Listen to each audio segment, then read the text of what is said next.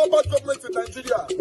Nigeria Watch, the only media that have been consistent speaking against the bad government and for the purpose for reformers. Nigeria Watch, yo.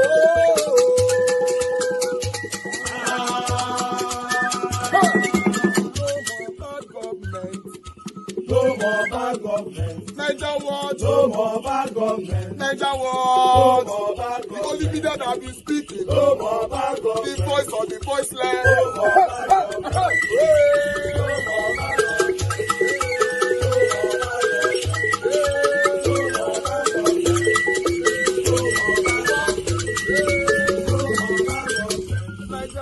No more bad government. For the poor, no more bad government. Nigeria Watch, no more bad government. Nigeria Watch media, no more bad government. No more bad government. No more bad government. In Nigeria, no more bad government. No more bad government. No more bad government. The only media, the number one media in Nigeria, no more bad government. That have been speaking against government. No more bad government. Nigeria Watch, no more bad government.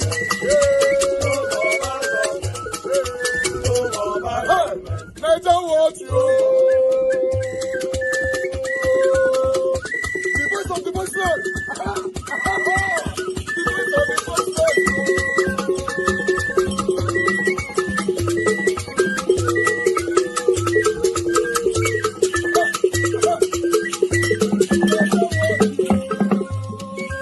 voice of the voiceless. Voice for the voiceless. Voice for the voiceless. Nigeria Watch media. Voice for the voiceless. Nigeria Watch media. The only media that have been speaking against bad government. Being consistency since 1944. Voice for the voiceless. Voice for the voiceless. Umuwame. Voice for the voiceless. Umuwame. Voice for the voiceless. Voice for the voiceless. Voice for the voiceless. Voice for the voiceless. Voice for the voiceless. Voice for the voiceless. Nigeria Watch, yo. We have been seeing all you guys have been doing, and we recommending to everyone in Nigeria, saying that you guys are the number one. Nigeria Watch,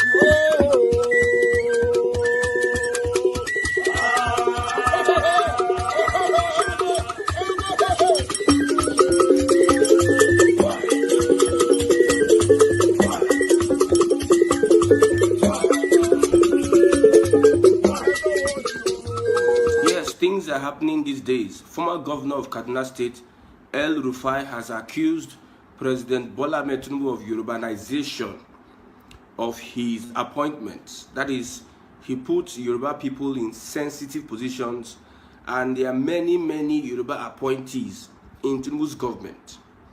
This guy has come out openly to speak against the government of President Bola Ahmed Tinubu. We know El Rufai, who was denied ministerial position, has come out. I said it before that Tinubu had served this man breakfast and he has not recovered from the breakfast. Now he's coming out. Two things he said about this current administration. One, which is he has urbanized everything. We have said it before. The appointments Tinubu have been doing of late, especially the new NNPC GMD that will replace Kyari. The new man that will replace Kyari is from Kwara State. Kyari is going out in 4 months' time. Then this Kwara man will replace him, is likely to replace him. But in North, they are saying that no, that is not a Northerner. Now let me ask myself this question. Am I dreaming? So Kwara is not North. I thought they said it's not central. When you're making that argument, they will say Kwara is not Yoruba land, it's not Southwest, it's North. So the man that is to replace Mele Kyari, so it's not it's not a ripe or it's not a matured Northerner. We know what we are doing in this country. The North is agitated, and one of the agitation is that they are going to replace this NNPC GMD with a Kwara person. Let me tell you one thing. Whether you like it or not, Kwara State is the Southwest. It belongs to the Southwest. Let's move on. There are two things El Rufai accused this current administration. I've said the first one, urbanization, and the second one is there are other curious items I've seen in the proposed budget. there are other curious items I have seen in the proposed budget. One glaring example is the plan to transfer 146 billion naira 146 billion naira to the Ministry of Finance Incorporated as counterpart funding for the Lagos Green Line Metro Rail Phase 1. Last year, Governor of Lagos State, Sanwo-Olu, said there was going to be a Green Line Metro and what have you. And Malam Nasir El-Rufai is accusing or is pointing something in the budget, in the national budget, that they are going to take out monies to fund that rail line, that metro line. And since he pointed this out, there have been different attacks on El-Rufai over his saying, why would you take 146 billion naira, transfer it to the Ministry of Finance Incorporated, so that you want to use it to fund Lagos Green Line Metro Rail Phase 1. He says, this raises many questions. The proposed allocation for the metro line within a state is 65% of the capital budget and 57% of the entire budget of the Ministry of Transport. You see, when we talk about Nigeria fund the infrastructure in Lagos, in the southwest, some southwesterners will come out and say all sorts. This is an example of using federal government funds to sponsor a project in Lagos. Note, we know that during the military era, most of these projects you see in Lagos were done with the money of the South. The oil money was used in whatever project, whether it is the Third Mainland Bridge, whether it's the National Theatre, whether it is the port, whether it is the international airport. These monies were taken from the central ports, Nigeria. So when they say, we know what happened with Lagos, we know how Lagos was built. So don't come here and start arguing that this and this. Nigeria built Lagos. I'm telling you, forget the trade, whatever, the trade, intertrade. That trade cannot sustain the status that Lagos is today. That one aside, I'm not saying it is wrong, because Buhari himself took out $2 billion to build a rail line from Nigeria to Niger. And we were asking Buhari then, what is the essence of you building this rail line from Nigeria to Niger Republic? The same thing that Tinubu is doing is the same thing that Buhari did. Tinubu said he was going to step into the shoes of Buhari and continue from where he stopped. It even seems like Tinubu is performing more than his master. I'm responding to what allegations El-Rufai is bringing out. He understands the game. When Buhari was president, that he took $2 billion. According to Amechi, Minister of Transportation, he said they were begging Niger Republic to construct that rail. Intention was that they should bring in goods, blah, blah, blah, whatever. And they are asking Amechi that question. What is the benefit, this rail, what has it brought to Nigeria? You spent $2 billion just for an infrastructure. So why is it that Nasir El-Rufai is complaining about this 146 billion naira that may be used to fund the Lagos Green Line Metro? I've said it. The North and the Southwest, they know what they are doing. They are in bed and they are doing the same things. So a Lagosian will come out and say, everybody start going back to your village or whatever. They'll be going back to your village. While the money they are using is federal government money. A governor will come out tomorrow and governor of Lagos State, Sanwo-Olu, will come out tomorrow and will inaugurate it or open the Lagos Green Line, and they will start bragging. If you are a Lagosian or you are a Yoruba in Lagos, don't brag. Most of the infrastructures you see there, the money they use is oil money. Let me prove that to you. Our revenue, I've said it before and I'll repeat it over and over again. Go and look at our revenue. The revenue Nigeria made.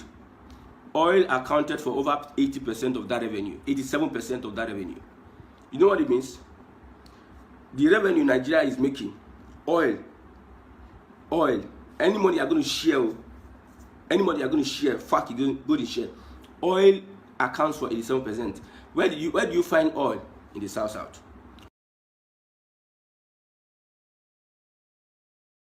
You viewers, let's begin what's trending. Human rights advocate Dele Farotimi, who was released from prison on Christmas Eve after being granted bail of 30 million naira, released an emotional video on Sunday, thanking Nigerians for standing by him during his time in prison, regardless of his tribe or religion.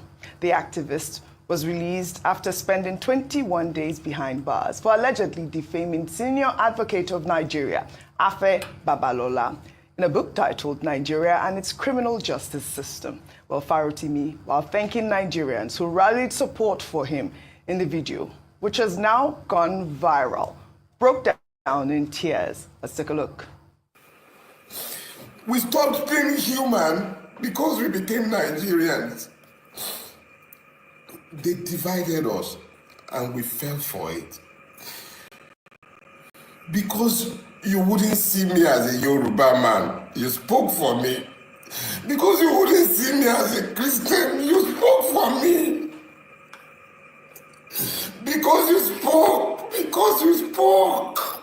Because you spoke.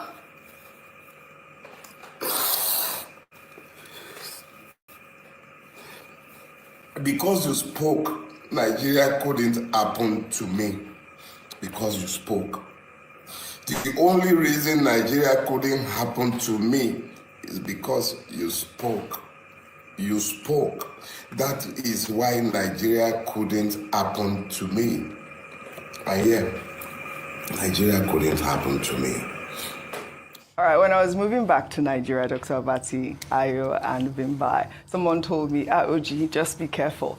Don't let Nigeria happen to you. I didn't even know what that meant until, I've, experienced everything that has been going on. And, Farotimi here saying that you all spoke for him, Dr. Abati, Ayo, Rufai, everyone has spoken for him, and that's why Nigeria did not happen to him. But, there are a lot of conversations surrounding this, whether or not he should be speaking to the media, whether or not that is, social media or the media, with regards to his bill. Let me take his post, which he wrote on Facebook. He wrote, I am strong enough to rumble unruffled against principalities and powers, but I am human enough to retain the capacity to shed tears of joy in appreciation of the grace of God expressed in the concerted efforts of fellow victims. My battle axes are newly sharpened, my guns primed. I am ready to war. All right. Shall I start with you, Ayo? Okay, let me, we'd had this conversation earlier about, I was quite concerned about his interview because here when he was released on bail, one of the bail conditions was that he shouldn't grant media interviews. Now we know that media has evolved and what we know as media has changed. It's not just traditional media, which is television, radio. Social media is also part of it. Well, I don't know if he will call this just making a statement, it's not an interview. But now to the substance of what he said. First of all, the truth is, this demonstrates that Nigeria can break a grown man. A man like Dele Farotimi, who is very, he's an activist, he's seen the worst of things, to come online and be in tears like this and just break down in tears just shows that this is what happens sometimes. We're not in any place to judge and we cannot even comment on the substance of the case because it will be ultra-virus. But it's just important to say that justice, fairness, equity, every single Nigerian deserves that. And I'm hoping for a Nigeria in the very near future where we can actually say that irrespective of who you are, what your background is, who you know and who you don't know, the justice system will be fair to you. That is the hope, the last hope of the common man. Yes. And so it's really important. But I think even more than that is just his expression of how Nigerians came together for a common good, irrespective of the fact that he was, his ethnic background, his religious beliefs. A lot of people came out to speak to him just to stand up for what some people perceive as justice. So I thought that was a good way to appreciate It was quite people. emotional to watch, but there were a lot of reactions that trailed the story. But in another development, activist Martin Osei, who goes by the name Very Dark Man, was trending over the weekend after he announced that his new NGO website was hacked and 180 million naira donated to the NGO was removed. the NGO account, which had a balance of 240 million naira, was partly funded by music executive Don Jazzy, who donated 100 million naira in October. VDM came under fire as many Nigerians and tech experts doubted the accuracy of the story, saying that it is impossible to hack a website and steal money from a bank account. Some Nigerians claim that VDM used the funds for the recent purchase of a Mercedes worth around 200 million naira, while VDM reported the missing funds in a video posted on Instagram, saying that he was on his way to Jos in Plateau State to arrest the suspect. I'll be honest with you guys, for the past few days, I have not been myself. I am here with Officer Joe, and we are going to Jos. The NGO money, somebody hacked into the NGO website, and I don't know how they did it, and 180 million naira is missing. So, but we have, thank God, we have tracked the person, and we are on our way to Jos. And then they've arrested one, so that's why I'm even saying it now. I am excited. And an account has been put on PND. So the account now has 20 million. 160 million has been diverted to another account. So we are currently going there to see how I'll get the money back. You understand? So I just want to update you people. I even had to shut down the app and put it on maintenance, so that people will not really see what's going on. But let me just come out plain and tell everybody that this is what is going on. But hopefully, get the money back. So on my way to Jos, I could not even get a regular ticket because flights don't full. I had to go to business class. Anyways, so I'll give you guys updates soon. All right, let me take some tweets. Dr. Batu, before I come to you, Ayo wrote, I'm confused about this VDM's 180 million naira missing money. Too many questions. Is the website designed to withdraw funds? Is it a loan app? How is anyone able to hack and withdraw money through a website? Why is VDM and the officer revealing their plans to go after suspects before official police comes? Why is the money sitting idle on a website? Thought it was for disbursement to NGO project. I know VDM has dogmatic fans who rarely think, but I'm hoping the reasonable ones can provide some context to this. I'll take another tweet from Ifeanyi, who wrote, I just watched the video of VDM saying he's with Inspector Joe moving to Jos to get one of the hackers. At the beginning of the video, he said 180 million naira was missing. And at the end, he said it was 160 million. My question now is, how much was diverted? If hackers were actually the ones that hacked into the account, why did they clear all the money? Well, in a subsequent post, Very Dark Man revealed that 78 million naira out of the 180 million naira allegedly stolen from his NGO account had been recovered. The activists made the revelation in a post via Instagram on Sunday, expressing gratitude for the progress made and shared details about the ongoing investigation, saying that one of the suspects had escaped to Ghana. Dr. Abati, over to you. Okay, very quickly, this story was making the rounds over the weekend. And the trigger for it was that some people claimed that they saw Very Dark Man, Martin Sose, as he's otherwise called, riding an exotic car, I think a Mercedes-Benz. And they started wondering where he got the money from. About the same time, there was this story that his website account, I don't know whether you keep bank accounts on the website, had been hacked. And people raised the questions that Ayo guy that you quoted earlier, those were the questions. Yes. How did the money disappear? Is it that you are running a banking operation on your website app? Now, what they were told initially was that the money was domiciled in Zenith Bank. So can anybody just go to the website of an NGO and withdraw money directly from Zenith Bank? So, in other words, people are saying there are a lot of gray areas. And they are also saying, what is Zenith Bank itself saying, if indeed the money is domiciled in Zenith Bank? But he has since come forward to say, well, he's a man of integrity, and that his mother did not raise a thief, and that anybody who knows him will know that he will never steal anybody's money, and he's not a thief, and that even the 100 million that Don Jazzy gave in October.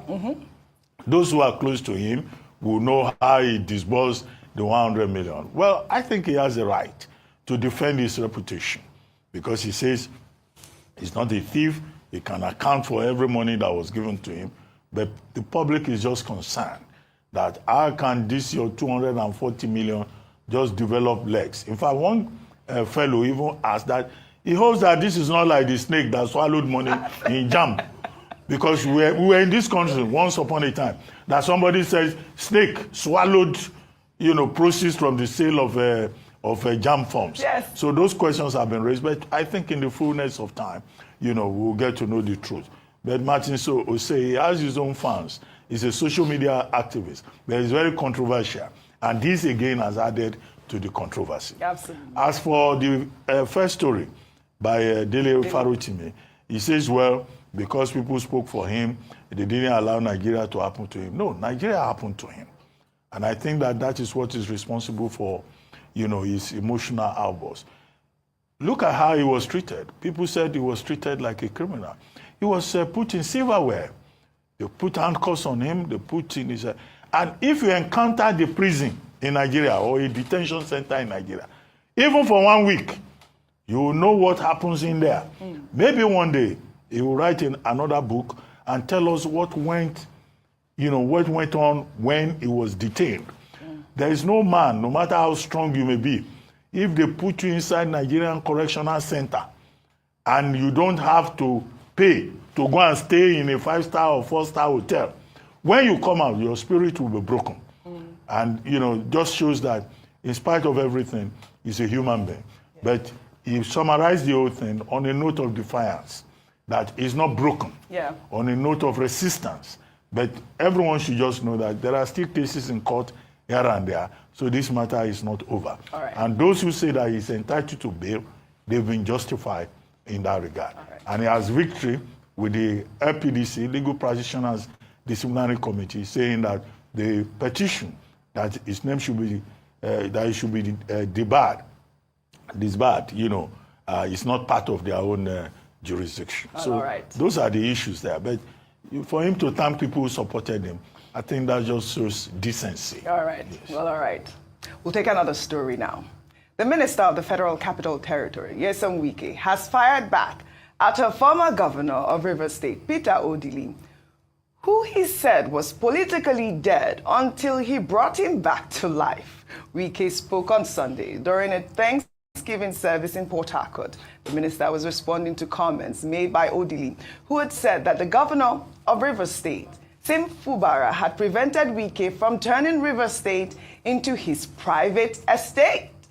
Wike, during his speech, warned Odili that as an elder statesman, he should desist from being a sycophant all the time. Let's take a look. Let me tell you, in 2007, when he left power, he couldn't hear power because Amechi wasn't the governor then. He was gone. He was gone. Like somebody said there, God will use somebody to bring us somebody. When I came in as governor in 2015, I will use the word resurrected, but I brought him back to life.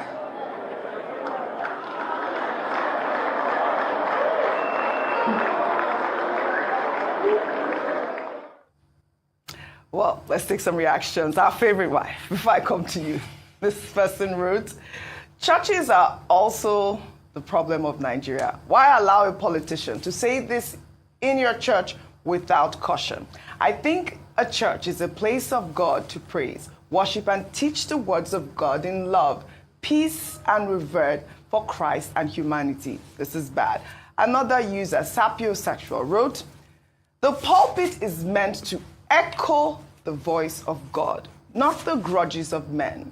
When it becomes a weapon for political feud, it desecrates its sacred purpose and confuses the faithful. No man, no matter his title, should drag personal vendettas into a space consecrated for unity, healing, and truth. The church must remain a sanctuary not a battlefield. I really loved this man's tweet. I thought, his comment was quite rhetoric. He summed it up very well. Yes. I think another thing we need to remember is that the church is a hospital, and not everybody there is responding to treatment. That's the one thing. People don't come to church because they're perfect. People come to church because they are looking for more, and we all need different prescriptions and different medications and so forth. So that's the first thing about, saying church needs to be what it needs to be. Let's leave the church out of it, because not everybody walking through the doors of the church, so even some of the pastors and preachers themselves may not even be responding to treatment. So that's number one. Number two,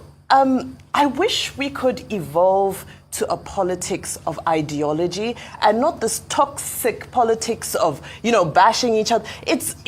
We're bigger than this. We're beyond this.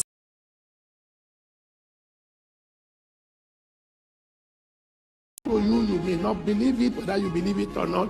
Yes, there is hunger in Nigeria, but the way people are going about it is exaggerated. Go and find out many of those that were trampled over in Ibadan. Many of those women have houses, they have shops. But once they hear free things, when they hear it's an affliction, when they hear free, a woman brought 9 children. He must have gone to solicit for neighbors' children. So all the 5,000 I will collect. It's greed, it's a spirit. Yes, people are hungry. I've been there, I see them. But it's exaggerated. We were driving from Express Road the other time, a few days ago. I don't know how many of you have seen those horrible sights. When a petrol tanker will fall, and people go and scoop oil, and then it got into inferno, burning people again and again. Then another trailer fell, and people were rushing with keg. I said to myself, speed up, speed up, speed up. Those people hear and see those horrible sights. And many of those that were running with keg were mechanics, were vulcanizers. They have something doing, but there's this mentality, it's free. It's free. No. Please don't get involved in that. You are more decent than that. You are better than that. And everybody around you, please teach them. Please teach them. The children of Israel were just like Nigerians. Miracle. At a point they said, look, we are tired of this manner. We want meat now. We want meat. So the Bible says, God made known to them his act. But that's what they were looking for. But to Moses, he dealt with him differently. He made known his person, his ways, his modus operandi. That's what we should look for. Corruption, or the fight against corruption under the current regime, is the deodorization of corrupt persons as long as they move over to the ruling party. For example, you've seen that they released a number of names recently of people they said were responsible for corruption. And one very important personality that I have worked on this island, Musikile Obanikoro, his name was conspicuously absent from their list of corrupt people. Obanikoro took $5 billion on an aeroplane from Lagos to Ekiti State to rig Fayose into power. And it was as a result of that we had what is known in Nigeria as Ekiti Gate, because of the breadth of that corruption that took place, the brazenness of it. But his name was not mentioned as part of the people who have ruined our economy under the last regime. That is not fighting corruption. Even Ojuzo Kalu, who is undergoing trial for corruption, but because he's now a member of the APC, his name was not mentioned. That is not how to fight corruption. That's not how to bust corruption. But I guarantee you that as soon as we come to power, the real corrupt people who stole billions, over $500 billion in this country, will be exposed for as far back as possible.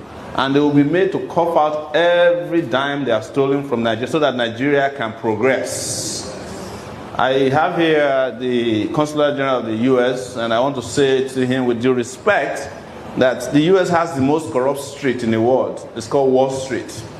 But there are policemen who are always busting them, and you find out that even though they are corrupt, and they still continue to be corrupt, by the way, there are consequences for it. You can see a rich man today, and the next day you find him in handcuffs, and you find him in jail.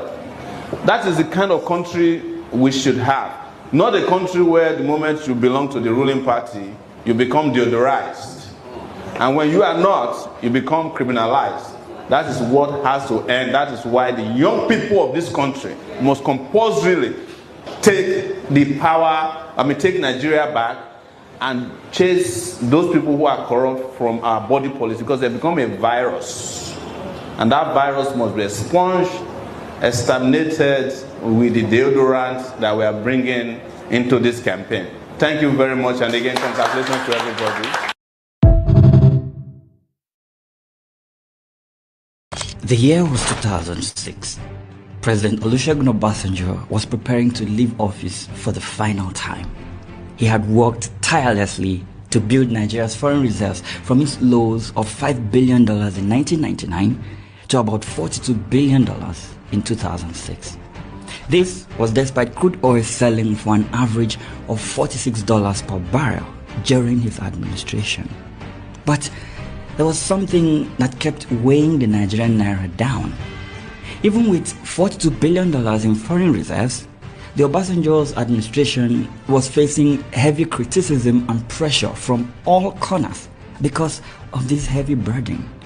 You see, this burden weighed a whopping $36 billion.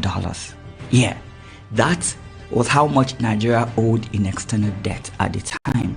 Most of that amount was owed to the Paris Club, a group of major creditor countries that included the United States, United Kingdom, France, and some other Western countries. Then came April 2006, and Obasanjo said, quote, Nigeria will not owe anybody in the Paris Club one kobo. A few days after this bold declaration, there was this headline from the New York Times saying, quote, Nigeria pays off its big debt, sign of an economic rebound. Baba had done it. Before this huge announcement was made, the President Olusegun Obasanjo's administration had been engaged in discussions with the Paris Club on this Nigeria's debt burden. Those discussions yielded results when, in 2005, the Paris Club proposed an unprecedented debt buyback at a discount. They agreed to a 60% discount on Nigeria's debt that would cancel all of Nigeria's debt to them if Nigeria could come up with a cash payment of roughly $12 billion. Meaning, the Nigerian government only needed to pay $12 billion of the $30 they owed. Now, with $18 billion being written off then, Obasanjo's administration was able to pay the balance of $12 billion. And from there, Nigeria became debt-free, at least for the time being. This helped stabilize the value of the naira at the time. And with crude oil prices up during this time, the Nigerian economy grew rapidly to the top spot in Africa. A growth that continued during the administration of Yar'Adua through to that of Goodluck Jonathan. Then 2015 happened, and Nigeria's economy became unrecognizable.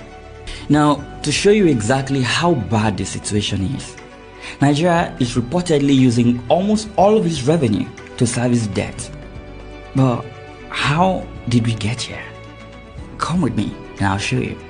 Nigeria's debt profile. 7.6 trillion naira in domestic debt. $7.22 billion. The country's debt service cost in the first quarter of this year was 1.94 trillion naira.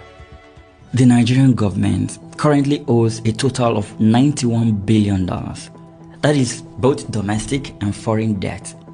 Of that amount, $42 billion is said to be foreign. Now, according to Bloomberg, Nigeria spent 80% of its revenue on debt servicing in the first 11 months of 2022. The World Bank placed that figure at around 96% for the entire year of 2022. But you know what's more worrying? Spending 96% of your revenue to pay debt means you're borrowing almost 100% of your annual budget. This is scary because records show that it is getting worse and not better. Between 1999 and 2021, local and external federal government borrowing jumped from 3.55 trillion naira to 26.91 trillion naira, an increase of 658%. Between June 2015 to December 2020, Buhari borrowed 7.6 trillion naira. President Muhammadu Buhari increased Nigerians' debt from $7.3 billion in 2015 to $28.57 billion as of December 2020. This caused the country's exchange rate to move from 197 naira to the dollar in 2015 to 381 naira at the end of December 2020. We are talking about one president increasing Nigerians' debt by 173.2% in just 6 years. In comparison, President Goodluck Jonathan's administration met Nigeria's debt profile at 6.17 trillion naira in 2011. According to a report by the Cable, local debt amounted to 5.62 trillion naira, while foreign debt stood at $3.5 billion. The exchange rate at the time was 156.7 naira to $1. In 2014, towards the end of Jonathan's administration, external debt was $6.45 billion. Domestic debt rose to 7.9 trillion naira, while the naira fell slightly to 158.6 naira to $1. After the elections, however, everything changed. By the end of 2015, Nigeria's foreign debt jumped to $7.3 billion, while domestic debt increased by 8.4 trillion naira. The naira crashed to 197 per dollar. Not even a year in office yet, Buhari immediately gave Nigerians a clue of how his government planned to carry its affairs. So far, Buhari is the country's biggest borrower, increasing public debt, that is the federal government component, by more than 173%. Oh, hang on, there is Tinubu now, whose administration has been acting like a bunch of 5-year-old kids with Happy Christmas money in a candy shop. According to the Vanguard, the federal government under Tinubu borrowed 20.1 trillion naira from domestic investors in the first year of President Tinubu's administration alone. But why are they borrowing this much? What are they doing with all of this money? Now, the most apparent reason for Nigeria's rising debt profile is the rising cost of governance. This is simply put any cost associated with the running of government.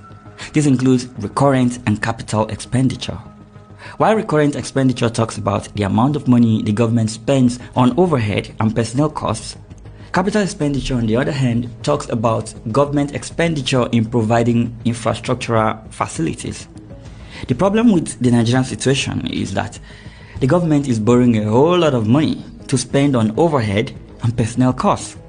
As a result, infrastructure is in decay, while the people in power focus on buying yachts, jets, SUVs, and building mansions.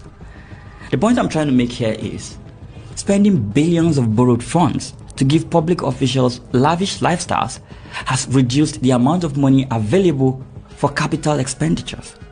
This means roads don't get built, hospitals are poorly managed, some have no light, and others have collapsing structures. Let's not even get into the education sector.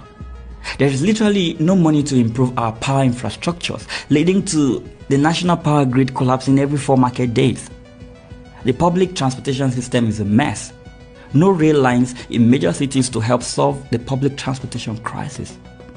Now, all of this put together have led to a fall in investments. Companies are running away, which in turn has led to a reduction in the level of employment, which ultimately led to the stagnation of our economic growth.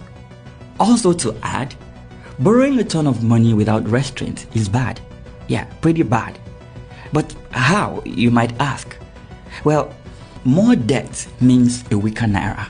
A weaker naira means imports of goods are more expensive and exports bring in little value as a result.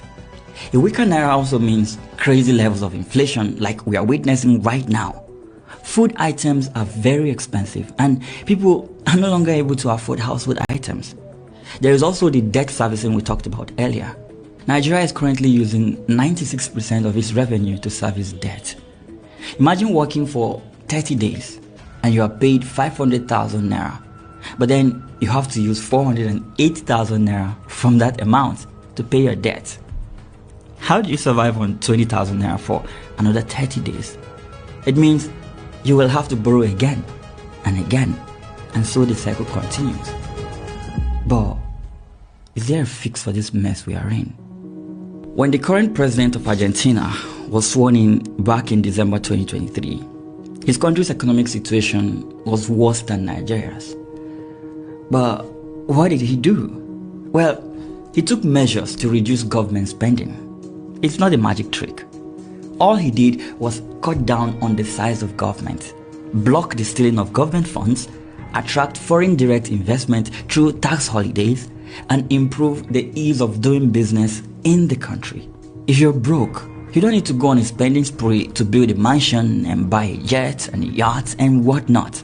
In all honesty, if Nigeria were a company, it would have filed for bankruptcy by now, and maybe all the managers and directors could be behind bars. You see, when the last administration was under a lot of pressure to get money to run its operations, they went to the central bank and turned it into a printing press. With every naira they printed, the naira lost more value. Inflation soared, and your savings became worth less than they used to be. The result of that recklessness is still being felt today, with the current administration even worsening the situation with its borrowing and spending. Like I said earlier, the Tinubu administration has been acting like a bunch of 5-year-old kids with happy Christmas money in a candy shop. They know they didn't work to earn this money they are spending, because of course these are loans.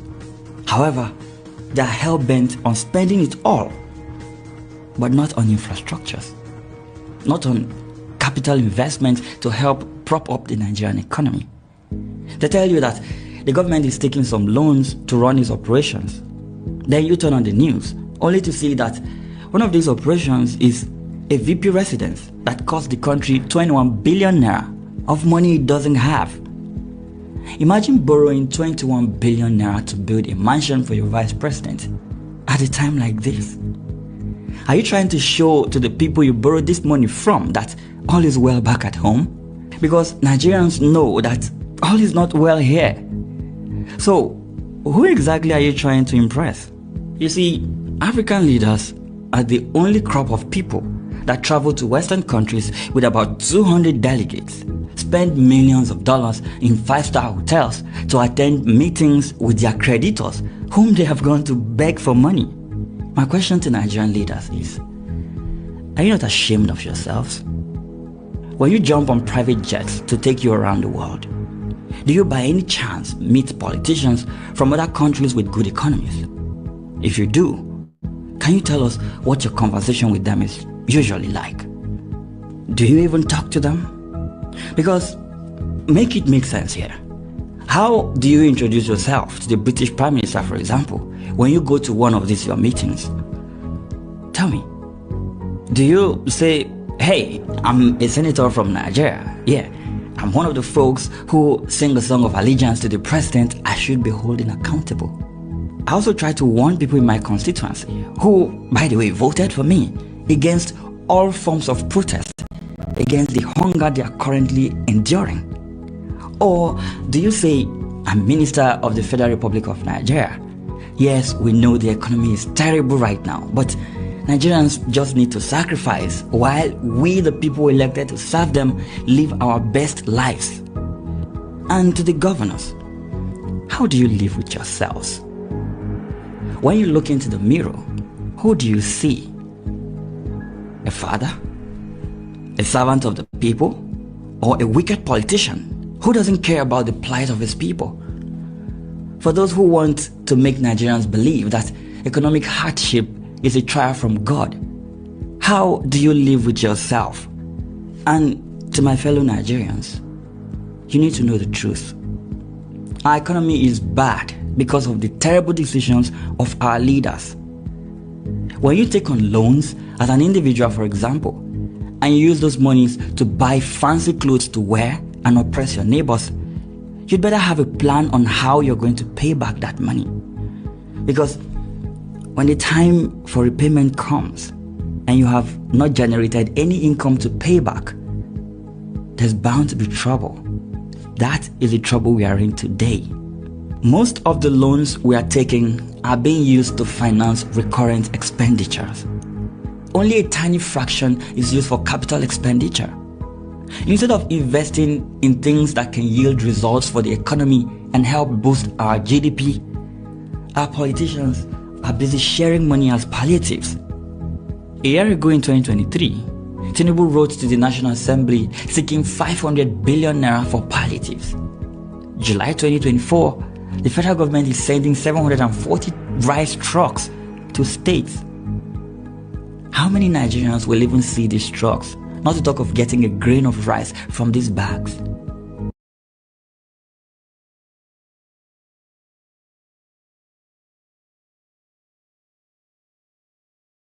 Are coming out from the northern region. You know, do you think there's a real strong formation against Tinubu in 2027? Let me start from you, Kingsley. I begin to think of Tinubu in a different way. Tinubu was not the president of Nigeria when he said he will win. And he won. But now I can see that there are a lot of issues springing up. Let me start from El-Rufai. El-Rufai said Tinubu was not fit to govern the nation, health-wise. But later, you know the antics of how Tinubu plays his politics. They brought him in, took him to London, he changed his song, then they put him in the mainstream of the campaign, they won the election, they gave him a pie, and he fell for the pie, and they withdrew the pie without not giving him. Then now, he's somehow in the opposition. You can't underrate El-Rufai. He may be quiet, but I can tell you he's working. Now, if you go from El-Rufai to other interests, you see, we have not heard from the Northern Forum. They have a Northern Forum where you have some other guys that are politically inclined. And you know, the North has a way they stand as a united force. Yeah. We've not seen that. What we only see now is a little bit of the voice of opposition, number one. Then this Dr. Is it Gololo? Dr. Gololo. Coming out to express his own displeasure. Recently, maybe in the past 1 week, he was actually speaking for the North. He claimed to be speaking. No, he for can't the be speaking. North. He can't be. He said which group does he belong? Which group does he belong to? He said the North. So we've never known him to belong to a particular group. Whether the Arewa Consultative Forum or the Northern Elders Forum, we've never known him to come from that forum. Okay. So we can as well say that right now he's speaking for him. He didn't quote anybody. He didn't quote any organization. I don't know if you understand. Yeah, but generally, in the whole country, there's a voice of dissent. People are actually tired. And the style of governance means like, you can't say anything, go on. Okay, let's speak it that way.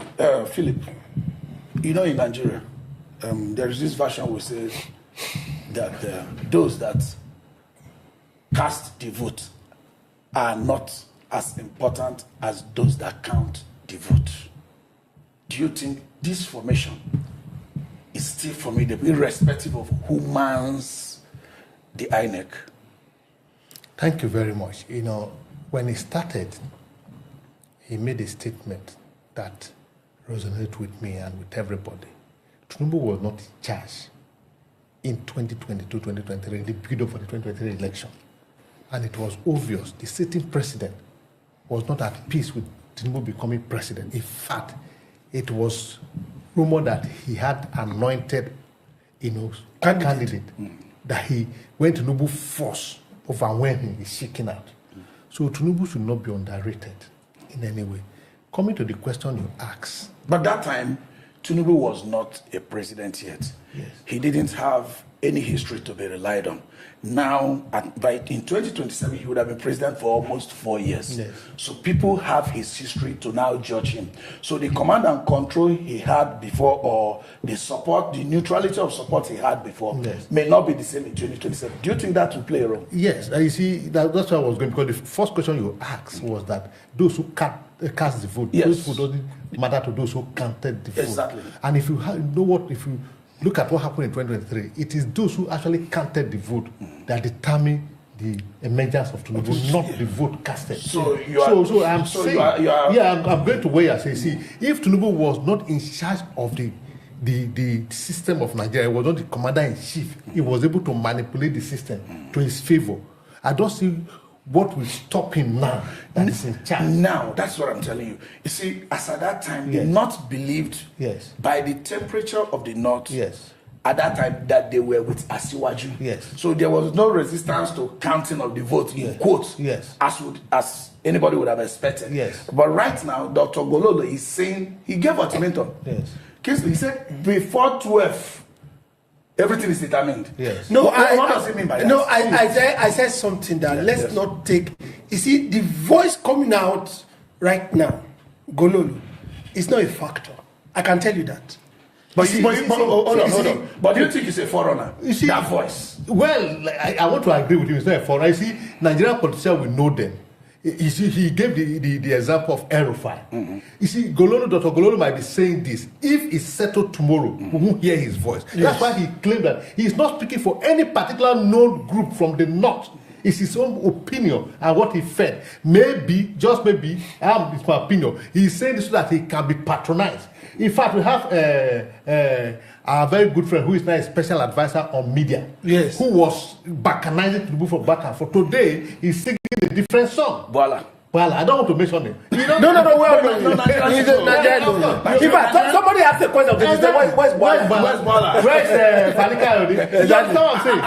And to probably support you today, Aisha Yusuf tweeted against El-Rufai, like telling El-Rufai that had it been you were set, we would not be hearing your voice today. Had it been you got the super minister, you were expecting, we wouldn't be hearing your voice. Because today now you are in no position. So are we saying Tinubu will be able to quell this formation? Now, let me tell you. Let's lay them side by side. If there is formation at all, let's lay them side by side. Let's lay Tinubu and Jonathan. Let me tell you what Jonathan tried to do. Jonathan tried to please the whole northern region through position, through everything. But as it is right now, we have seen what Tinubu is doing. He doesn't care about giving power to them, as in the way Jonathan gave power to them. Jonathan gave a lot of powers to them. The head of we know. The head of PDP that time was this thing. INEC was this thing. They all worked against Jonathan. But now, as we speak, Tinubu is not relying on that. He's doing his thing and making sure his men are there.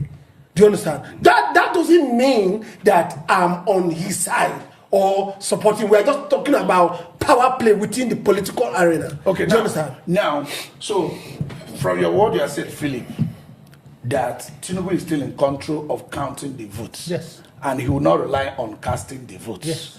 Because from what we are getting, not only from Dr. Gololo, that's why asking Dr. Gololo is a forerunner, not necessarily a forerunner of a group, but a forerunner of a voice that is coming. Yes. You got it right.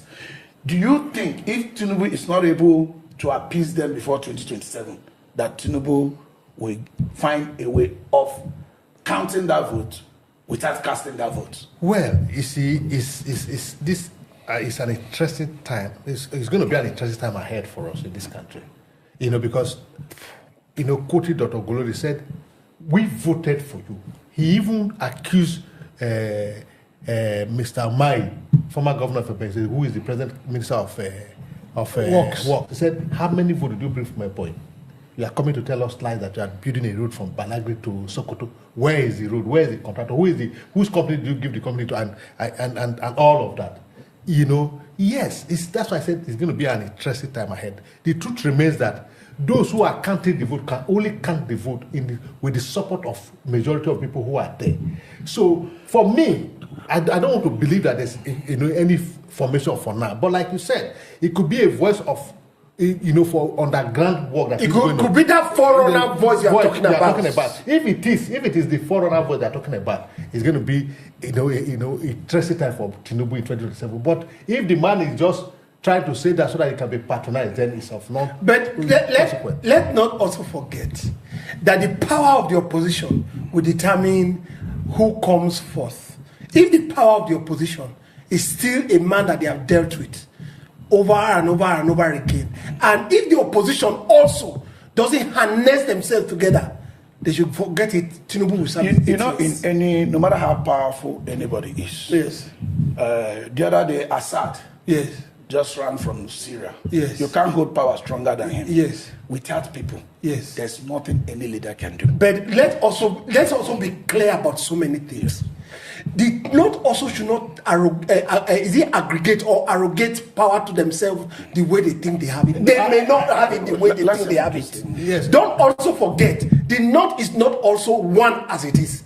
The North Central as it is. So what you are saying that Tinubu has a way of penetrating? There's a North Central. There is Benue, there is Plateau, there is a... But the Benue you mentioned, yes, you know, there are a lot of killings going on in Benue now. Yeah, and even apart from the killing, there's the balkanization of the APC as a party in Benue. The truth remains that if there is information, if the voice is a forerunner voice, then there will be an interesting time for all of us to see. The truth is that if they say that there's information and people are angry, it is not only in the North. It's all over. That's what I was trying to say. So, but to say that the North, they cannot do anything, Tinubu should not underrate them. Let me be clear to you. Tinubu also know that he came into power through the back of the North. Even though you want to rely on counting the votes without casting the vote, you must cast the vote to some extent. Yes, to an extent. To an extent. But don't also forget, don't forget that there are other blocks in the North that do want to give up power to the opposition. There are other blocks in the North. For example, the Vice President has a block. The NSA has a block. They are looking at coming into power after the 8 years of Tinubu. So they would think their best bet is their best bet is to stick here. Let's not forget that. So there are people that are there that... Let me tell you, you see what the North are citing. Yes. They have no problem with Tinubu as a person. Yes. They say the hunger is too much. So, Let me tell you. So who's causing the hunger? People who are complaining in less than 2 years. Yes. Do you see their stamina of waiting for 6 years? But let me also tell you, Kafo, I've told everybody that cares to listen, this hunger doesn't stem from Tinubu alone. The people, every state you hold their governor responsible. You never listen. Look, the money that we took out from this thing, I've always said this one, goes to the governors. There is more money in the hands of the governors than any other person. So what are they doing with the money? So, final word from Philip. Well, I remain absolute that. Mr. President, you are not doing the mandate we give to you. If you are doing the mandate, governors want, and they say this tax, they should withdraw it. Go and make consultation. You say no way, and in your speech you say no going back. So it means whatever you decide is what you do. Your Excellency, remember, during Obasanjo, while he was the president, if they send you as a governor, you don't come to meeting, you send your deputy governor to come. Why now you're a president, the governor say they don't need this thing and you say you need it? Why? What is your interest on that tax? Then they ask you that this road that you are doing on the 15 trillion road on high sea, people doesn't need that road. We don't have a road to walk in. There's no road motorable that we can walk. You say you will do it. Why do you stick to anything that people say they don't need? You say you need it. Why? And you say we vote you. Actually, we vote you out again because you are not following what we need. We vote you not to come use us on autocracy. This is not military, Mr. President. We are people, we are Nigerian, we are human beings, we are like you. There's no different blood between you and us. The only difference, we vote you as a president. And all of us cannot be a president. And before you come, mind the people are there. So, Mr. President, this stampede cause a shame. People sharing rights want to die. And you say they should investigate. Investigate who? I went for palliative just to help people. Then I will be arrested and sent to prison tomorrow. Do you expect me to do? It's a failure of the government. That is why they're looking for food. Even COVID-19, people doesn't look food for as we are now.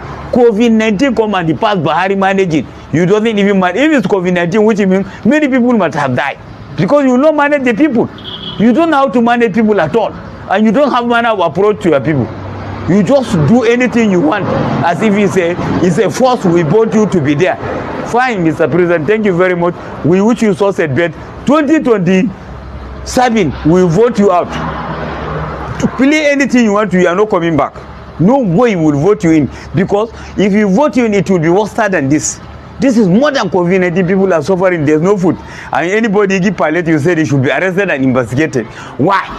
Or somebody just make a comment that this is what happened in the government. You just send security to arrest him. Me, I don't care for arrest. I don't care to die. It's nothing. It's a normal. If you arrest me today, after you go out, I will come out. Because you can't remain there forever. You cannot, and your plan will not work. That voting is river will go vote. So if you vote you out, you go. There's nobody can deceive us, say this is what we need and we'll go for it. We can't go for it, Mr. President. Thank you. This budget, they are making it for themselves and their family. That company, Mr. President, give to 15 trillion. What is the name of the company? Who is the owner of the company? 15 trillion. Without passing through the Senate. And then he achieved another one for buying aircraft for himself, 150 billion US dollars. Then I buy 1.5 billion for himself and his vehicle. Then you expect result. My brother, this 2027 that we are just 47 trillion is for the himself and the National Assembly and their family. It's not for me and you, the poor man. So let's just forget about it. Not even put yourself so the hypertension cannot kill you. Or you have high blood pressure for nothing. They are nothing Oga will offer. Nothing. The project is just for them and themselves. Okay, you ask yourself, you make a project 28 trillion. No road. Commission one road. Now let us see it. Commission the road, let us see, not by TV. Tell us this is what you are doing. And every day, they say, Mr. President, is new hope. No new hope. Oh, no new hope. From rice from 30,000 to 110,000. Guinea corn from 40,000 from 20,000 to 130. Then you are telling me there's a new hope. Which new hope? Where is the new hope, Oga? Dollar from 450 naira. 2023 before you take over. What is the dollar now? Going to almost 1,655 point something. So is there any achievement? As far as I'm concerned, this budget is for themselves and their family. It's not for me and you, the masses. Let us just forget about it and let us hold ourselves. God will take us 2027. We cannot continue like this.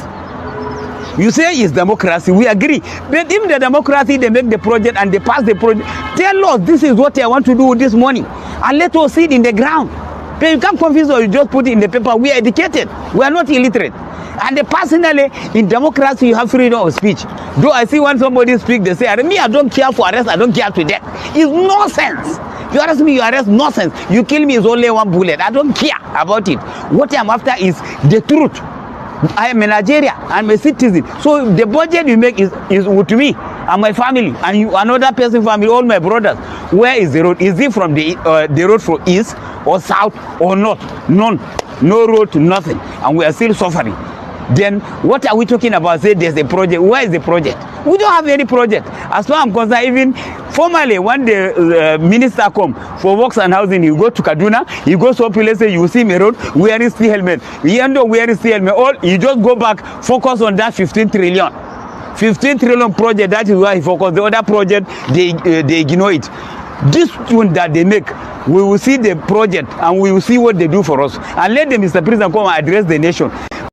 By 2 years, this is what I want to do for my 2 years anniversary. I've commissioned Soso Road, I've commissioned Soso Road, I've commissioned Soso Road, and let us see, not by TV or by paper. That is just what we want with the masses of Nigeria. And let the food come down. Mr. President, Christmas is on the corner. How is this a brother going to celebrate their Christmas? Where is the road? From here to Jos. Your chalk sober will pull out before you go Jos. You will take Panadol before you say you are going to Bauchi, Gombe. Even yesterday, about 3 trailers fall in Gombe, Adamawa Road. No road from Gombe to Adamawa, no way. The road have collapsed. From here, when you say you are going from Niger, Bida, Makua, you pass out to Ilori, Oyo, is the same thing. You have to Lagos. You take off from there, Ore, Okaka, you come back to Okitukuba, you say you are leaving the Okitukuba, enter to Ore, to Bini. Bini to Auchi is a hell. If you are going again from Okene to Auchi, is another problem. From there, if you say you are going to, say you are talking even from Agbo, then you pass out to Agbo, to Asaba, is another problem. So where is the road? The only bridge that we make Buhari achieve is that Niger Delta and Niger Bridge, and that bridge is still on Onitsha. Then from Onitsha, say you are going to even Oweri, it's another hell. Before you go to Akega, you will buy tire, or before you enter Imo, you buy tire. Follow to Elele, Edemiri, then you say you are going to Patani, bus out to Bayelsa, the same thing. From there, bus out, enter into, you say from Elele, you are going to Imo, you are going to Imo, it's the same thing. From that Elele again, if you take the road, say you are going into a river, the mean Patakot is a big problem. Before you even go where you will stop, you know, say your tire maybe end up busting. Before you go Abba Road, you have to change tire. So from Abba, you say again from Imo, you take off just, you are going to, you come to Abia. From Abia, you go to Abba. Abba, you bust out to Imo. You say you are going to Rivers, is the same thing. From that Abba again, say you will bust out to Arachuku, you take off to Akwa Ibom, it's the same thing before Cross River. From Cross River, say you are facing this side, say you want to see Benue. My brother, before you come to, before you move to Egep, not even Ikom, Egep, like 2-3 tires don't pull out. There's a place where they are putting iron, where you know say this is a hole. Then you take off up to, again, when you take off from there, you just come to, from that area, say you want to see Ogoja, it's another problem. Then from Bukara, say you are going to Bandika, is a problem. From that area, say you take off to Boko, or you are going to even Katsina Ala to Wukari to Jalingo, is the same problem. Before you go even the Bali, your vehicle have collapsed. So where is the road? No road. No road in Nigeria with the 28 billion, you will just watch it for nothing. Mr. President, please think twice. You are a human being. As you said, you are Muslims. In Muslim, or Christian, the debted Christian, we know there's repercussion. Anything you do, there's something you will pay, there or after. Please, address us as a human being, the way you vote. We need you that way, but me, I campaign for you in the APC, and I will convince people. Now, if the people call me and say switch off, I cannot even pick their call. I tell them switch off, try again later. I can't carry their call.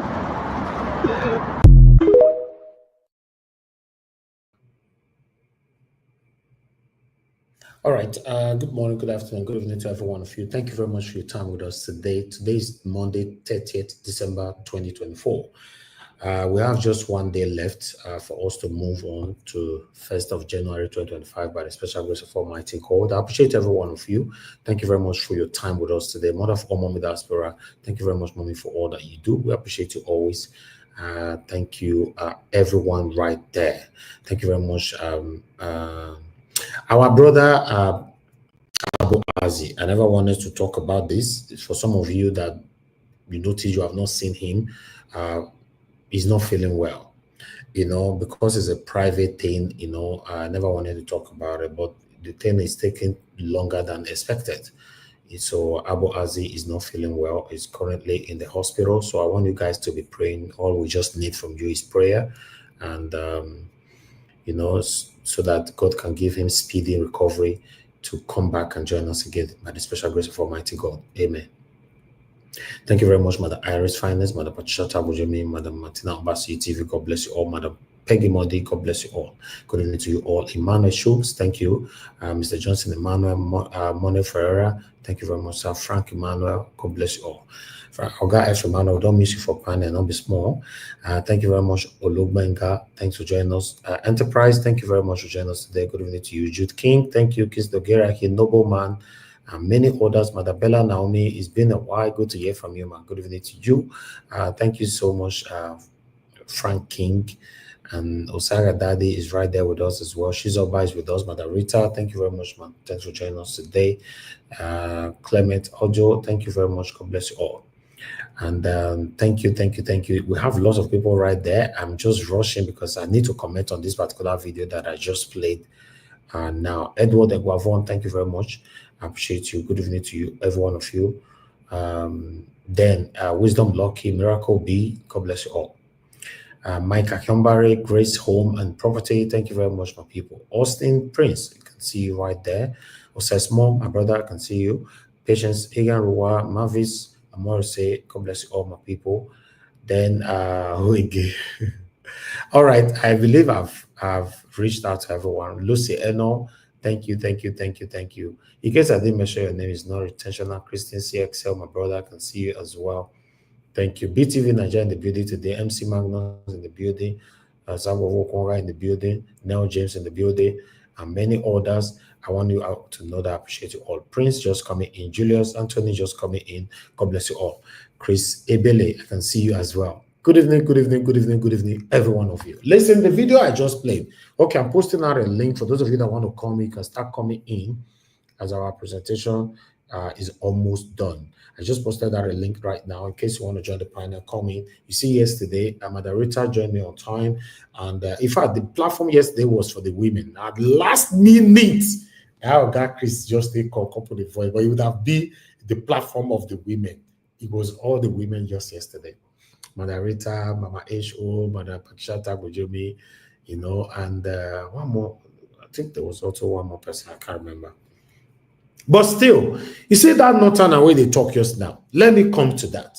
That man said, I will start from what he just said that I vote, Mr. President, I voted for you, blah, blah, blah, blah, blah. No, Oga, you did not vote for Tinubu because you love Tinubu. You voted for Tinubu because Buhari presented Tinubu to you, some of you. So you actually voted for Tinubu because of Chetima. You voted for Tinubu because you thought that the government of Tinubu the Northerners will benefit more from Tinubu because it was the ticket was a Muslim ticket. Oga, stop deceiving yourself. You only voted for Tinubu for your selfish interest. You did not vote for Tinubu for Nigeria to work. You voted for Tinubu for the Northerners to supersede the country. Now, let's reverse back. Tinubu is the president of the Federal Republic of Nigeria. I mean, I like her like that. You know why? Yes. Now, wait till that's what I want. And now, we all are swimming inside. The policies, the bill, the tax, or whatever Tinubu is doing right now, I support it 100%. Why is it that automatically, this same man the way he talks so, I beg, anybody can tell me, say this man talk during the time of satanic Buhari for 8 years. When I see this man video, Chris Ebele, I can see you already. Thank you very much. Thank you. You've added, in case you want to off your camera, that's fine. When I see this man video for during the satanic Buhari's regime for 8 years. No, now, Tinubu not good, Tinubu not good. You get where you go criticize this man. I'll say no. No, because for fairness, no. Because this satanic set of people coming out now to say Tinubu, they are, listen, for some of you, the gullible Nigerians that think that this satanic set of people, they are actually speaking because of you. No, they are speaking because of themselves. Tinubu's policies is affecting the Northerners more. Why satanic Buhari's policy also affected our own side more. So now I'm not supporting any, but this bill, this tax bill, it must stand. So the question is, how come is the Northerners? Now only the Northerners they complain right now. Why? How come? Because we have not seen any Southerners that is speaking right now. It's only the Northerners that is complaining. No, Tinubu, you must stop. We go show you Pepe. We go tell you who we be. You will not do anything. Let as Wike talker make heaven fall. Make heaven make it fall. Make Tinubu not change any policy. Leave it like that. Make all of us your day side. There is something that we don't know because normally with the basic analysis of this tax bill, between 0 to 800,000 naira don't pay tax.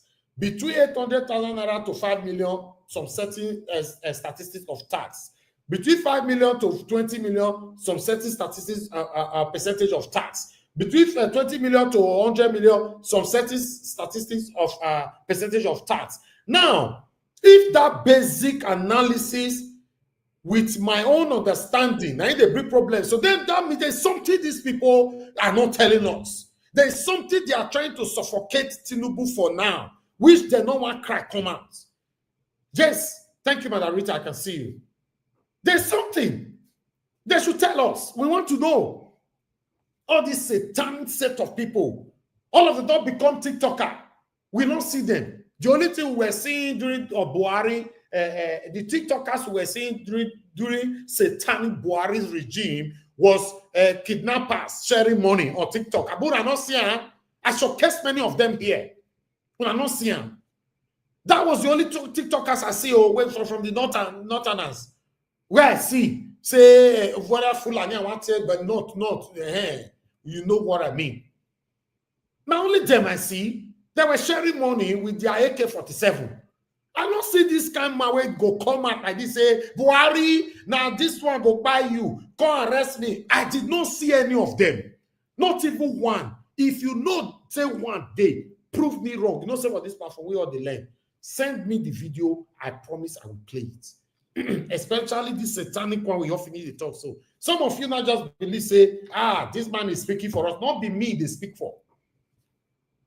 Either he's speaking because he hates Tinubu, or he's speaking because the policies of Tinubu right now is not beneficial to these cabals that you and I don't know.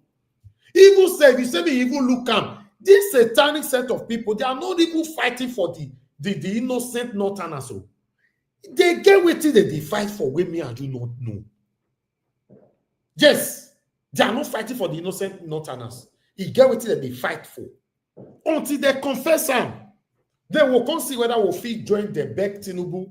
But for now, you are still ballad blue, left and right. We don't know what you they fight for. Let us know what you they fight for. Then we will help you use our platform to tell Tinubu. Baba, be like saying you go reduce that. They don't tell us the truth. But at the moment, you guys are not saying the truth. Why are you stopping the tax bill? Everywhere is bombarded with the Northerners doing video. You see Northerner of 175 years old, they do video. 12 years old is doing video. 55 years old, everybody is doing video. Tinubu. No, we like him as he be so. Make una leave him. Yes. Because listen, it be like, as me be so. Because say my own person, they power. I go by the pretense say not concern me. This is one of the things I talk about all the time. Let me put it on the screen again so that many of you will understand where we are coming from here. Because don't tell what they talk. You see how for there. A man could become the next victim of the evil he celebrates today. Don't defend evil because it favors you now. It could work against you the next minute. What this statement means, it means say if now your papa they do evil, call him out. The time where satanic Buhari they print money every day. They were printing money as they like. This satanic man we finished talking just now. He not talk that time. Many of the Northerners that is crying today, they not talk that time. Automatically, you want to make a join you by the hate Tinubu, right? Not be me and you. I'm not stupid. I'm not gullible. So their fight, their cry is satanic, is pretentious. Don't.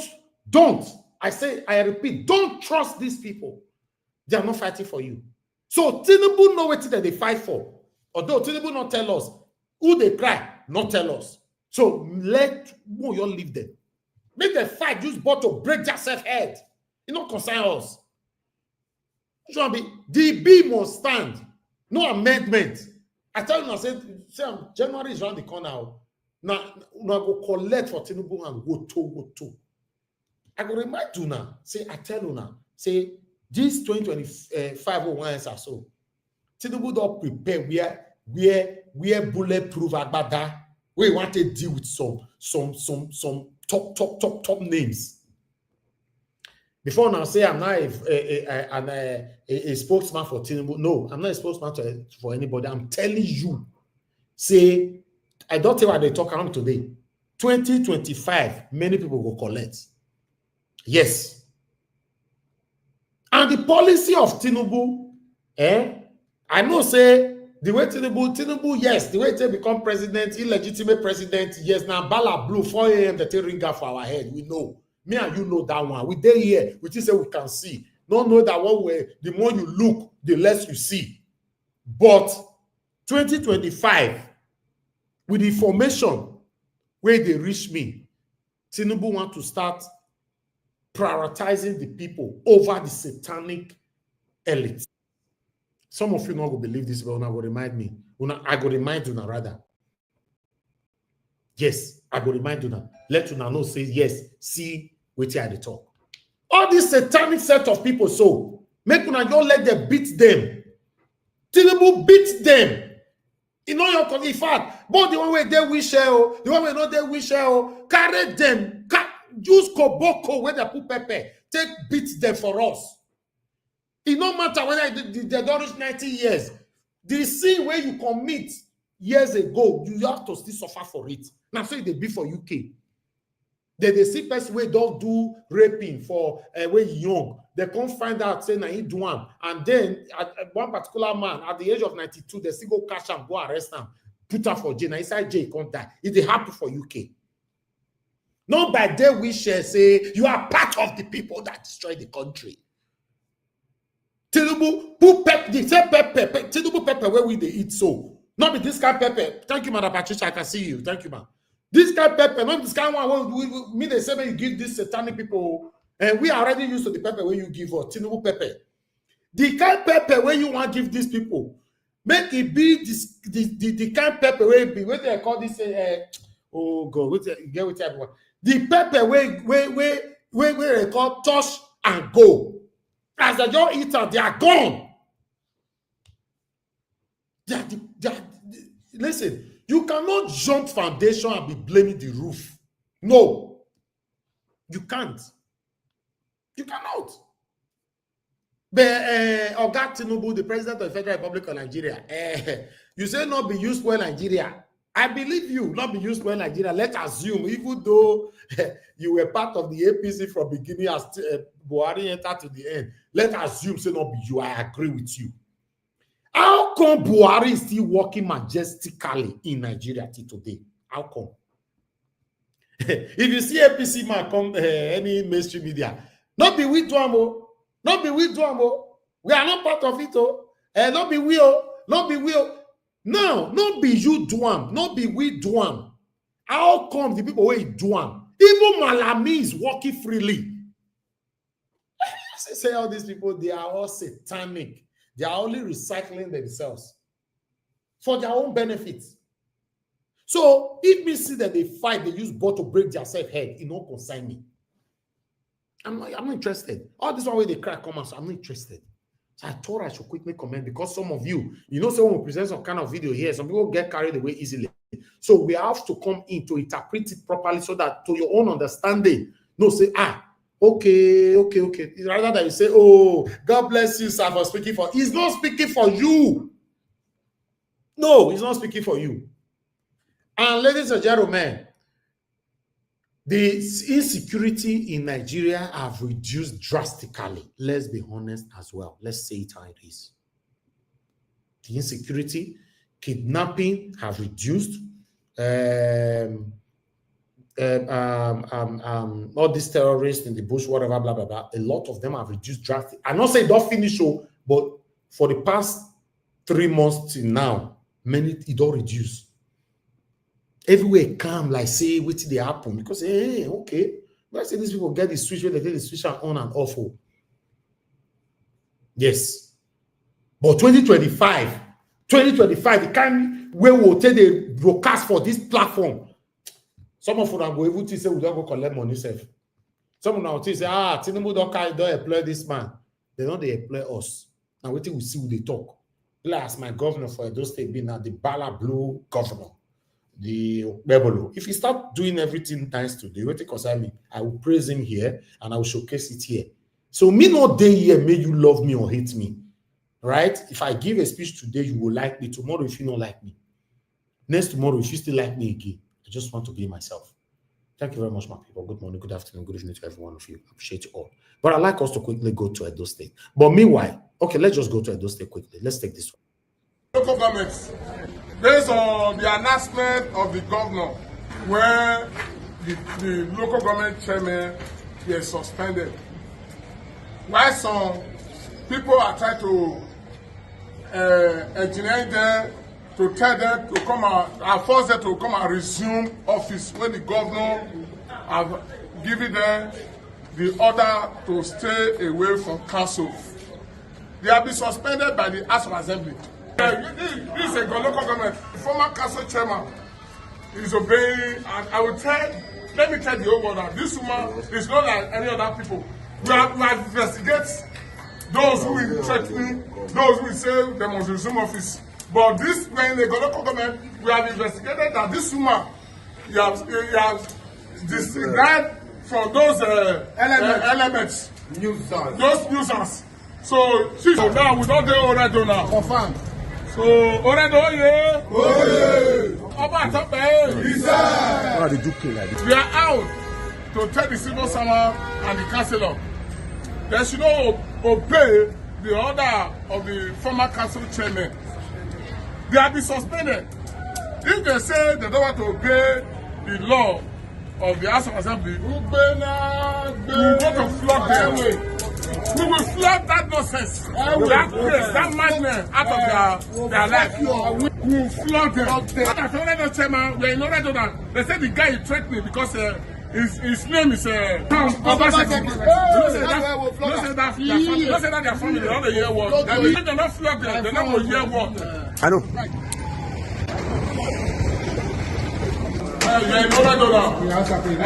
Mr. Man, the council chairman, in home office, did he send any message that he go to the Zoom office? Okay. Well, no go outside, no address. Since in the morning, we started this movement in the local government. We were there by 8:30. From the local government, we moved to Oredo. Even in the local government, there was no argument. The civil servant and most of the councillors, they were present. We also moved to Oredo. Oredo, there was no disturbance. There were, even when Tom Obaseki sent some people, we were able to resist them. But the people, we are at Obahana.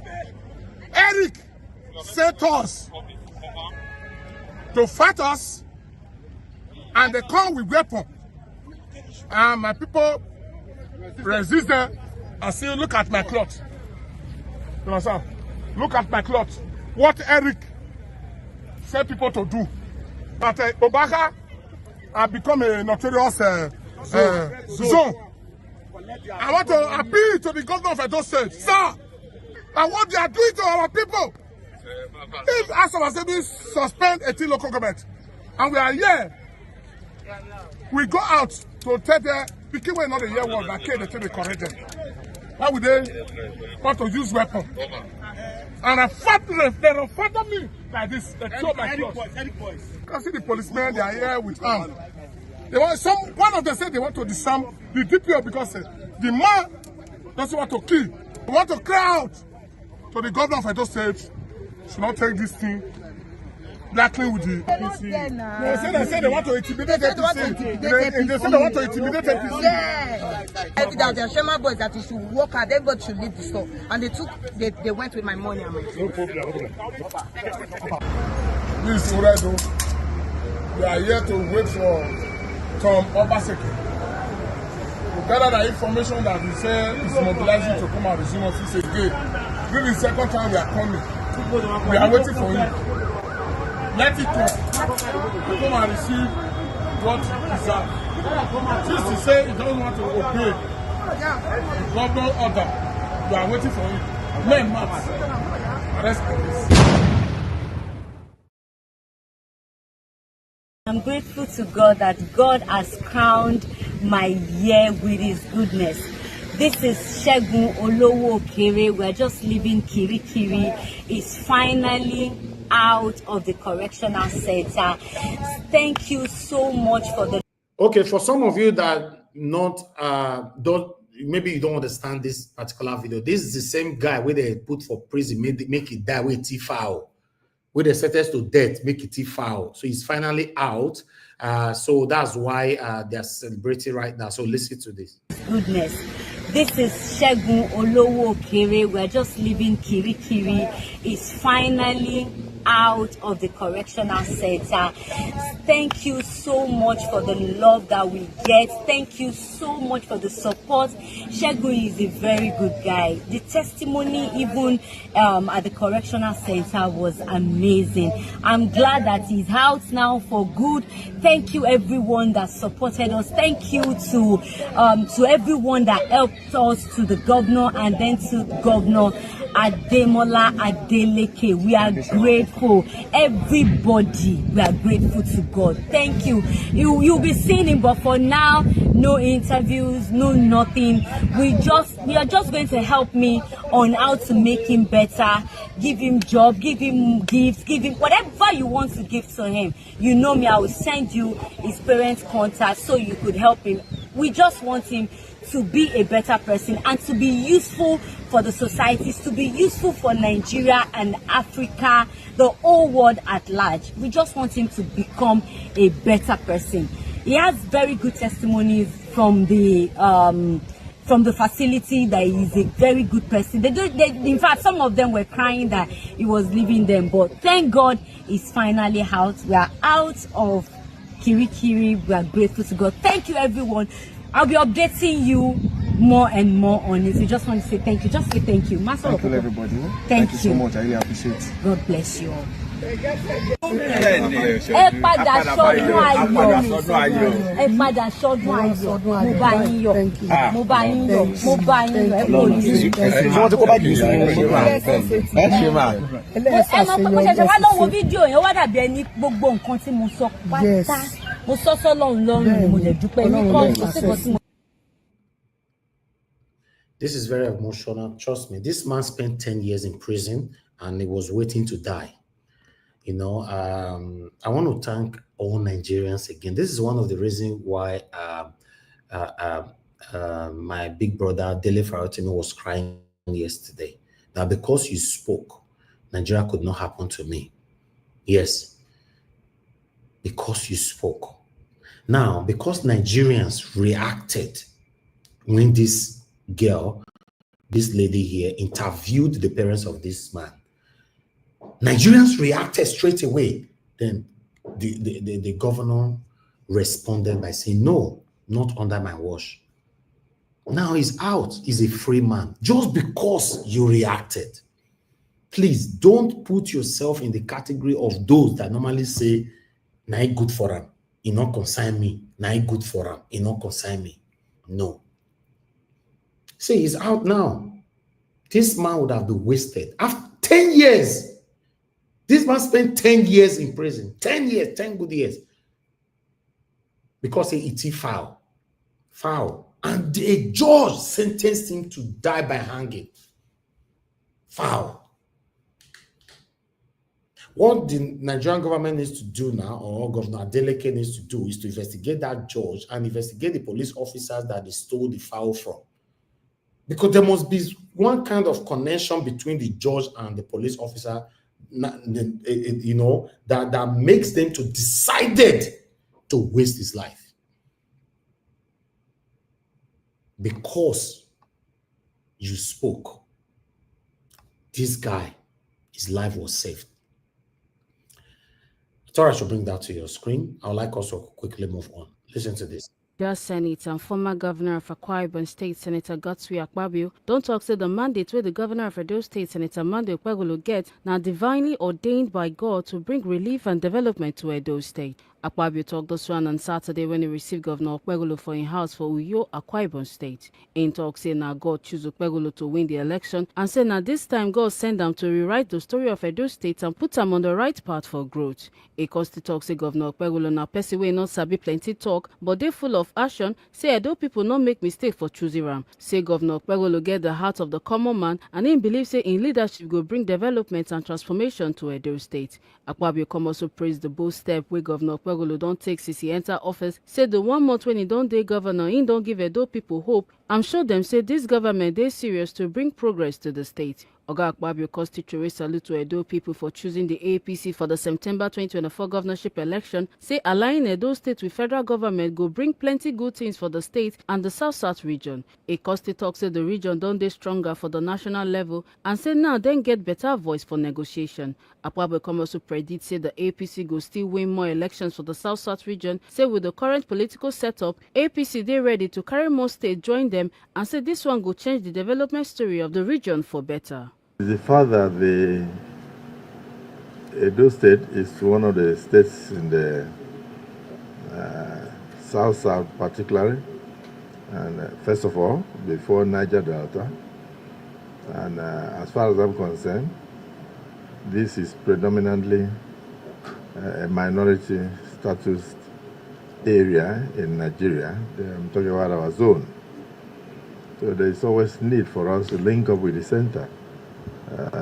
To be able to contribute our quota towards nation building. And coincidentally, through the providence of God, most of the resources that had kept the country going for decades had always come from this area.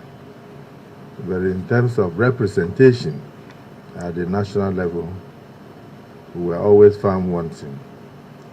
Except for a period that circumstances threw up Dr. Goodluck Ebele Jonathan as the vice president to the late President Yaradua, and then he took over as president for that period. But even at that, it wasn't easy for him. And so under the APC administration, many of us decided that there was need for us to change the political basket to enable us represent our people at the national level so that we can also have a say in what was going on in the country. But of course, the South-South was predominantly a People's Democratic Party enclave.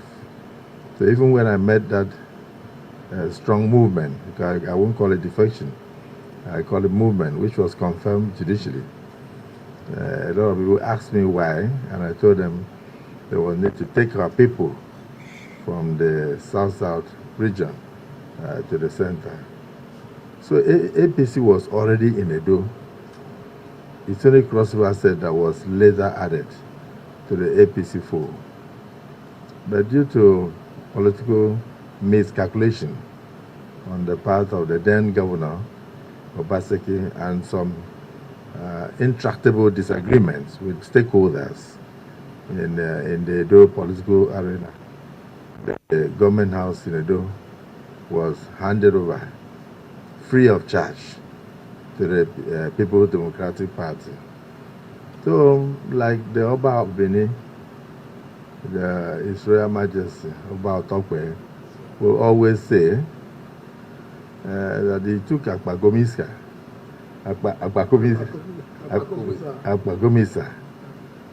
to come to the rescue of the South-South and the Edo people, and to the glory of God, His Excellency, my brother, Governor, Senator Monde Okwewolo, emerged a winner. He defeated his opponents.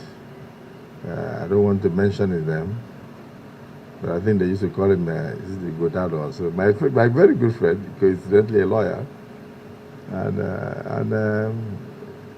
every leadership comes from God, and God chooses who He pleases. So it has pleased God to choose the APC to Edo at a time like this, and that increases the number of the states in the South-South governed by the APC. So you can imagine the joy of the Senate President, who happens to be a son of the soil from the Niger Delta and the South-South, that today we have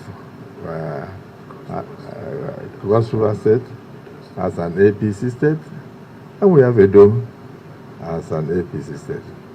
So, Your Excellency, on behalf of the good people of my senatorial district, the 10th Senate which you once belonged, You resigned just recently. I want to once again congratulate you on your victory and assure you of our continuous support and prayers for you to lead your people to the El Dorado. And to assure Edo people that their votes were not misplaced. A man of very few words, but full of action. A determined fellow who has the heart of the common man. He has the common man right embedded in his heart. He's not boastful. He's not loquacious. But you will see more action in the man called Okwebolo. I've had close association with him in the Senate, and I was very excited when I came to his last campaigns, and I told the good people of Edo, get ready for action. So far, in less than a few weeks in office, he has impressed the people. Of course, the social media will always be social media. The press was set up in Nigeria, not to praise government, but to fight government. Remember that the West African pilots, with Tony Enahoro and all in those days, were set up to fight the colonial masters, that is government. But I always advise that the colonial masters have since gone, and that the people now in charge are Nigerians. But still, they say bad news sells, good news does not sell. So they don't look for anything good in the government. So keep up the good work.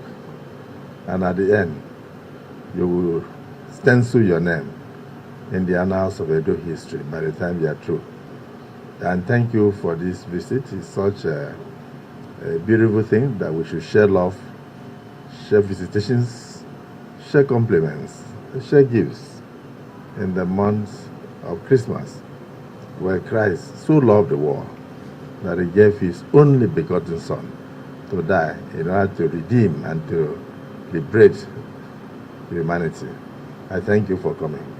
Your sacrifice of coming to Akwa Ibom today to greet us is a major sacrifice that will definitely yield results and bring our people closer.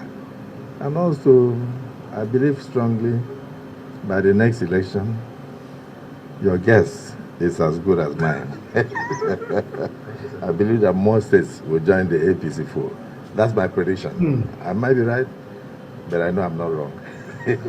Governor Okwebolo for him part talk say in come Akwa Ibom to share ideas with Akpabio and learn from him plenty experience. I've come for uncommon impartation.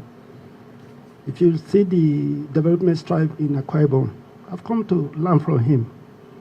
I'm here just to get advice from him. 2024 is ending, and we are beginning 2025.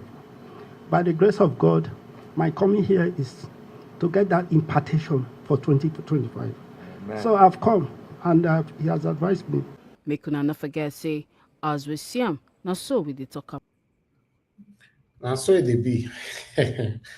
Anyway, 2025, a lot will happen. But I thought I should bring that in. I appreciate every one of you. In terms of videos, that's all I have for you guys today. I'm just going to quickly rush and take these articles right here so that we can start talking. You know, thank you for your patience with us, my people. As you can see, that's the title, the only title that we have on our thumbnail earlier on. But I normally tell you guys, if we put on title, it doesn't mean that's the only thing we're going to be talking about. We might have lots of things we're bringing in. We only just put one title due to space. Nigerian Secret Police DSS arrests whistleblower Mahdi Shehu over claims of French military base in Northwest region. Now remember, say this claim has been going on for the past couple of days. We also showcased it here. You know, so I don't want to take much about it, but currently they don't arrest him. Tinubu and the government, they don't arrest him. So we'll take it from there. But meanwhile, I have other article here that I would like to quickly take. Let's go back to Edo State again. Okay, on that particular one, you can see on the screen, Battle of Names. Governor Okwebolo renames university founded by Oshomole. Edo State University Ozaro has undergone a name change, reverting back to its original name, Edo University Iyamo. Following approval from Governor Monday Okpebholo, this change comes 4 years after the university's name was changed by Okpebholo's predecessor, Godwin Obaseki, in 2020. All these people. Anyway, I get we will talk for this matter. Hello, thank you. Give us a mandate. I can see my brother. Thank you. We will talk. Voila. Oh, I tell you, I say these people not they fight for you. Now I say no to the talk, right? But meanwhile, I'll just leave it right there. Me not to talk since I still leave people me the talk. But meanwhile, I have another article here for you. Yes, viral video article slams military honors accorded President Tinubu's son Shehu by armed cadet network calls for probe. Former Vice President Atiku Abubakar has called for the probe of viral footage showing a group of armed individuals in uniform performing a military drill and saluting President Bola Tinubu's son, Shehu. I remember I said we still showed this video a couple of days ago, or maybe last week, something like that. Now, I don't say, hey, Papa be president now. We live in a country where anything is possible. What do we know? That's what they say, and that's what they carry on, they give enough for here. But meanwhile, I have another one, a pastor that I be this, so I would attend your wedding if you marry from another church. Apostle Suleiman wants members. If you're not married from my church, make not invite me come to my wedding. I know they come there. Now only my people will marry from my church, now I go attend their wedding. I see my carry and I can give them as well. I still have about 2 more. Let me quickly just take it so that we can start talking because we spent so much time in presentation already. And I also spent a couple of minutes as well for my monologue. But meanwhile, people guys say after backing Buhari's bigoted, lopsided appointment, El Rufai says Tinubu arrogant for loading federal offices with Yoruba kingsmen. But this man not complain that time where Buhari they load everybody, with their own kingsmen. El Rufai, don't be the same thing I talked yesterday. If you don't want to complain about what is happening in Nigeria, no problem. But if you don't want to complain, say Tinubu do it too, and no so satanic people do. Me not go follow on that one. Nasir El-Rufai has stressed the need for President Bola Tinubu to discontinue sectional politics reminiscent of the era of ex-President Muhammadu Buhari in terms of lopsided appointment of his kingsmen into key federal position. This is a hypocrisy statement. Hypocrisy. Some of them don't know because we have lots of gullible Nigerians who will see all this kind of thing and will say, oh, listen, you won't understand. You can never understand. But meanwhile, this is the last one that I have for you. Article demand probes, for Shehu Tinubu's quarter guide. I just say I bring this one to tally up because it's coming from Arise as well. Because some of you are very, very doubtful.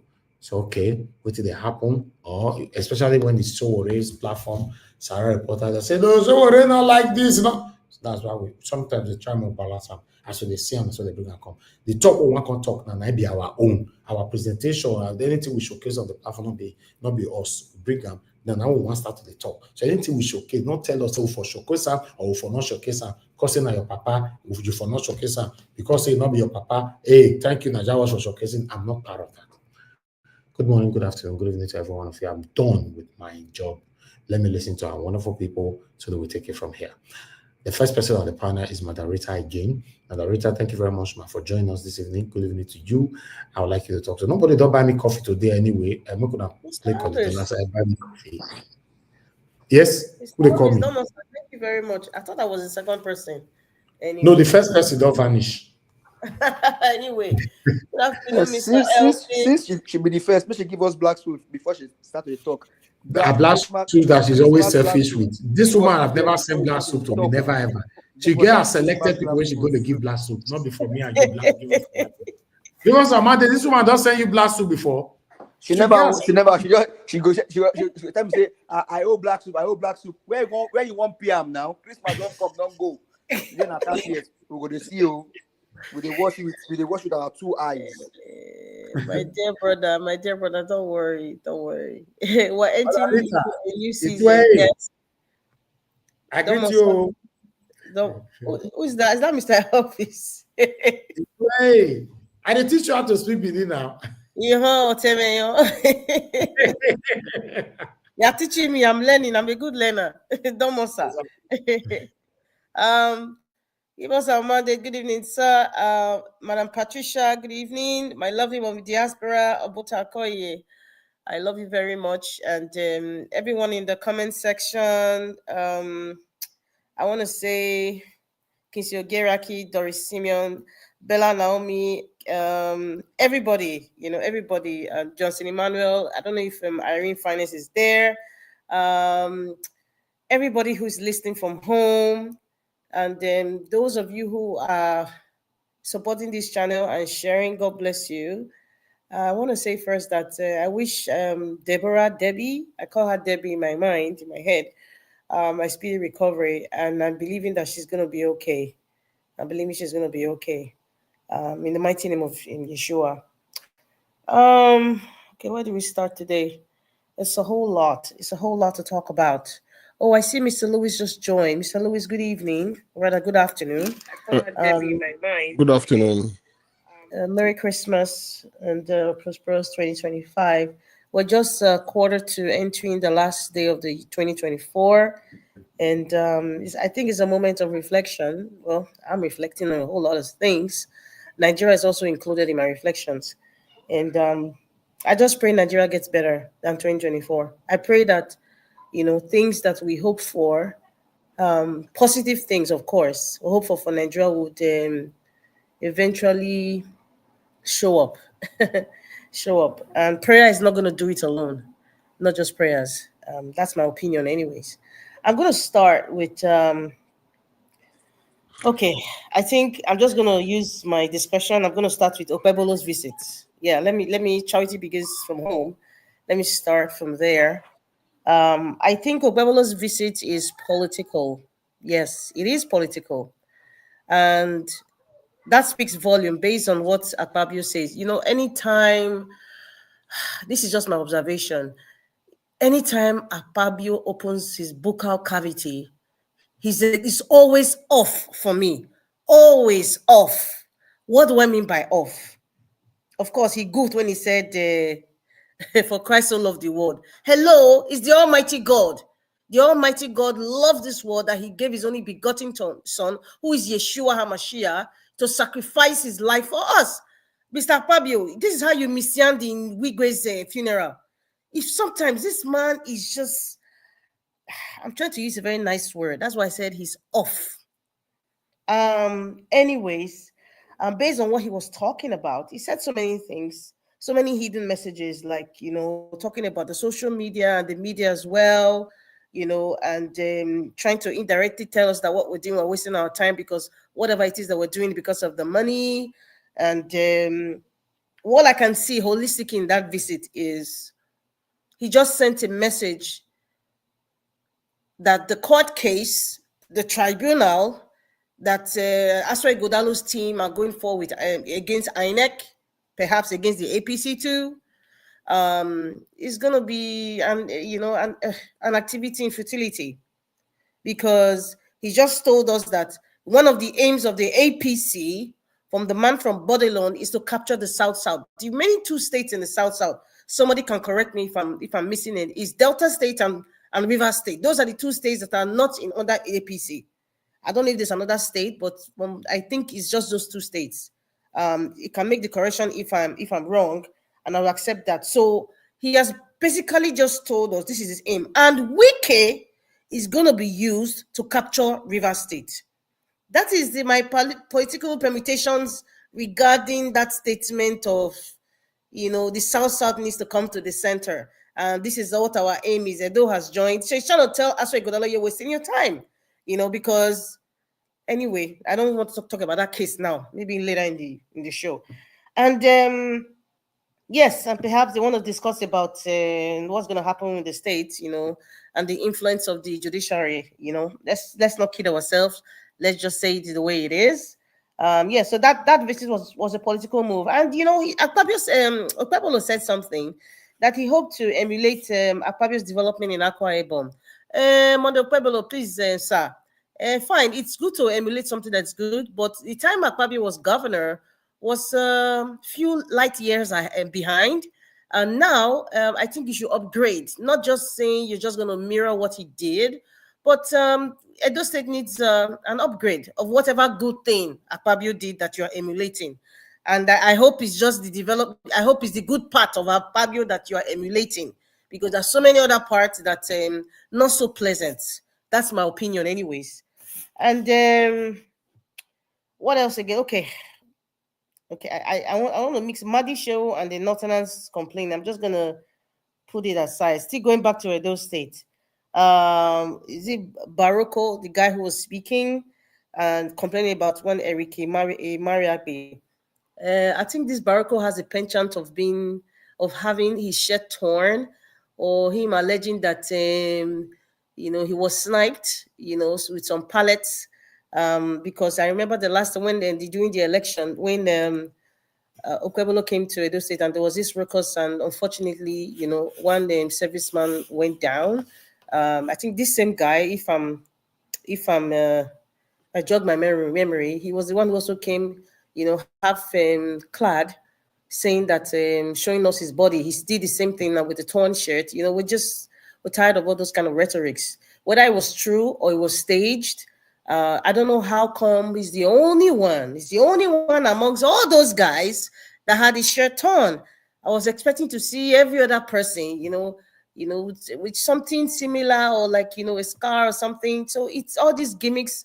I'm just tired. This is one of the reasons why I chose a Labour Party candidate, because I knew for a fact that we are going to have to deal with all these rhetorics, these kinds of hanky-panky games. It's a game that they're playing, and we are tired of it. It's dated. We're sick, and in fact, I'm sick and tired of being sick and tired of talking about this, seriously speaking. And I think all this is happening because there's a case in court. After this case is over, I don't know.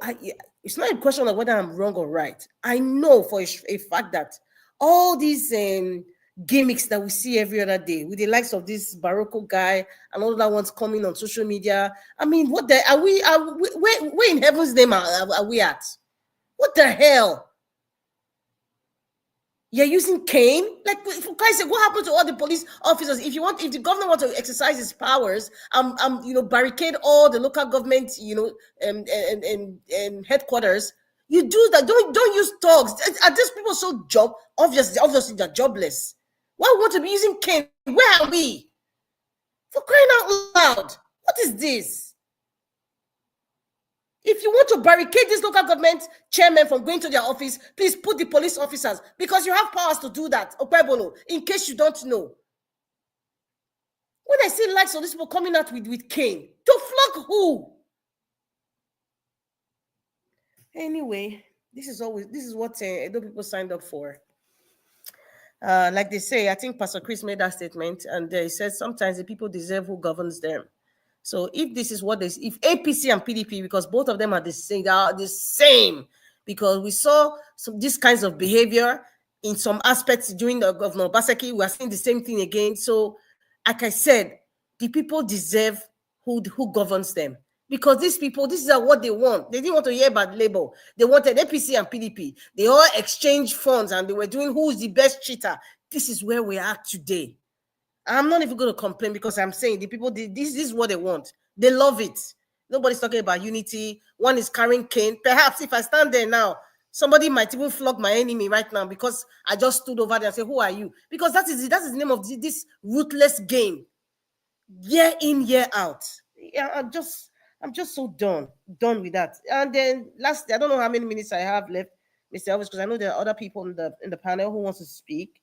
I'm just trying to join every talk about Edo State together as one topic, and before I go into the next, I don't think there's any other thing with Edo State now.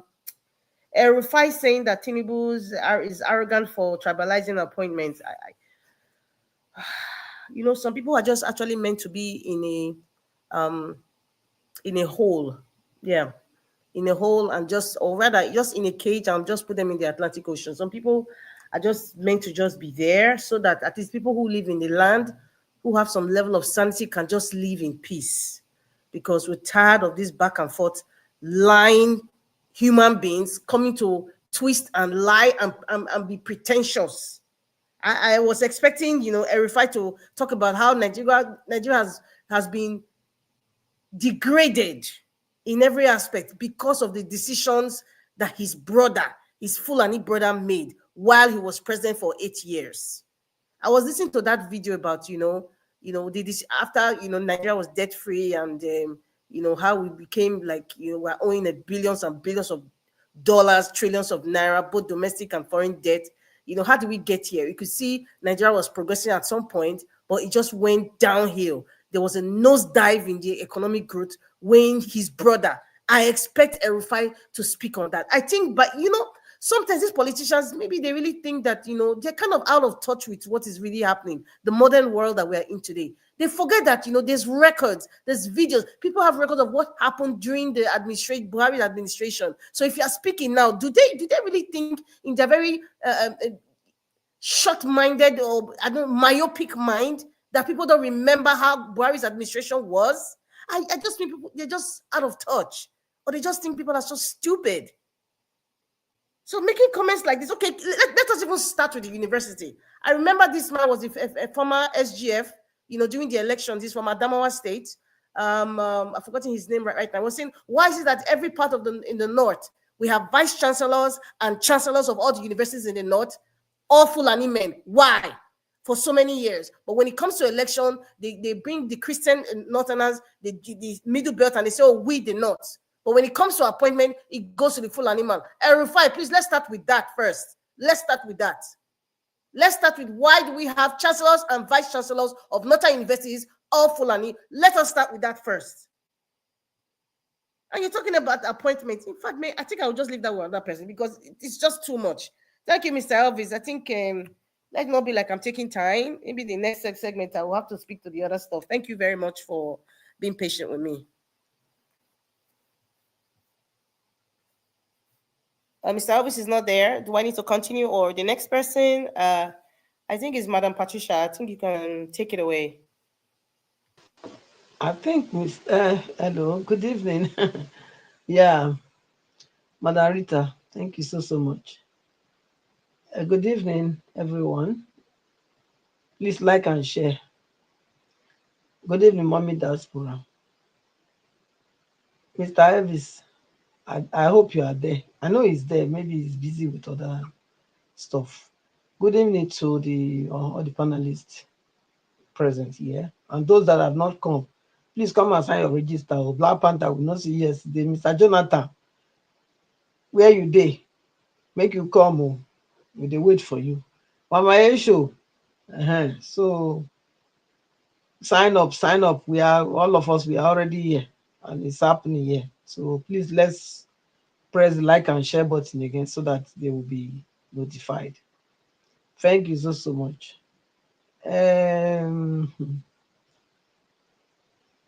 This what they call an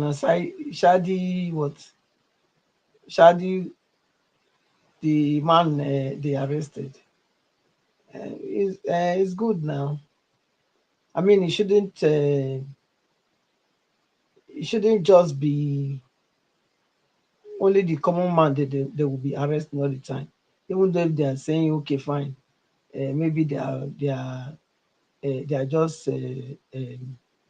trying to play with us, Well, at least it says that he's arrested because because of his claims that France military base was established in northwest of Nigeria. So let him go and prove it now, because that is giving a very, very big reason for these northern cabals to be, agitated or even sending threats to the administration, So it's good. Let him prove it so that we'll know whether it's true or not, because I don't see any reason why somebody would carry such a news if it's not true, So let him go and answer the DSS, and let's see whether all this not just the same way where they do before. It could just be Modokpobolo that went to Akwa Ibom, to go and say he went to get impartation. I think impartation is spiritual, you know, and inspiration. I think that's what he meant to say, you know.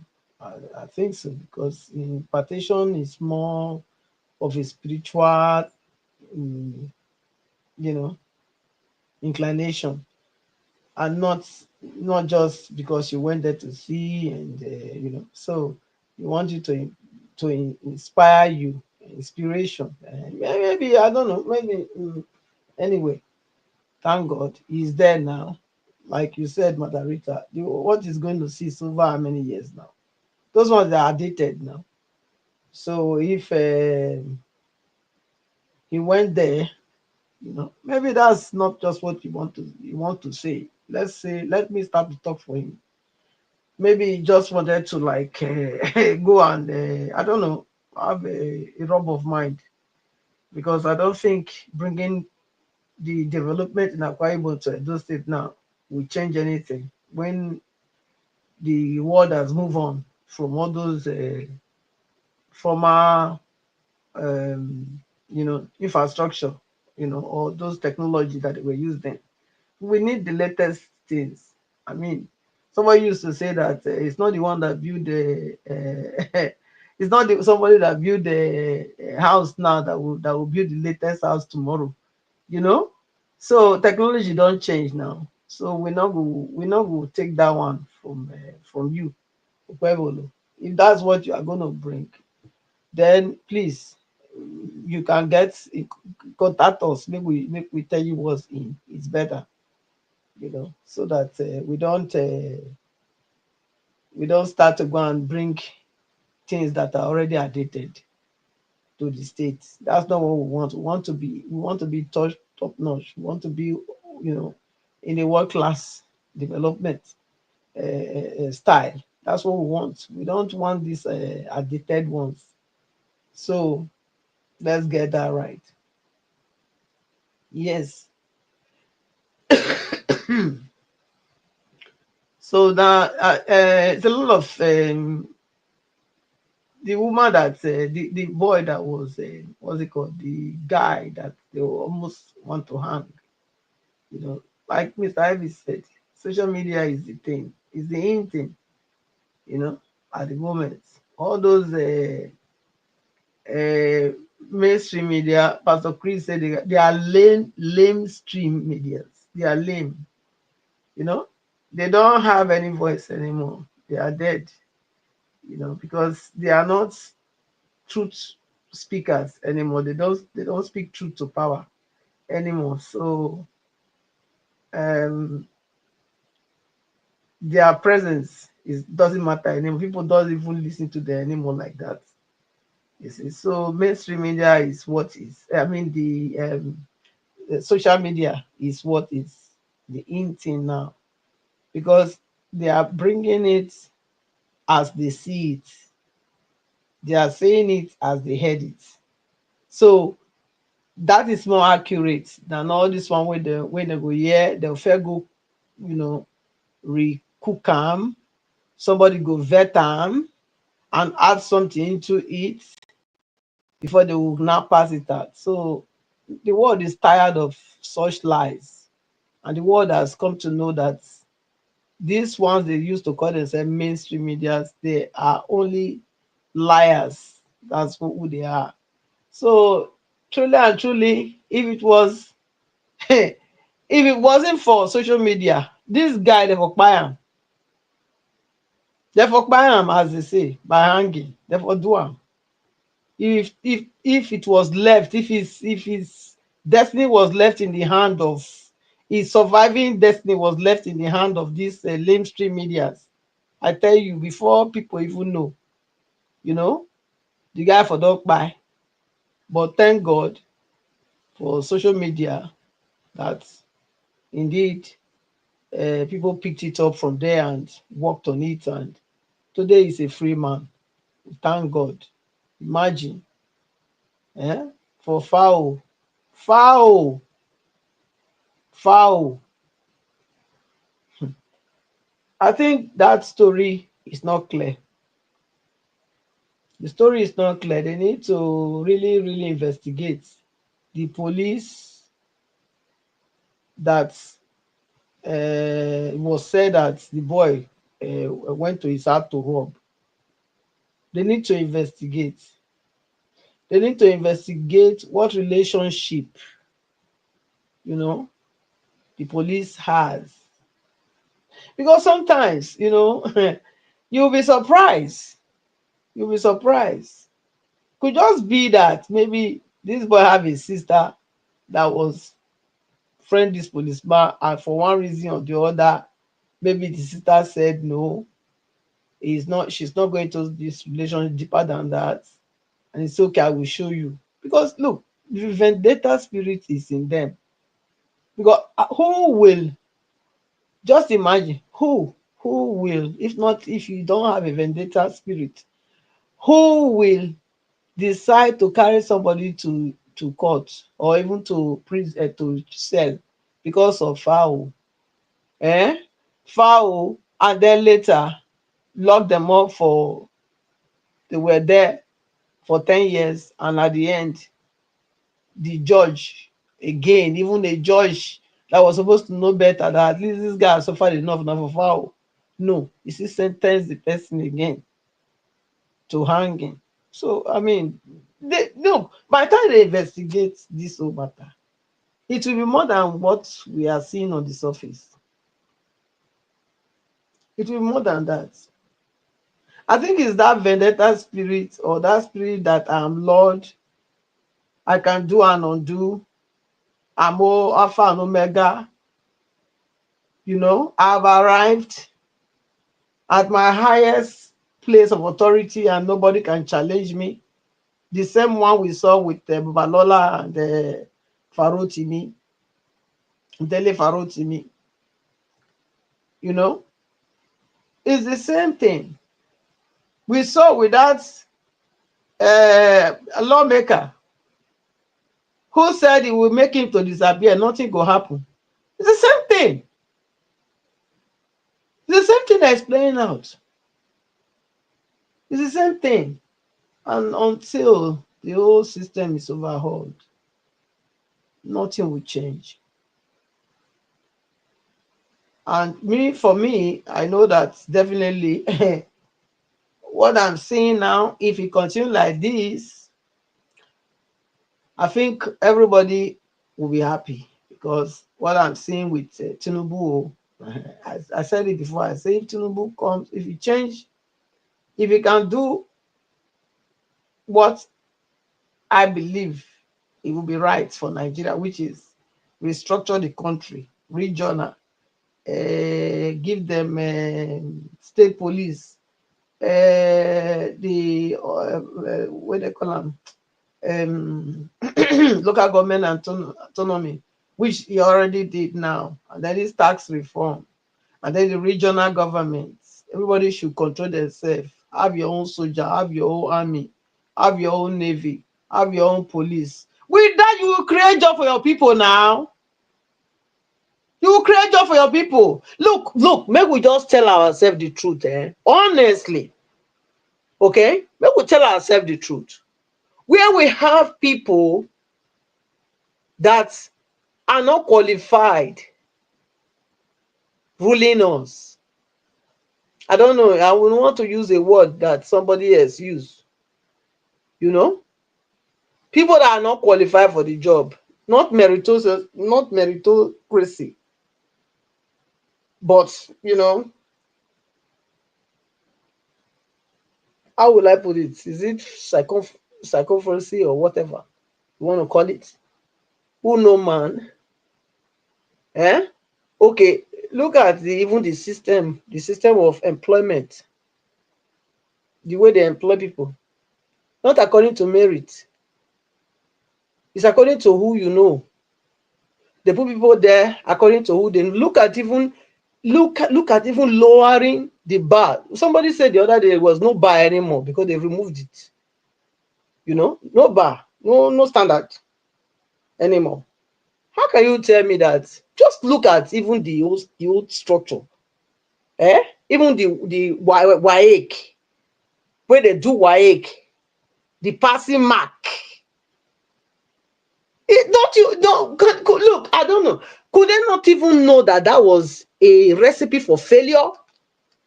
Where you will say that somebody in the South has to have 98%. Then somebody in somewhere else has to get 22%, and then I mean, look, I beg. Look, hence this regional thing has to come first. If they want to run their own side with mediocrity, let them do. But we deserve excellence. We deserve perfection. Okay? We can deliver that. Excellent and perfection. We can deliver. You can't be delaying us because you are, lagging behind. Look at that. Look at now. They don't drag the whole country for how many years? They drag us back to Stone Age.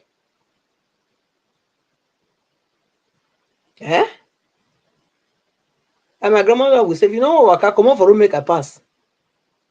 That's how I will tell them. If they don't want to move, they don't want to move forward, let them get out of the way and let us move. We cannot continue like this now. We can't continue like this. It's time for all of us to come together and say no to this injustice.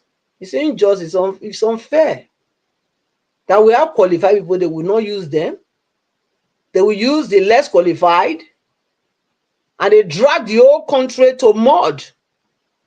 They drag everybody to the dust. It's not okay. And they're not telling themselves the truth. They come out and say one or two all the time. The tax reform must stand, whether I like them or not. It must stand. That one I'm sure it must stand. And everything that will bring that regional setup back again must stand. It must. It's a must. If I don't want, now just question of say, okay, you are big enough, still waka now. At least your gold, all the gold in the north, they say it's theirs. But the oil in the south is for Nigerians. Who does that? Who does that? Everybody lay claim to the oil in Nigeria. Our oil, our tax. Is it really our oil and our tax? They play. God will vindicate us. I'll leave her here. The next person should take it off from there. Thank you. Thank you very much, Madam Pratisha. Hopefully you guys can hear me clearly. Yes, we can. Okay. Thank you very much. Greetings to everyone. Mr. Elvis, I greet you. Mommy Diaspora, I greet everyone on the comment section and everywhere, all over the world. Nigerians, I greet you. Thank you very much to wonderful mothers of the house that have spoken earlier before me. I do appreciate your kind words and your words. Those are right on point.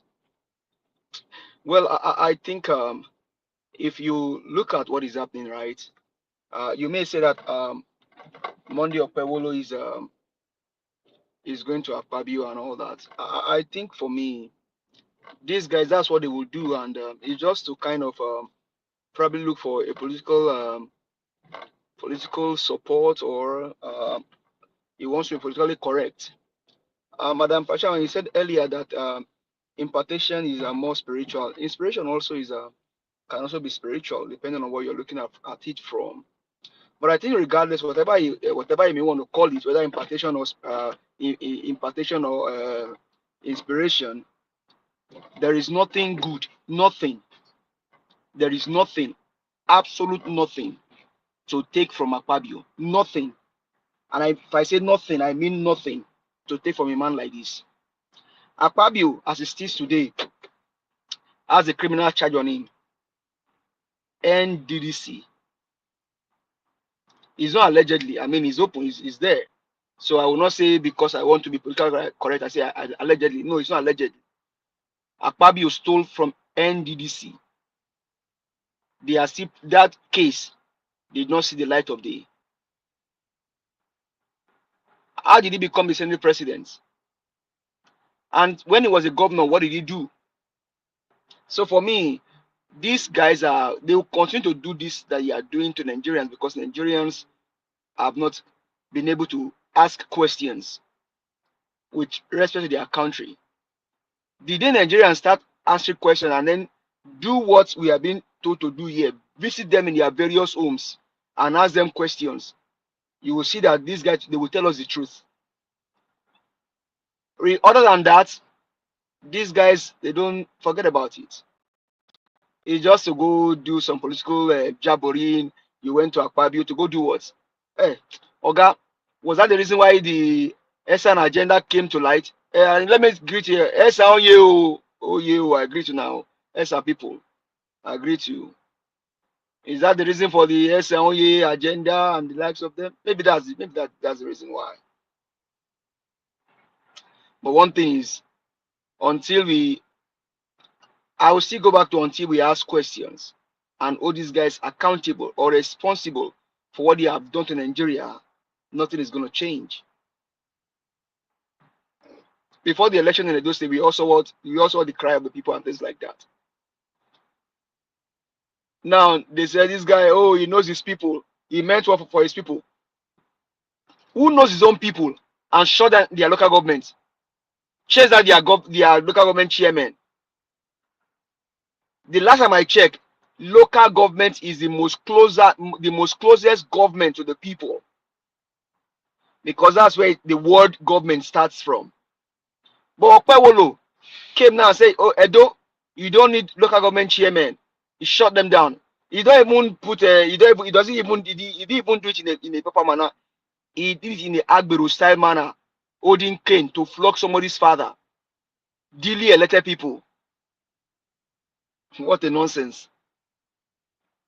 Well, Edo, welcome. SLA again. Oh, SR agenda is working.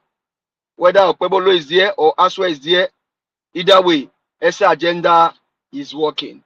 So let's see how this whole thing play out. Now on the Mahdi Shehu or Ribadu, hey, we all know it's like you are wasting time on these people. When the Northern gets there tomorrow, Yoruba man will say, oh, this, or Igbo man will say this.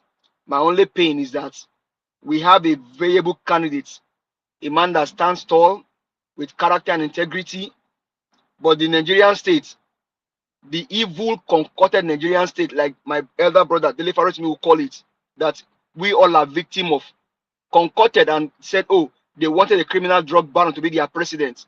And the criminal drug baron is ruling them today. Let's see how the whole thing turns out. Because like I always tell you, I've never seen a criminal, more so a criminal drug baron, change their country. Not Tinubu will do it. Why? Because Tinubu, the last time I checked, has not stopped his criminality. It continues. And you only God knows when it will stop. Or what can you say? Where the cadet is greeting his son, that may be a setup. Maybe those guys are just some like you have this man of war or this now you have man of war, you have Boy Scouts. It may just be, or even okay, they said a cadet. Are they military cadets?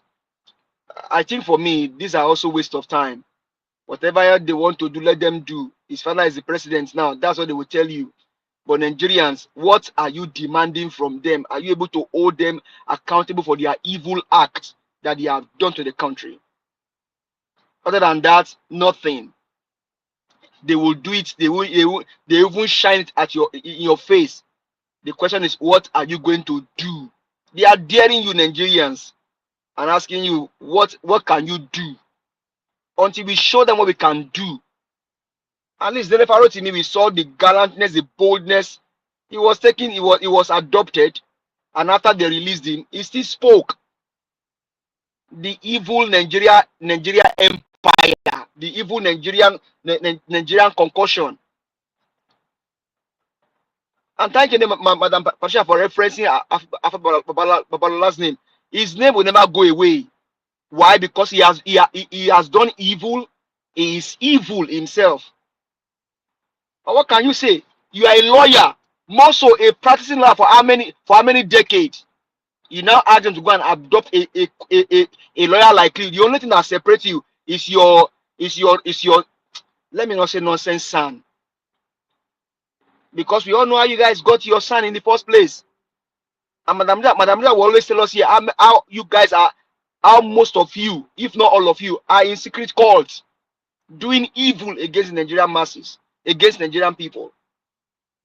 So Nigerians, I would ask you, the day we start asking these guys questions, we visit them in their homes and ask them questions, that is the day our country start getting better. Until then, we will all remain in our captivity in the hands of these evil men. Because as it stands today, no Nigerian should be outside Nigeria at this time. Every Nigerian, whether unborn or born, is a millionaire in whatever currency you can think about it. And I will always say that for the rest of my life. As much as I have breath in me, I will say it. Every Nigerian, whether born or unborn, is a millionaire in whatever currency of the world you look at it. Why? Because we have everything that pertains to life and godliness. God give us everything that we need. But we are suffering because of these evil men, these evil agents, these satanic human beings. They don't care for the people. They don't fear the people. They have no regard for their people. So Nigerians, let's start asking questions. My respect and my honor, my last respect went to Jimmy Carter, a man that died at the age of 100, serving his own people. I was in one of the homes that was built here in Dallas through a bank. Jimmy Carter initiated Habitat for Humanity for his own people, building low-cost housing for people. Ex-president going places to go build houses for his people. What a Nigerian president doing? They are looting in numbers. Jimmy Carter died at age 100. The whole country is celebrating a man of grace. Can you celebrate grace in the life of these ones? Is he Obasanjo you want to celebrate grace on? Is he Buhari? Who can you celebrate grace on on this evil concocted country with evil presidency, both president and ex-presidents?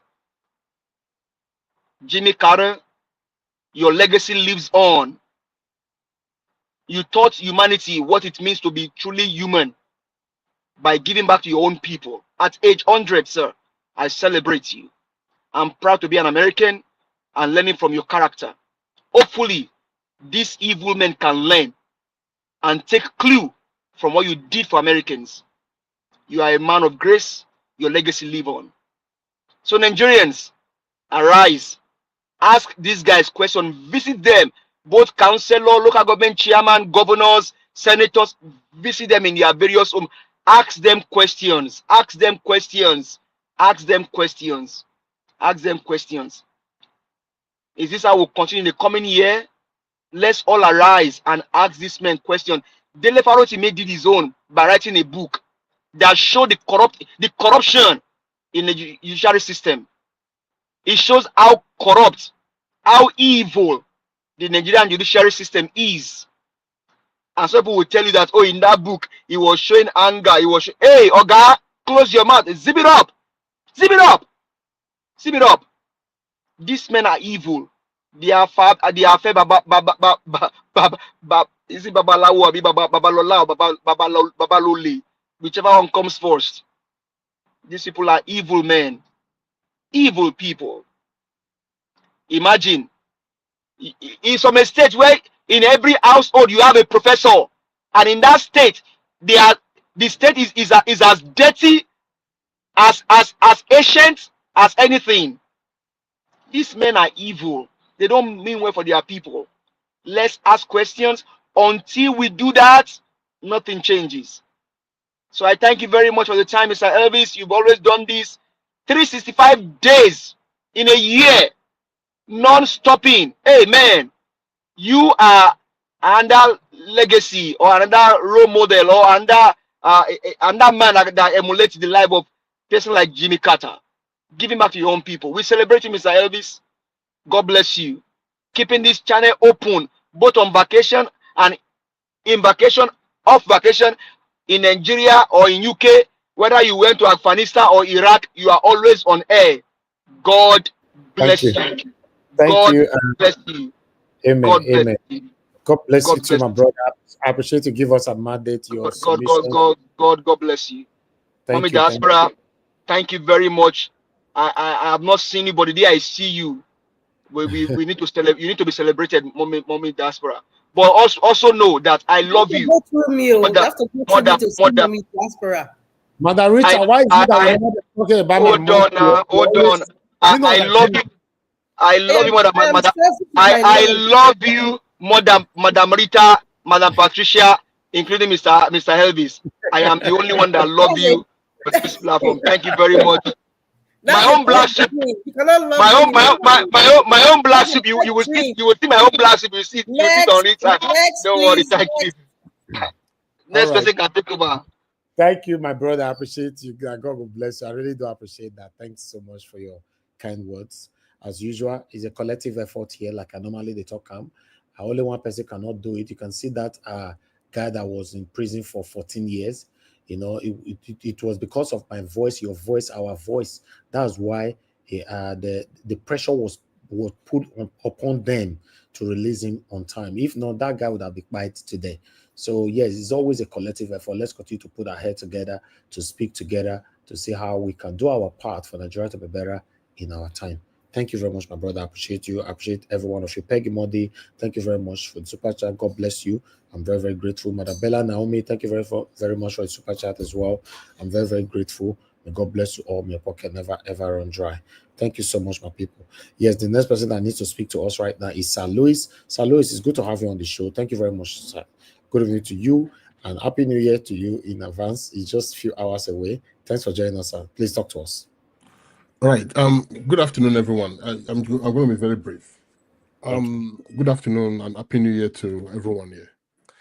Looking at the video with the Edo State Governor's visit to the Senate President, I think it's part of those things, you know, we've seen in Nigeria over and over again. You know, when you look at these men, you ask yourself a simple question: what do they really stand for? And what is their influence? And what is their stand in regards to, you know, governance, in regards to everything that revolves around democracy or democratic tenets? What do they really stand for? The current Edo State governor, some videos I'm seeing on social media is disturbing. It's really disturbing, and you know, the current state we find ourselves, or the current country, Nigeria, is there are so many brigands and thugs. It's become a government run by thugs, and this is part of the issues I've been having this problem with. You know, on many occasions I've had a discussion with several folks about how the democratic system of Nigeria since 1999 empowered thuggery, empowered criminality, empowered court boys and everything. And this is what we see. You know, if the governor, through the House of Assembly, has made a suspension on some local government chairmen, even though there have been some reactions by many persons. Okay, if the same local government suspended chairmen and women, or if they truly understand and, you know, they all obey the rule of law, then why go against the House of Assembly suspension? Why will you say, well, I'm going to go to the office, I don't care to know, that you also come with your own thugs? Then the governor, those who are loyal to the governor, comes and someone holding the cane in his hand, like some, you know, slave master era of slave master and slaves in some plantations in the West Indies or US. I don't understand this.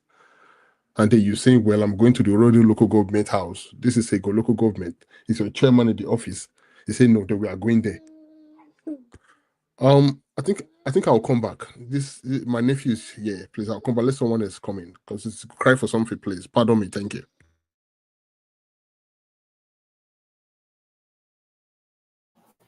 Prince Alabo, I think you can continue, sir. Good evening, sir. Prince Alabo, are you there? Is anybody there? Can anybody hear me? Yes, Madam Rita, I can hear you. I think Prince Alabo is not there. Prince Alabo, are you there? Okay, he's not available. So let's take it all over again so that we can round up. Okay. Thank you, madam. Yeah. Yes, thank you very much. Yes, I wanted to also mention something in my first submission that I forgot when I was, getting all the information about Edo State.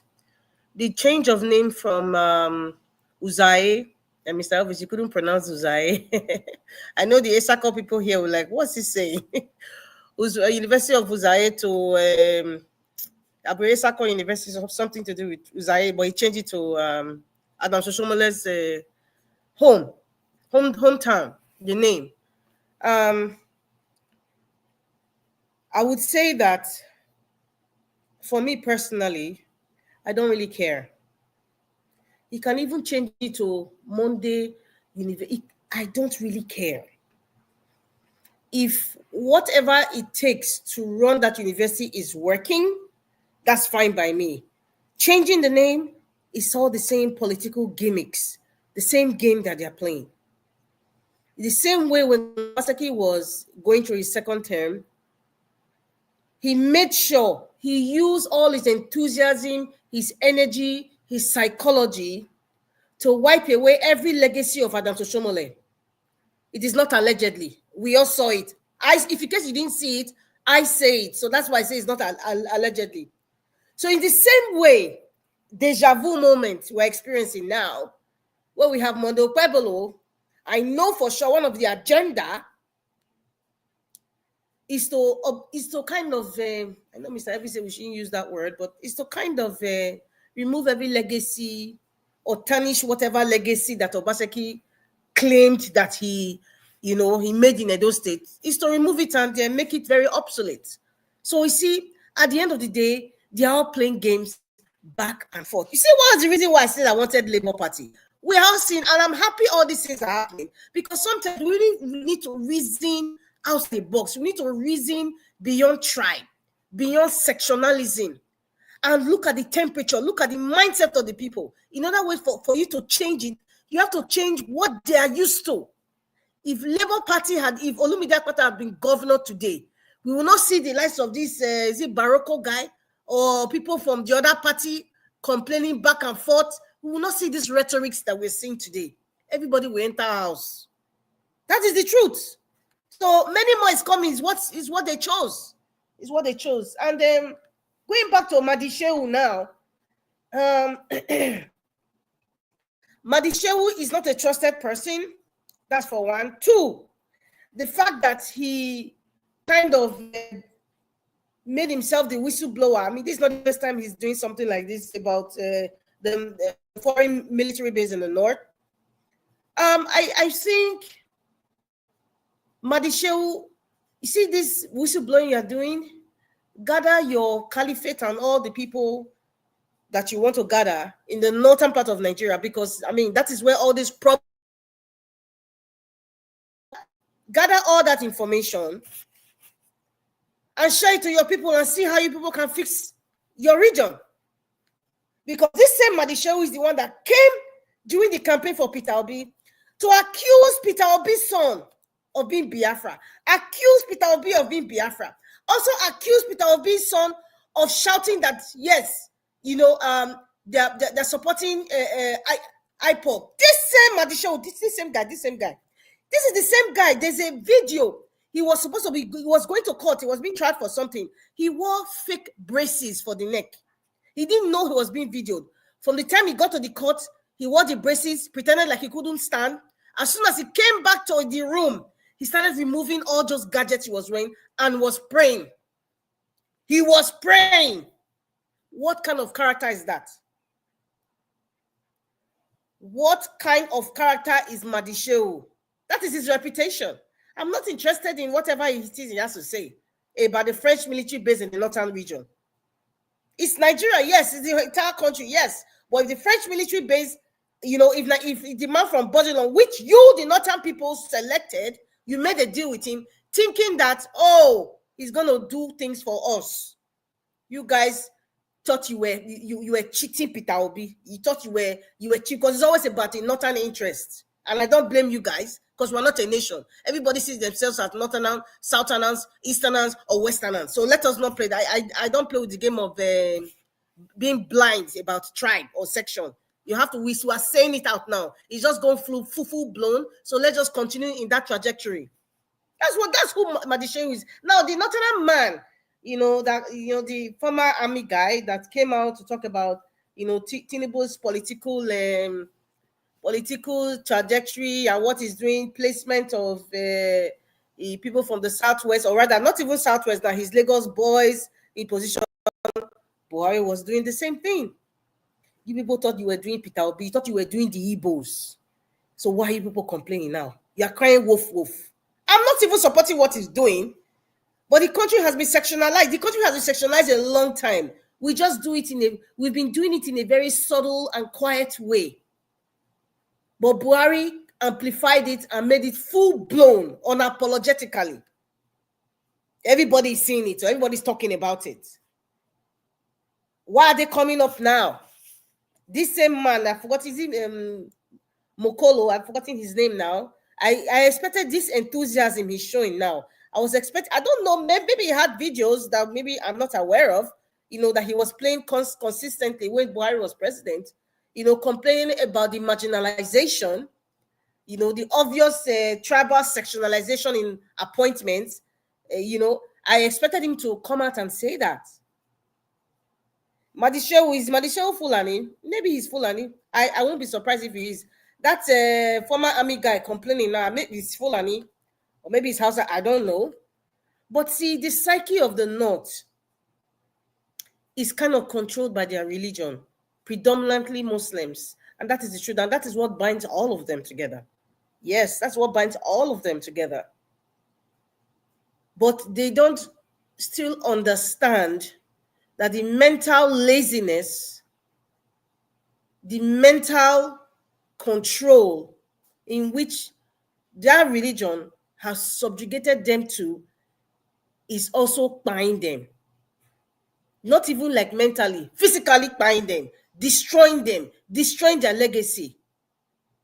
So when I see the likes of all these ants, I call them ants, like an ant that has been hibernating, all of a sudden, or rather a bear, all of a sudden, it's summertime, they're all coming out. That is what we are seeing.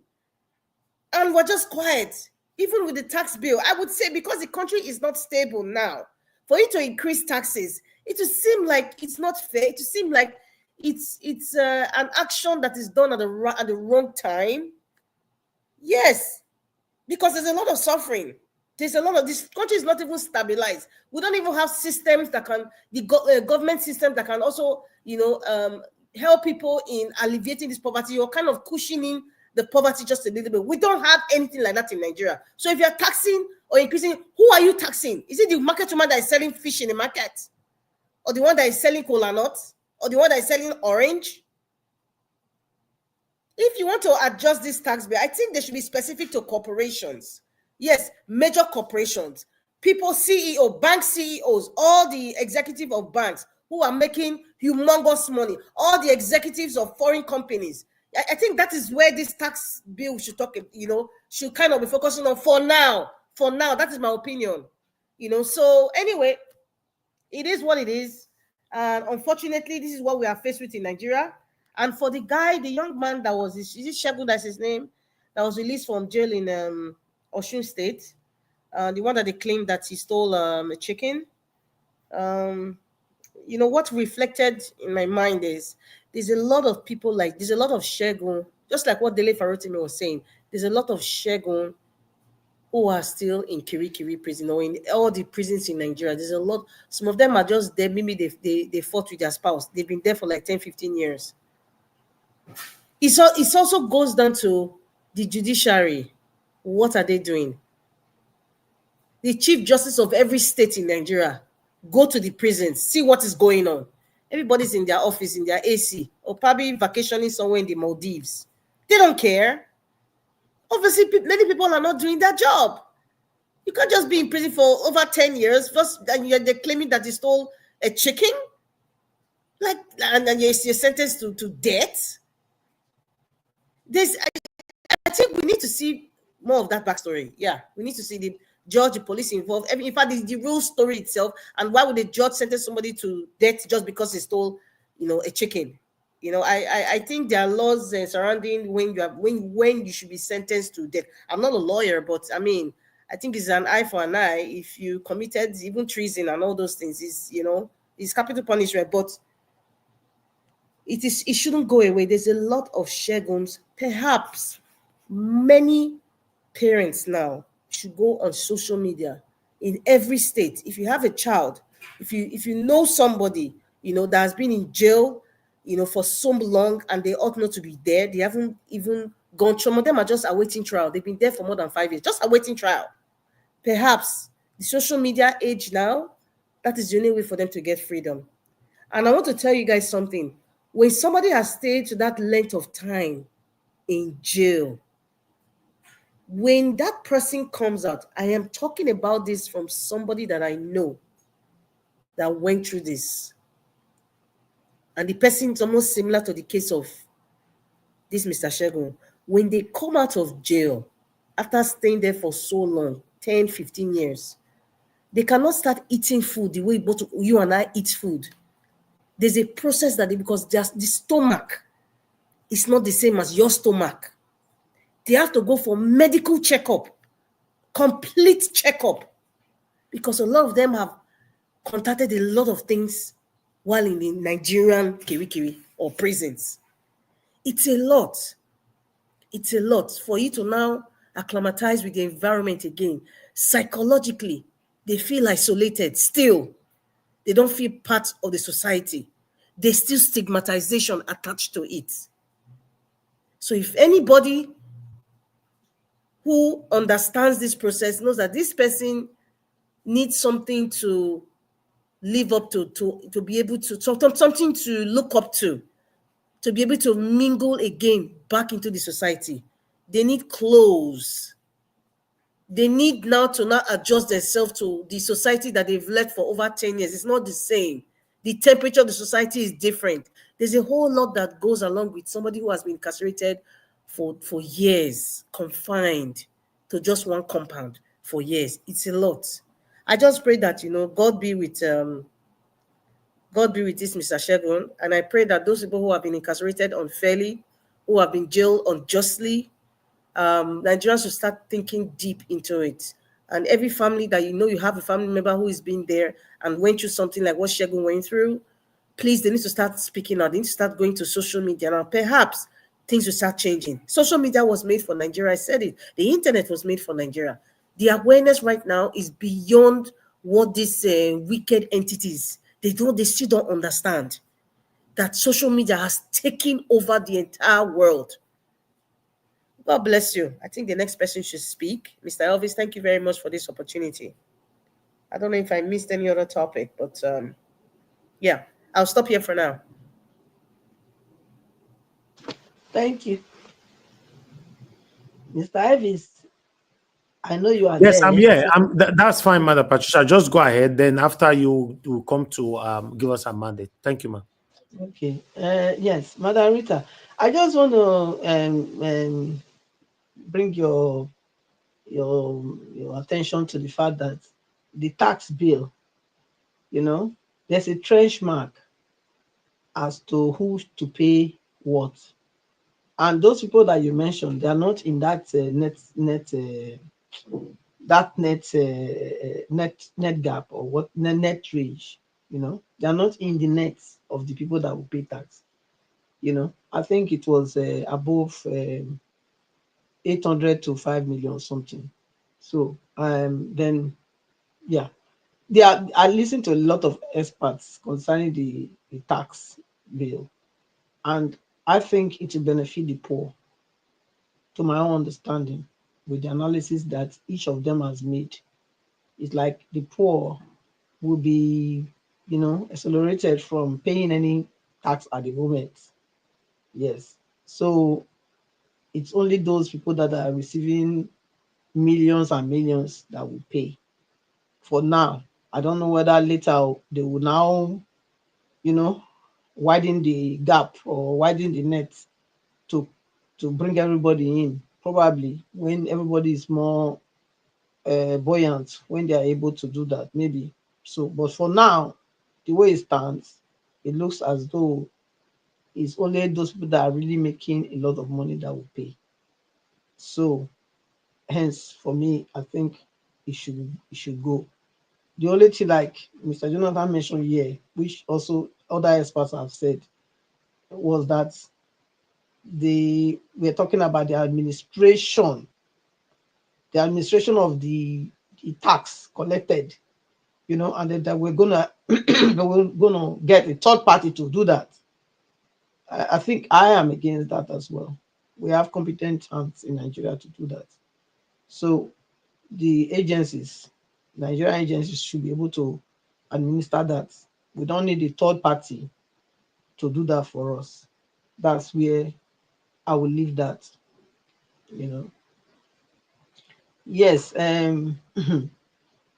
Wow. Nigeria wahala. Oh, I want to change topic because I went back to listen to a lot of things. If you don't mind, Mr. Ellis, I want to talk about the woman, whether it's Naomi, the former queen. Okay, yeah, of course you can. That's fine. Hold on, before you go ahead with that topic, I'm happy that Oga Chris is already here. Thank you very much, Oga Chris, for just coming in, my brother. Good evening to you. The way we are already on our final submission after Madam Patricia, it will give us a mandate. Then Mr. Labo, Mama HO have not given submission at all. Then before you. Thank you very much. Mama, okay, she has joined too. Okay, yeah, okay. Come on, sir. Good evening, sir. But I want to Thank you, Oga Chris. Thank you, sir. Thank you. So I have not made any comment in regard to that. I've not because I wasn't around, like I said. So when that thing happened,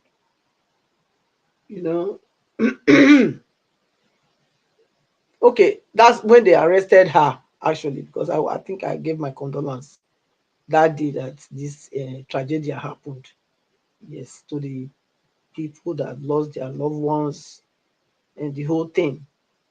So okay, they arrested her. They now, not that they arrested, she went to them. She actually used her two legs to go and meet them. It's not that they came to her house to arrest her. So, and then she was denied bail, she was there and all this. Yeah. I want to ask a question. Okay, is this the first time that people are being pied as regard to people sharing food?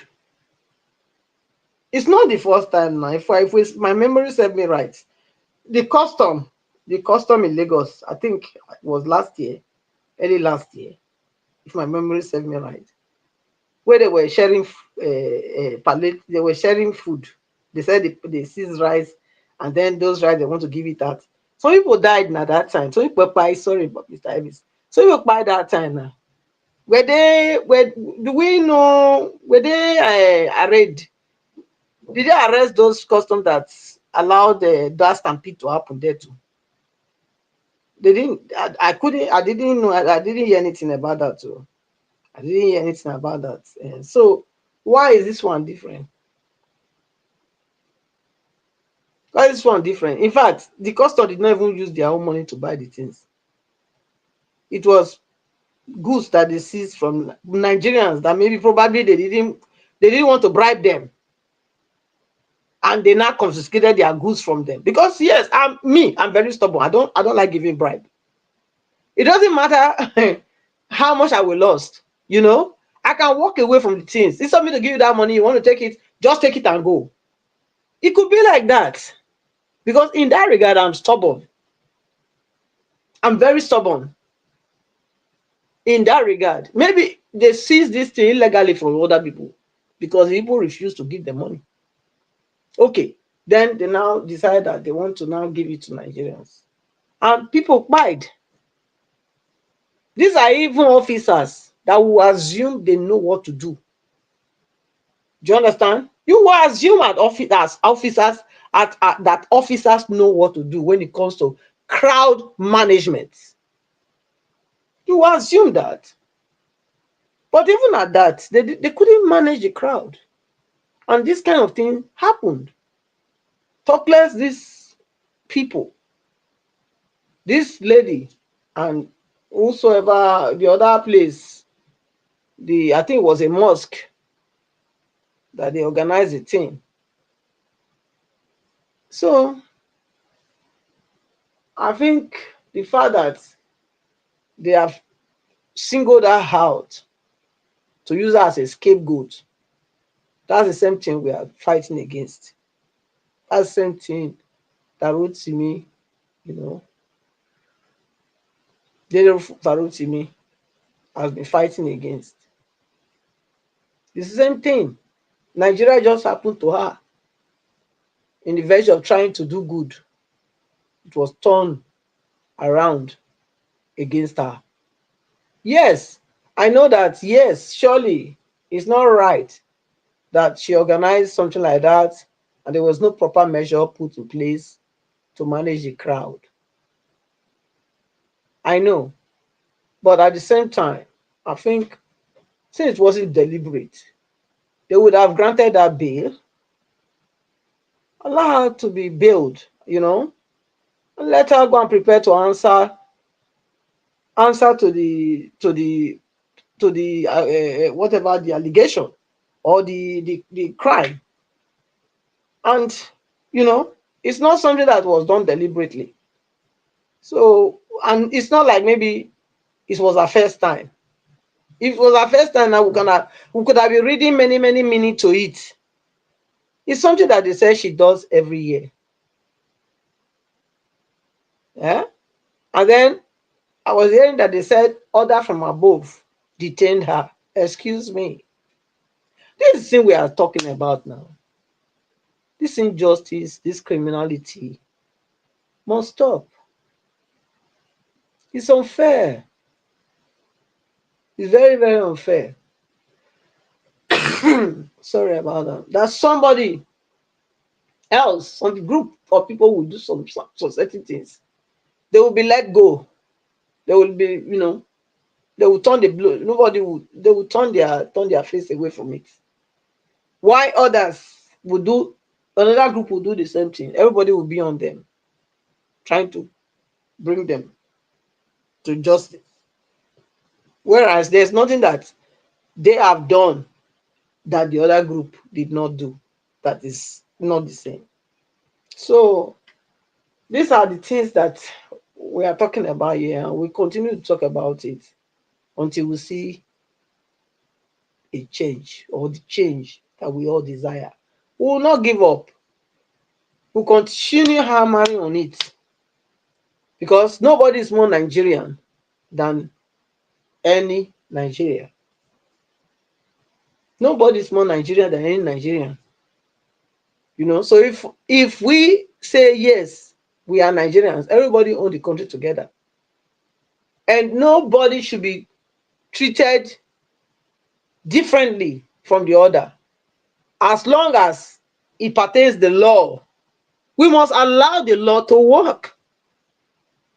We must allow the law to have its full course, no matter whose source is God. Because otherwise, you cannot really do anything. Like Mr. Chris always want to reference to here. He said you can only build a nation or build a family or build your life by principles. Principles are laws. Okay? Yes, they are laws, principles, they are laws. So, without principles, without laws, Nobody can build anything. So if Nigeria wants to really move itself from ourselves, from this mud that these lawless people have dragged everybody, then we need to now start to uphold the law. The law must reign as king. The law must reign as king in Nigeria. Not the one where they say and not mean anything anymore. No, that kind of one. No. Because I mean, if really and meant something, then we know say our Baba Tinubu for no did now. Maybe there for be a re-election, you know, they for cancel the election, redo am, and do it properly. Then the real person would have emerged again. But we know what happened. It's history now. It's history, and it's gone down in the history of Nigeria that this happened at so time. But nonetheless, he's there now. If he can turn the whole thing around, like I said from the beginning, I said if anything going to change, we might just have it in this Tinubu because he gets strong head well. It's not called Jagaba for nothing. So let's look at what he's doing, because truly and truly we have to also give it to him. Since he started, since he has been, it was in the beginning that we have this kidnap here, After a while now, everything is cooled down. Everything has become. All those, Igweneros trying to distort farmland in all those areas. They don't hear of them anymore. People are going to farm now freely. So that's a good thing.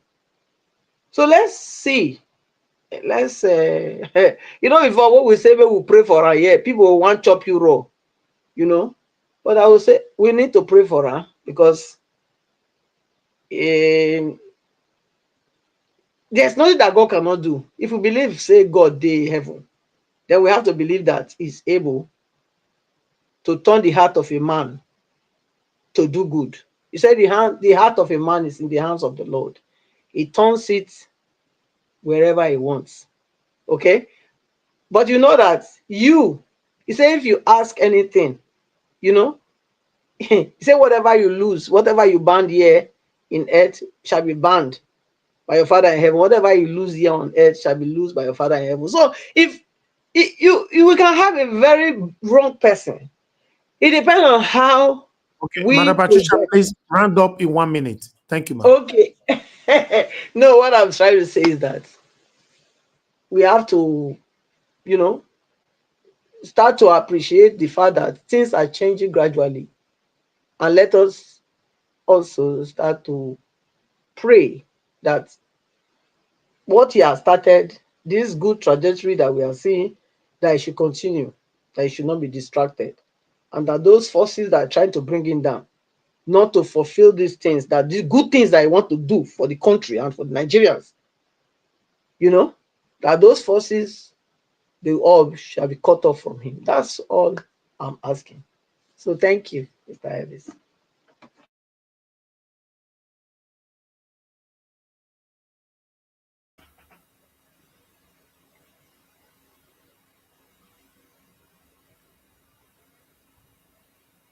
Is everyone there? Mr. Chris? Yes. Okay, We are here. please take over. Can I continue? Okay, let me just continue. Yes, sir. Mr. Chris, okay. yes, sir. Thank you very much. But the next person that should be speaking should be give us a mandate that will come to Mama A show. Thank you. Okay. Thank you, sir. Thank you, sir. I'm just waiting for the signal from you. And good evening, everybody. And thank you, Madam Patricia, for that wonderful submission. And give us a mandate. I can see you've opened your microphone. Just hold on for a minute. Let's quickly say good evening to everybody listening to us from everywhere, all over the world. We want to say thank you for joining us on this wonderful broadcast today. The year is gradually coming to an end, and like Give Us a Mandate was saying earlier, it's been 365 gruesome days of coming out every day to come and do this. Mr. Nigeria Watch, thank you so much. It's just one day remaining. And after today, that will be tomorrow. Thank you for everything you've been doing to enlighten your nation to make sure that the people in your nation, the common people, you and I, we get the information necessary to galvanize that change we are all yearning for. Thank you, Mommy Diaspora, for everything you do. May the good Lord continue to bless you. I witnessed the battle of love between Madam Rita and Give Us Our Mandate. It's always going to be like that. Mommy Diaspora, you know what we feel about you. I don't want to continue in that controversy. We appreciate it. And everybody in the comment section, it's good to be with all of you this evening. The year is coming to an end, and let's keep up the faith. Let's be hopeful our nation will change for the good. Let's continue with the discussion. And permit me to invite Give Us Our Mandate. Give us a mandate to open the microphone and talk to us.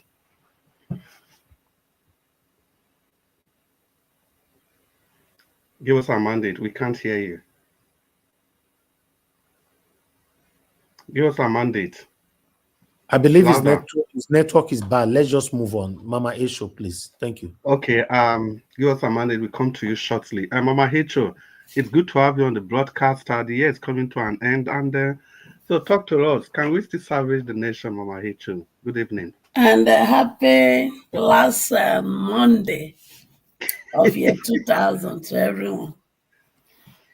All right, greeting, beloved Evis, greeting our sweet mommy diaspora, greeting to all my honey pie in the panelists and the comment section, the viewer and the listener. Can we still salvage the nation? Of course, I'm a strong believer that we can still salvage the nation. Because one thing I've come to realize in life is the fact that anything one make up his or mind to achieve, it will be achieved. And anything we make up our mind as a people to achieve in our country, Nigeria, it can be achieved. We've done it and we can do it again. For example, when our beloved sister Deborah needed help, we were able to come together as a people and we were able to render the help she needed. So that is the power of agreement and working together. Of recent, we did it again. Nigeria cried out when it came to Dele Farutimi. Left for them, they would have kept him in the prison and Nigeria would have happened to him in a more negative way. But our collective effort and work and talk and action is out today. And he recognized it. A few days ago, on Sunday precisely, he was able to address that.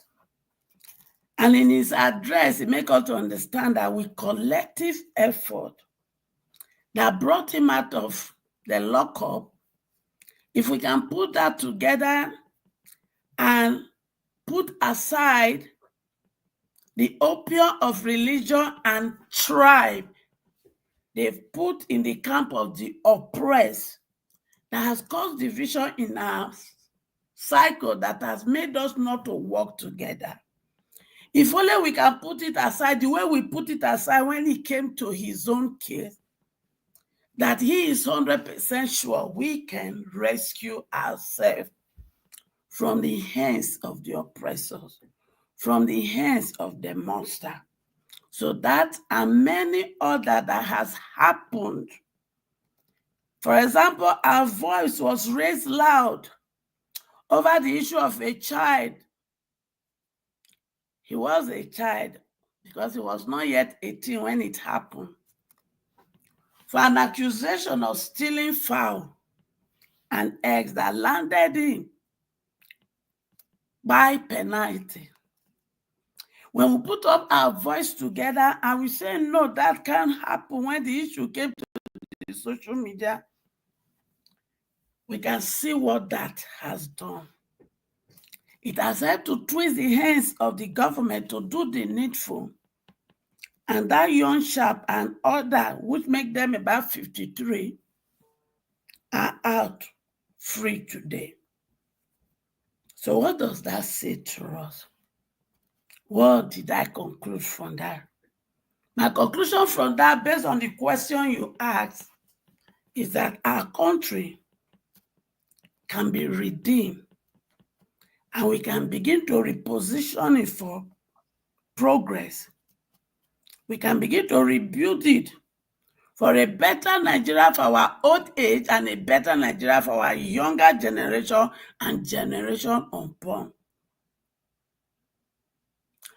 But as we round up the year, as we enter the last day of the year, which is few hours from now in some places, and to some places we still have longer hours, it is redeemable.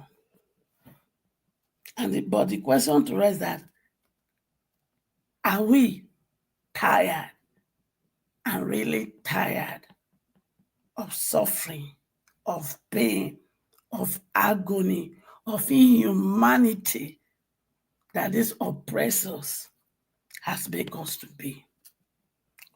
For me, I am tired, really, really tired. And for some of my children, they are also tired. But the only thing we have not made up our mind to do is to work together in agreement.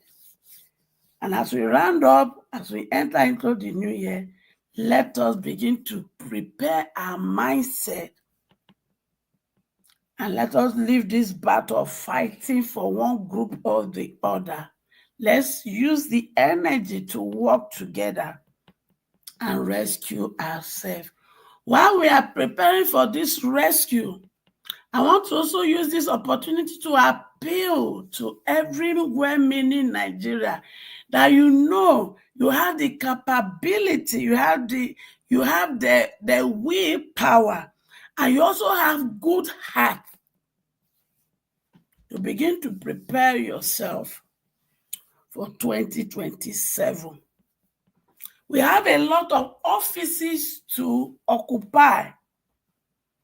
So we are not focusing only on the office of the president. We also want to focus mainly in the office of the House of Rep and the House of Senate. Because we need many people to be in that position so that they can support the work of whichever president we are able to bring into office, so that they can be able to begin to make good laws and good policy that will change the situation. So while we prepare for other means and other things that may take place in 2025, 2026, let us also begin to encourage people that we know can fit into all these positions in the federal level, while we also sought for good candidates for the office of the governors and office of the House of Assembly and office of the councillor and chairman in the state level. Because we must have a total revolution in these areas for us to begin to build a better Nigeria. And having said that, I want to go to the man, Shehu, the guy from the north. You see, majority of them from the north, in the position of the elite, when they speak, majority of them, in as much they try to speak the good thing, I just kind of weigh their talk because they are not sincere, they are not genuine. Like one of the panelists has rightly said, is it not the same man when he has a case to be answered? Is it in the House of Rep or in the House of Senate? He disguised himself like somebody who had an accident and his neck was broken. But when he was done pretending and he came into his room, he removed it and he was walking. So that kind of a deceptive person belongs to the class of the oppressors.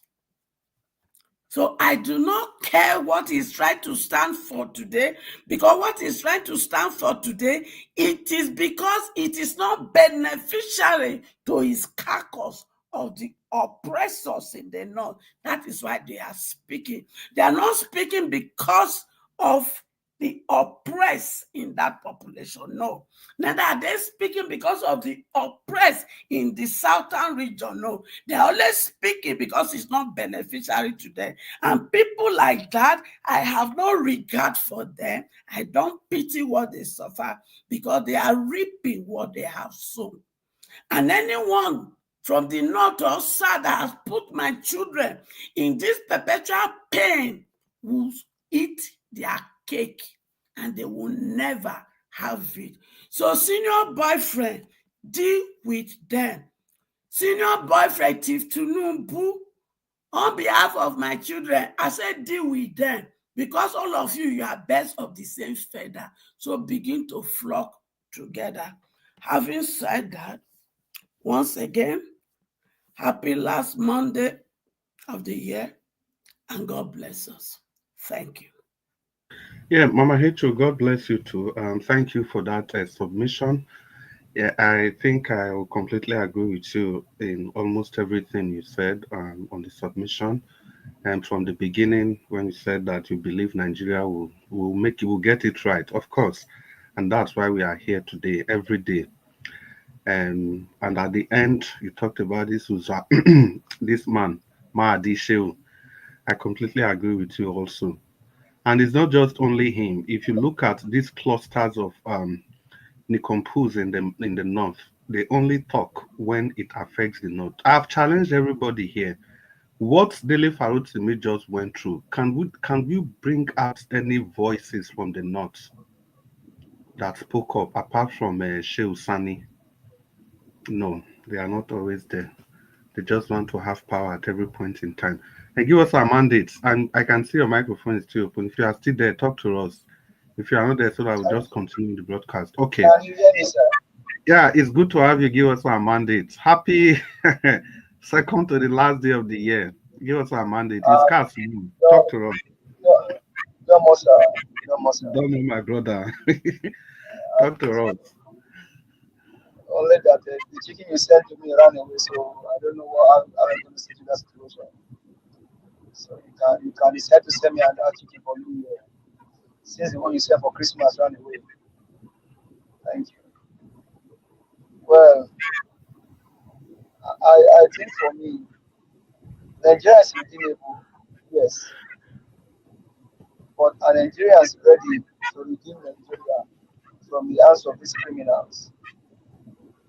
The country is redeemable, yes. But are Nigerians ready to redeem the country from the hands of these criminals? Well, I am saying this not to talk down on anybody or probably to gaslight anybody or say whatever anybody says is not right. But the last time I checked, right, as a Nigerian, whether from the north, the south, the east, or the west, our value and our belief system does not celebrate thievery, thuggery, criminality, drugging, drug baron, buyers, murderers, occultic agents. I think also as Nigerians, we should be able to decide what we want and how we want this country to be redeemed. Of what benefit is celebrating a criminal that stole the mandate? He's still running with it. Only God knows when he will stop running. Well, I have said it and I will say it again. I have not seen a criminal drug baron change their country. Tinubu will not do it. None of them will do it. These guys are there to steal. And as much as they want to steal, they will steal. The Nigerians, now you I get talk with. When we go visit them, ask them question. When you and I go ask these people, we ask them the pertinent questions about our country. When we go ask them question. Now me and you will be. whether Mahdi Shehu or whether Amoda or Afonda or druggie, criminal drug baron or El Rufai or El Rufaya or whatever you choose to call him, all of these people, they are all same paradise compara. They are all the same. They can never change. They will never change. They cannot. They will never change. You hear what Akpabio said earlier? He said media was created to fight against the colonials, right? Now, but that Nigeria is in the hands of Nigerians. Pay attention to that. Nigeria is in the hands of Nigerians. So Nigerians are the one ruling, but the Nigerians are the one that are stealing the more, destroying the country. People like Akpabio.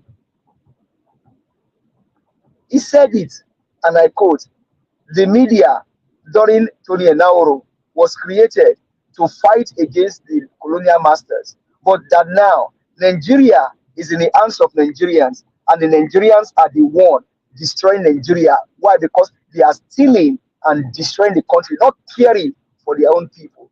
Let me just put some comments here. Because it could have been better for that man to just keep quiet and not even go there. But look at what he said. So sometimes when Madam Mita said that when that man opened his vocal cavity, he just speak nonsense. It's not far. How can a Nigerian, more so, they call it the number third man, right? The number third man sitting in the country, right? Said, and I quote, during Tony Enaoro, media was created to chase away or fight the colonial. But now that Nigeria is in the hands of Nigerians, and the Nigerians that Nigeria is in their hands are plundering it, destroying it, stealing from their people, putting their people into poverty and into penury, they don't even care. Did I probably even care how many Nigerians had chicken to eat on Christmas Day? We saw a video of a pastor raining curses on people that stole his own chicken. What a taboo. What a sad statement from a man. Maybe he's already in the half of his lifetime. Hear what the nonsense he was speaking. So sometimes when Brother Adele speak about these people, you cannot but wonder. You cannot but wonder. Nigeria is now in the hands of Nigerians, and so that the Nigerians, the few Nigerians, Akpabio, Wike, Amoda, Tinubu, El Rufai, Okpebolo, Seyi Makinde, Goodluck Jonathan, Obasanjo, Babangida, and all of them, they now destroy the country. What an irony! What a wicked human beings. No Nigerian should be outside Nigeria at this time in human history. Why? Because we have all it takes to make our life better. God gave us everything that pertains to life and godliness. An average Nigeria is a millionaire in whatever currency of the world you can think about it. And I'm not saying much. An average Nigeria, whether born or unborn, is a millionaire in dollar, in pounds, in yen, in whatever currency of the world. But what is happening? The wicked, evil agents. What does it take to make over 200 million Nigerians millionaire? For example, look at whatever Akpabio has stolen from NDDC. Look at, for example, whatever Tinubu has stolen from Lagos State, and then put all of those together, share them 1 million naira to Nigerians. They are literally millionaires. Millionaires. Give us a mandate. Begin to round up. But today, only few of them are enjoying, and the mass majority of people are suffering because of that pain. Because of that pain. Now you can see a man dedicated his own channel 365 days a year. Man, sometimes he come out twice, sometimes 3 times. Just day for yesterday, before the when the was on speak, this man came out 3 times. I was in the show for the developer one. He came up again to speak about the BBN saga, and then he came up again in the evening. If somebody can mix their stuff, I will appreciate it. Just one man, and that same man has now become the provider for some Nigeria. When they need help with medical bill, they come to this channel and people give out of their own will. When the government of the country should be taking care of his own people, just one man, just one. It took just one man called Elvis Oniedigi to raise over 10 million naira for a Nigerian that needs surgery. And you see the likes of Akpabio. I don't want to call him. I don't want to call him the other name I used to call him just to respect the channel. You see Akpabio. You see Okpebolo, you see Shemakinde, you see Buhari, you see Atiku, all of them walking around. When a Nigerian needs surgery, the money they can cover over 10 million in over 400 times for that Nigerian. But it took one Mr. Elvis Oniedigi that does not even know this lady from Adam raised 10 million over 10 million on this platform. So Nigerians have now become their own, they provide their security, provide their own water, provide their own light, they even provide their own roads. So the country is redeemable. But Nigerians, my question to you, like Brother will ask is, when are we going to redeem our country? Until we start visiting these people and asking them questions, bring them to the question table and ask them questions, then we'll get our country. But before I close, Akpabio said, and I quote, he said, media was created to fight against the colonials. But now, Nigeria is in the hands of Nigerians. What he didn't say is that Nigerians are now the ones destroying Nigeria. Thank you very much. Have a wonderful evening. Enjoy your new year. We'll all be here again next year. And after 5 days, if the country does not get better. I yield the mic. Thank you. Yeah, thank you. Give us our mandate.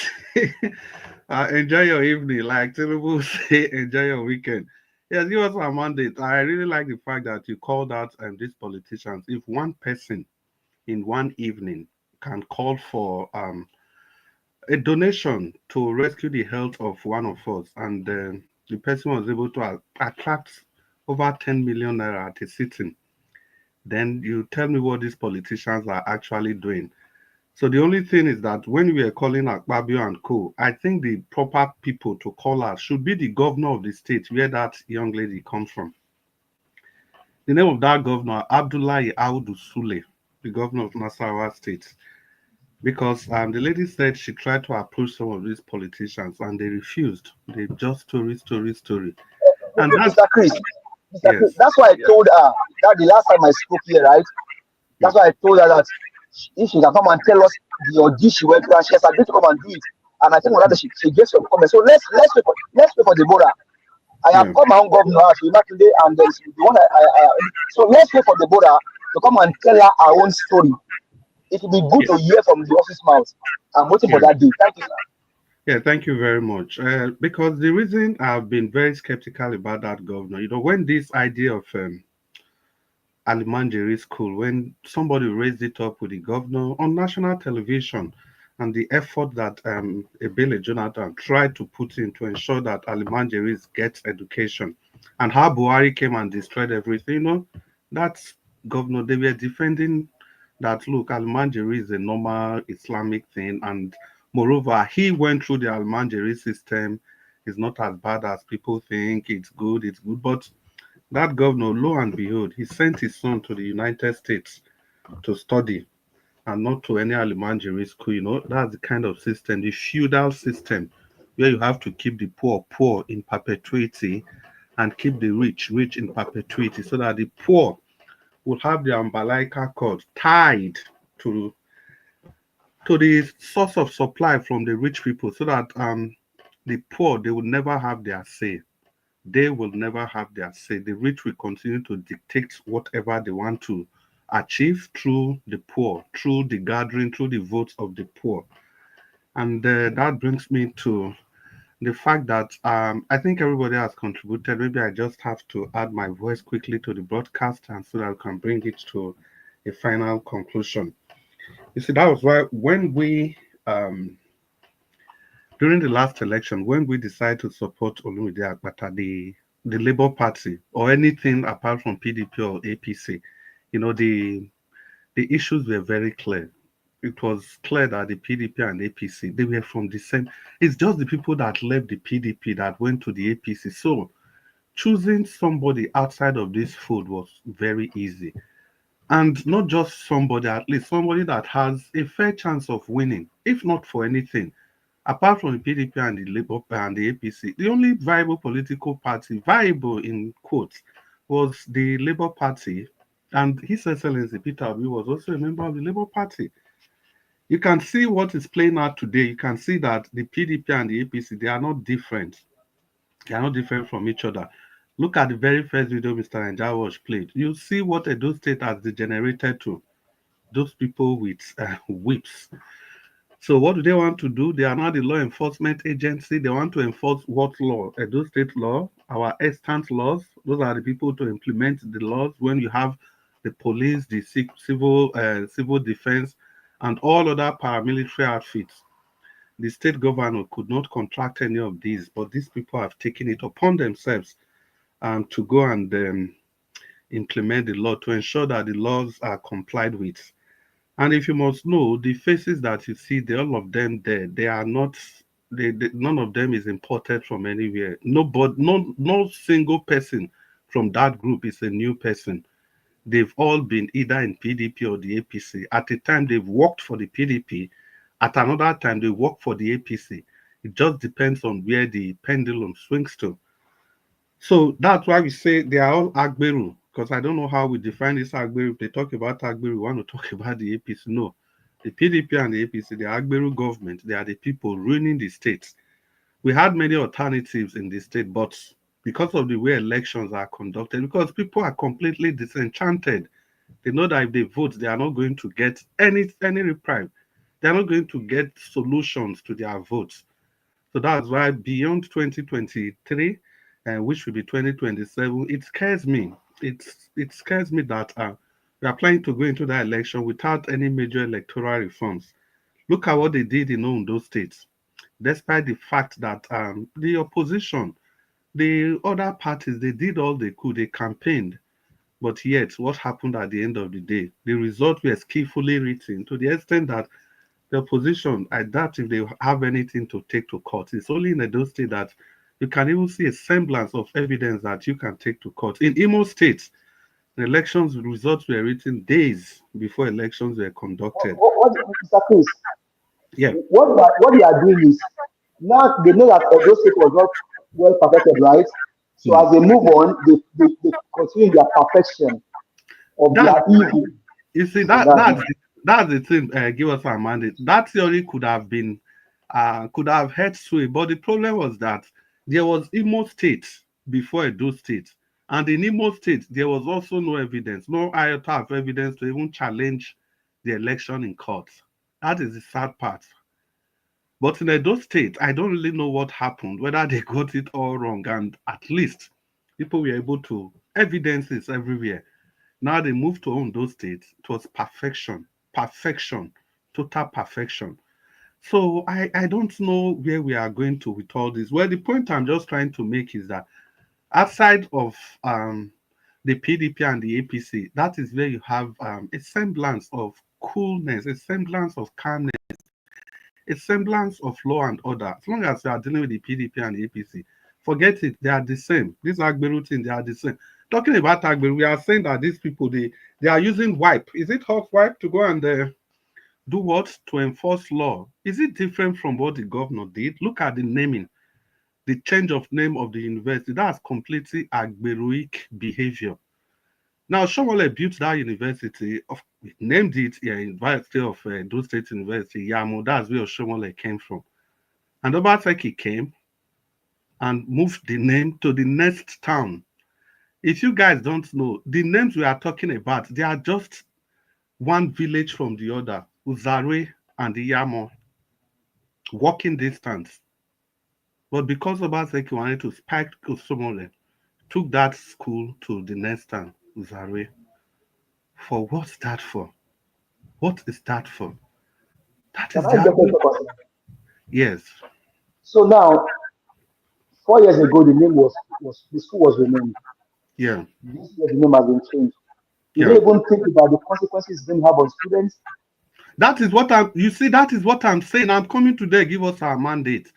Because the reason I'm saying this, you know, it is easy when we see those men, those scared devils holding whip and whatever it is to enforce the law. We call them Agberu. But we forget that the one that was wearing suits has behaved worse than these people that we think are not educated. And we call those Agberu. The ones wearing suits, we don't call them Agberu.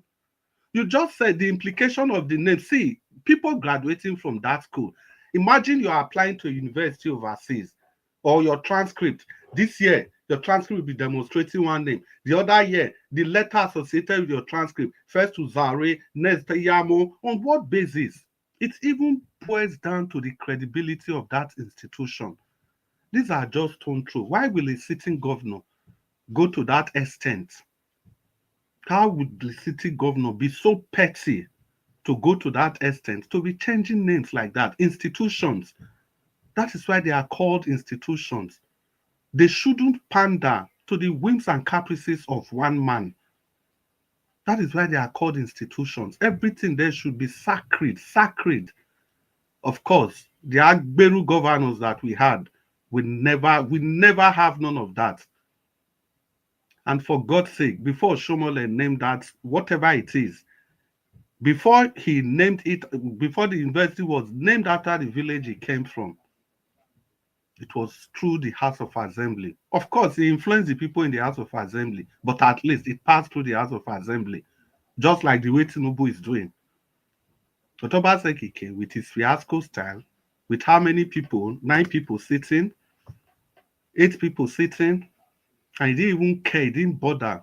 He didn't pay attention to what the laws are saying. Change the name of that university. What Okpewolo simply did is to return the name back to status quo.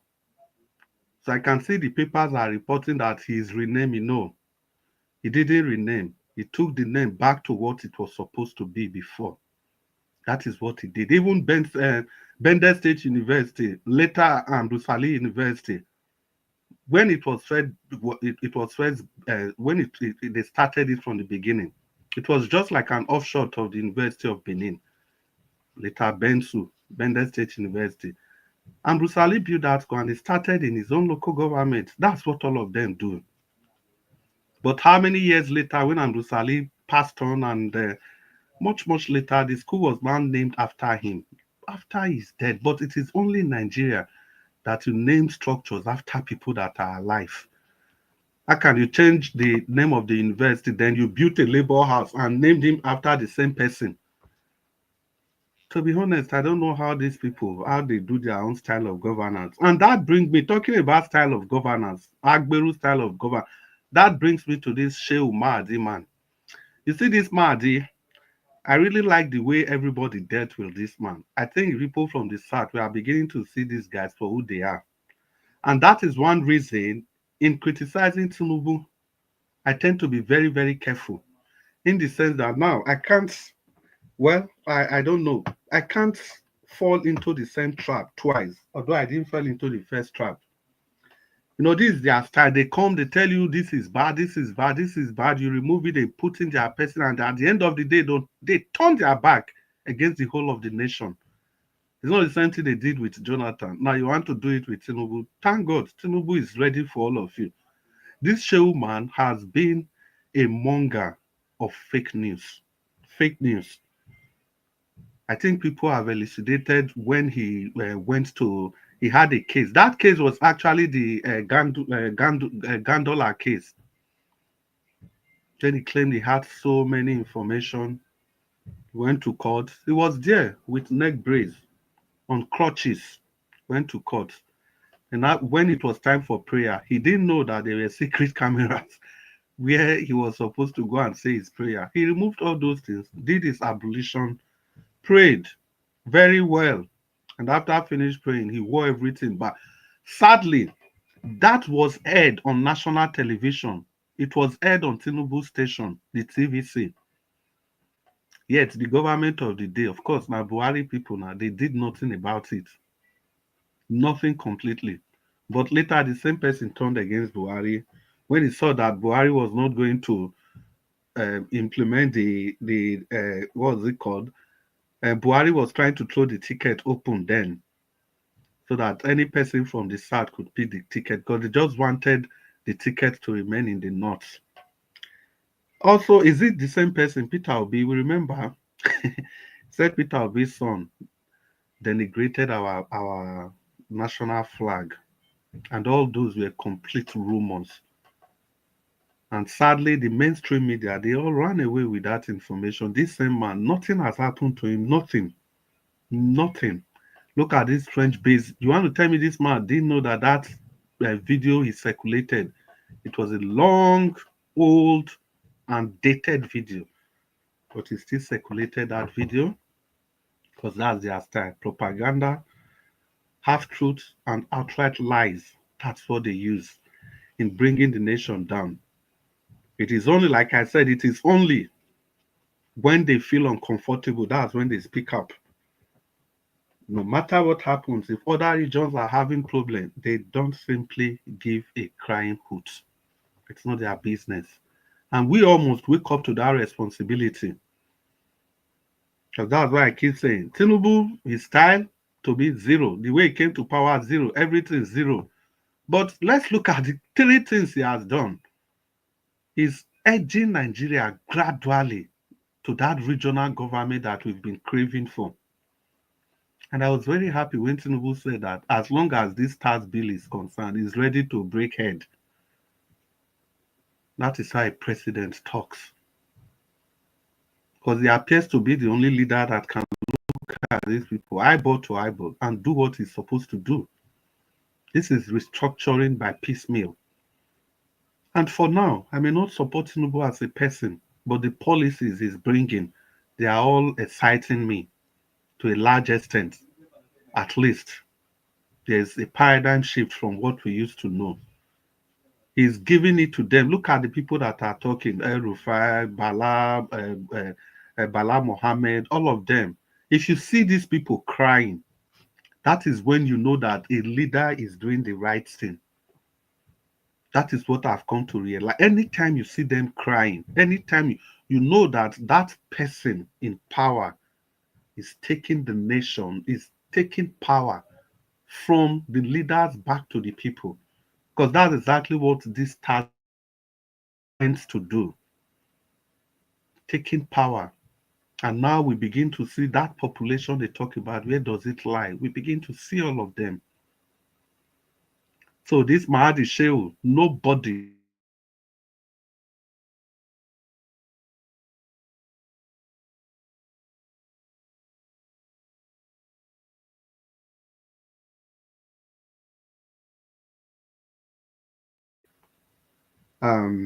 listen, I forgot the name completely. I don't know why it escaped me. You see, they used to have a campus in southern Kaduna. They used to have a campus in southern Kaduna. In short, the medical school used to be in southern Kaduna. They had to move everything to the northern part of Kaduna. And now, I think just yesterday, Tinubu has graciously approved the building of a full university in the southern part of Kaduna. None of them is celebrating that. None of them, because they will not. They want Southern Kaduna to remain as a tool for them. Look at what they have done to the people in that part of Kaduna. They completely deprived them of governance. That is what these guys have been doing. I've not heard any of them congratulate Tinubu, or at least appreciate the fact that a full-fledged university has been approved for the southern part of Kaduna. Is it not part of the north? Of course, they know the population, they know the demographic of the people of southern Kaduna, so that's why they will not be happy. Imagine all the buying that has been going on in that place. None of these guys have spoken up. None of them to condemn any of those things. None of them. But Tinubu has not started implementing any policy. All of them don't they cry. Now, the beginning, well, I thank God for Tinubu. They know how he is. He's not afraid. That's very clear. He has demonstrated that. He has demonstrated courage. Yes, his style, the way he came to power is still questionable. But as long as, excuse me, we want Nigeria to work, we must know that politics, the way it is, we need to have principle in politics. And that principle, what's your principle? My principle is that I want Nigeria to work. First of all, I want my state to work. From there, I want Nigeria to work. So at every point in time, that remains my primary focus. And that will be the basis of all my discussions and arguments at every point in time. But that doesn't mean that I'm not going to talk about every other maleficent moves by these leaders, whoever they are. But my primary focus is to focus on those things that will move my state forward and the nation forward in general, my state in particular. So that's why when Tinubu makes any move that is going to move the nation forward, I tend to agree with him. But that does not mean that I agree with him as a person, as Tinubu. It is the policy. The same thing goes to the governor of the state. But there's a stage, you give them time. For me, that's what I do. Can support you for some time. But if you get to like 6 months, 1 year, 18 months, and I can see the policy, the direction of your governance, just turn my back. It's going to be criticism all through without looking at any other thing you are doing again because the direction is very clear.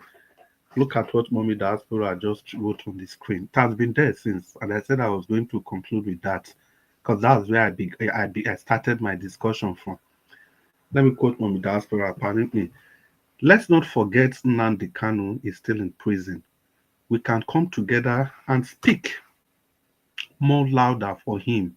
The same way we spoke for Dele Farotimi, free Nnamdi Kanu now, free Nnamdi Kanu now, free Nnamdi Kanu now. You see, this is what I've been trying to say. It is only when it affects a set of people that's when these people speak up. But any other part of the country, they don't give a hoot. They don't join. Only a handful of them. Ladies and gentlemen, I would like to draw the curtains on my submission today. Yeah, let's remember it's the last day of the year, and it is because of the belief in this nation that we know that one day we are going to get it right. And that is why people are putting so many sacrifices to talk about the nation and to keep speaking truth to power, to sacrifice time and energy and everything you've got every day to enlighten the people, to bring to the forefront the issues that are as important as the oxygen itself. Oxygen needed for breathing, oxygen that's needed for life. That's what politics is to every nation. So, ladies and gentlemen, let's keep up the hope. And in like 43, and depending on where you are listening to us from in Nigeria, in 43 minutes' time, it will be the last day of the year. Republic of Ireland, 1 hour, 43 minutes' time, to be the last day of the year, and across the continent of Europe, Asia, and North America, Oceania, Australia, and all different time zones. So let's keep the faith, let's keep the hope alive. I'm sure that we will get it right as a nation. But for how long it's going to take, that I cannot assure any person. But for whatever it is, give or take, in ending the year, I think the tax law for me is a very high one. It's a very high one that Tinubu has attempted to implement because this resource control it's just another way of resource control. We can no longer share the resources based on the number of people, your population, but it has to be based on what you contribute. Lagos was built, Niger Delta. Abuja has been built, Niger Delta. And yes. Sorry, Mr. Cruz. Yes, ma'am. Mr. Cruz, good evening. Even if they want to say it's about population, if they want to see it's about population, when was the last time we do true census? Yes. Because these are all gimmicks. They are lies. They are no more than us. It's a lie. You see, Madam Patricia, I didn't even want to talk about that. because I already said I was gonna close, and it's gonna open another vista of discussion. You see, population we talked about when Obasanjo conducted the last census. These people, shamefully, they brought out a figure that Kano was more populated than Lagos. I don't feel like where I see that figure. And the census they conduct in their place, you cannot see everybody. You are not at liberty to see everybody. It is only the man of the house that will tell you that I've got 4 wives inside and I have 16 children. You can't come into my house because of their so-called laws. And even if you insist that you want to see those children, what they do is that people will be coming from. Do you know these people? You don't know them.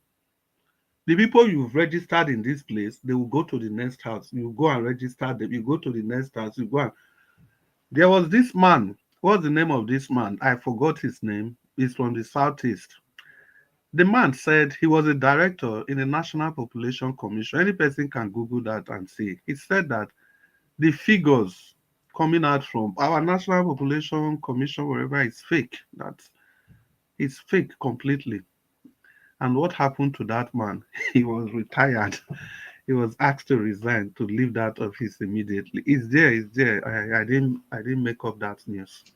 That was somebody Yeah.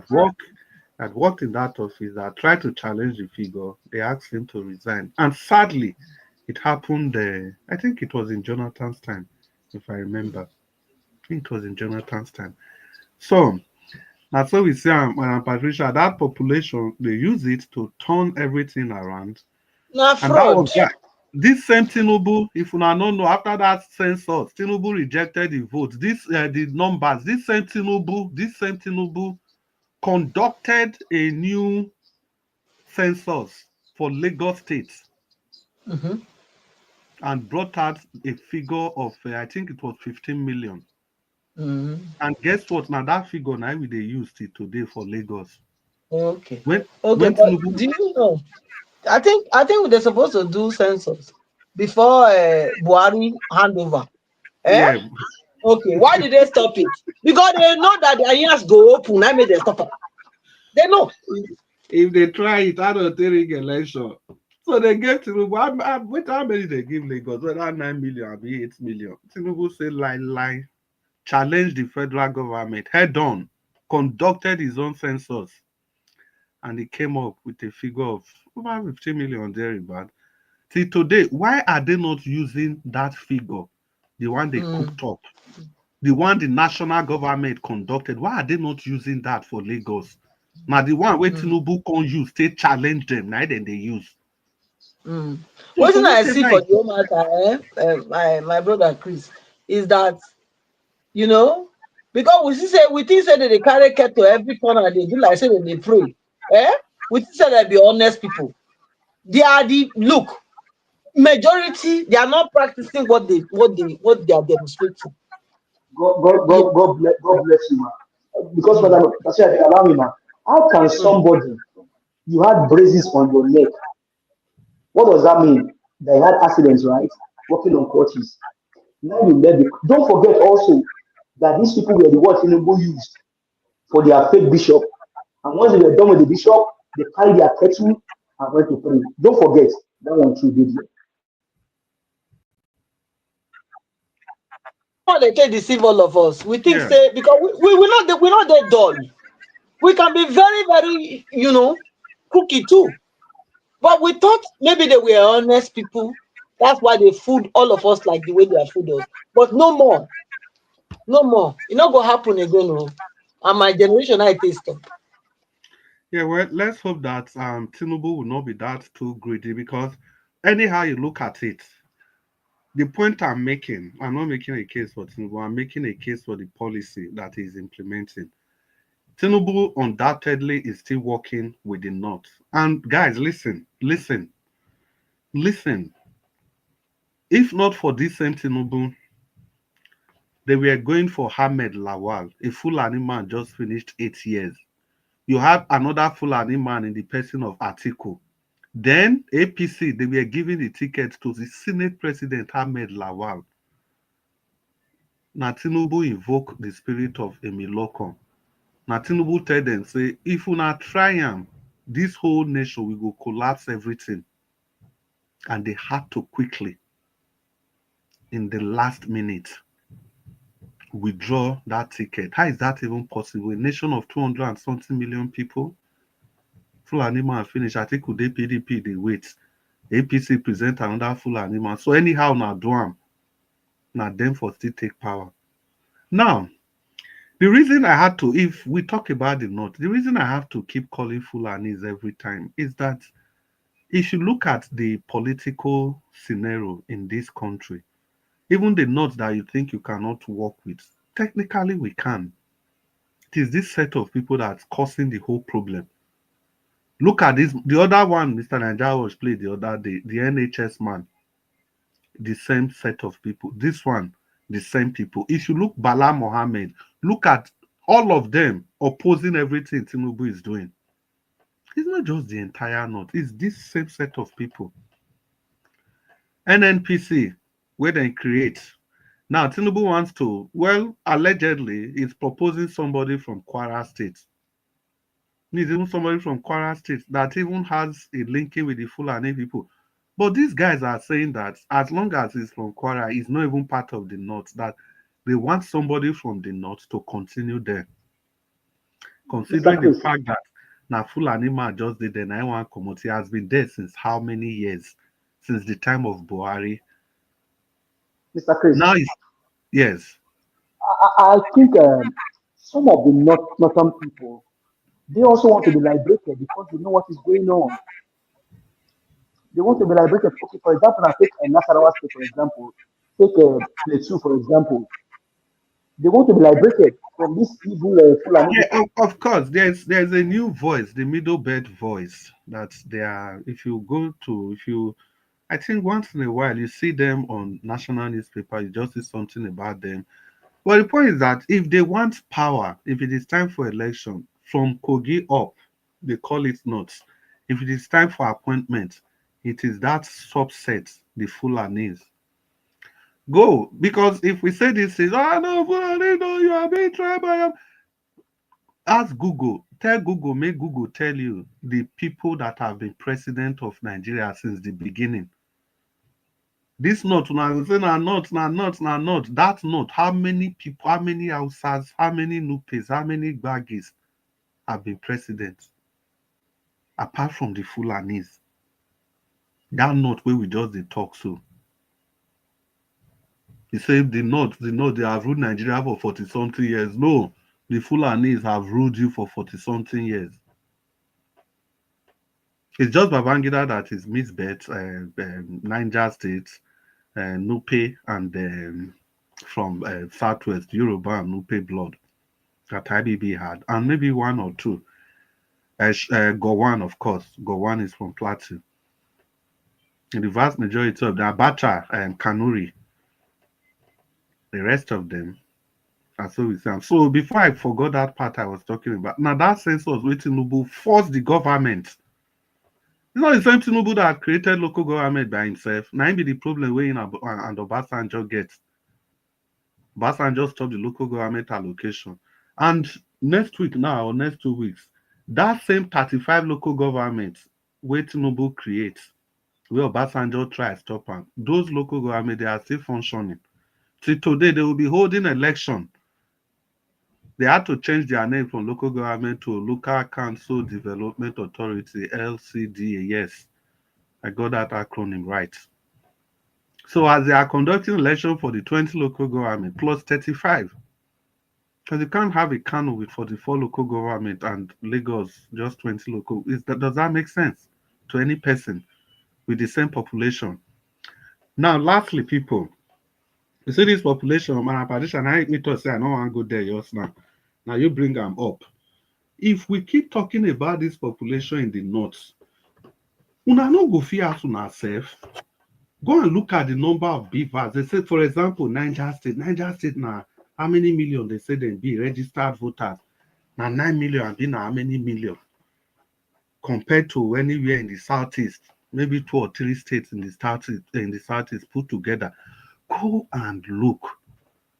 Google this thing. How come The number of beavers where they send go these places where they say population full everywhere.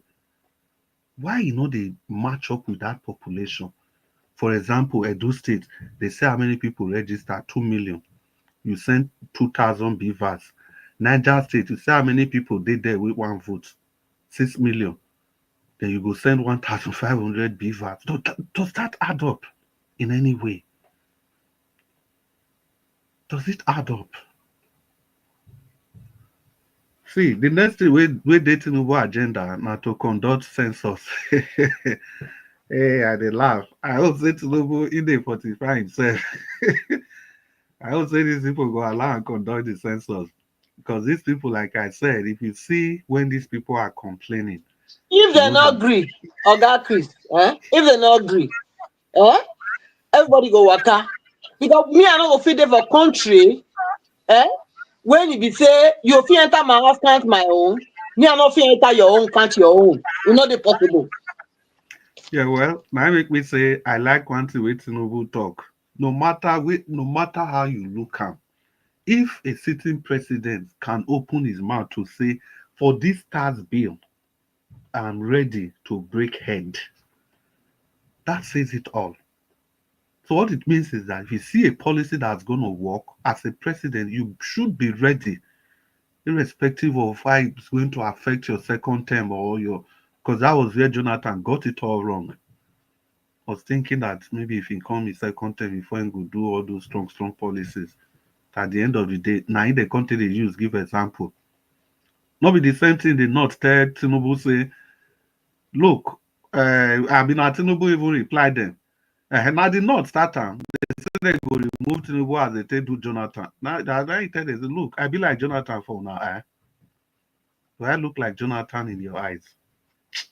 And people, this population, this thing, where we live on. See, there's so much to say.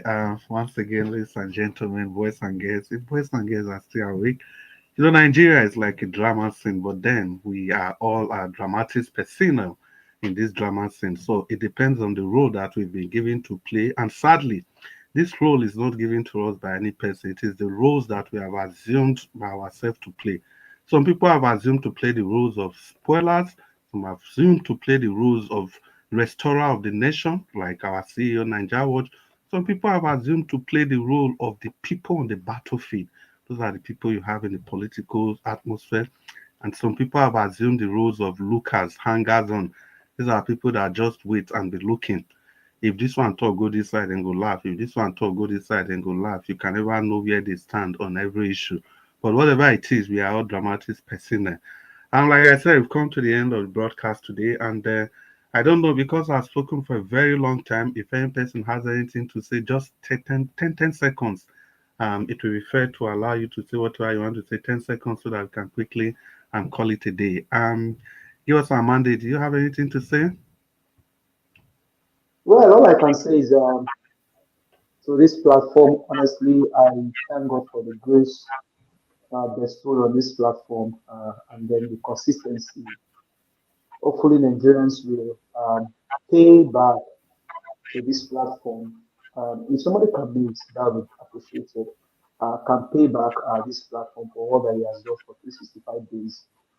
I think channels like this should be conferred with national honor of either CON or OFR, because what they are doing is fighting for the common man. So in my own, people that are conferring, that are in charge of conferring honors to Nigerians, if you're listening to me, maybe from the presidency, even though I don't support what you are doing, I don't support you, I'm not your fan, I'll never be your fan.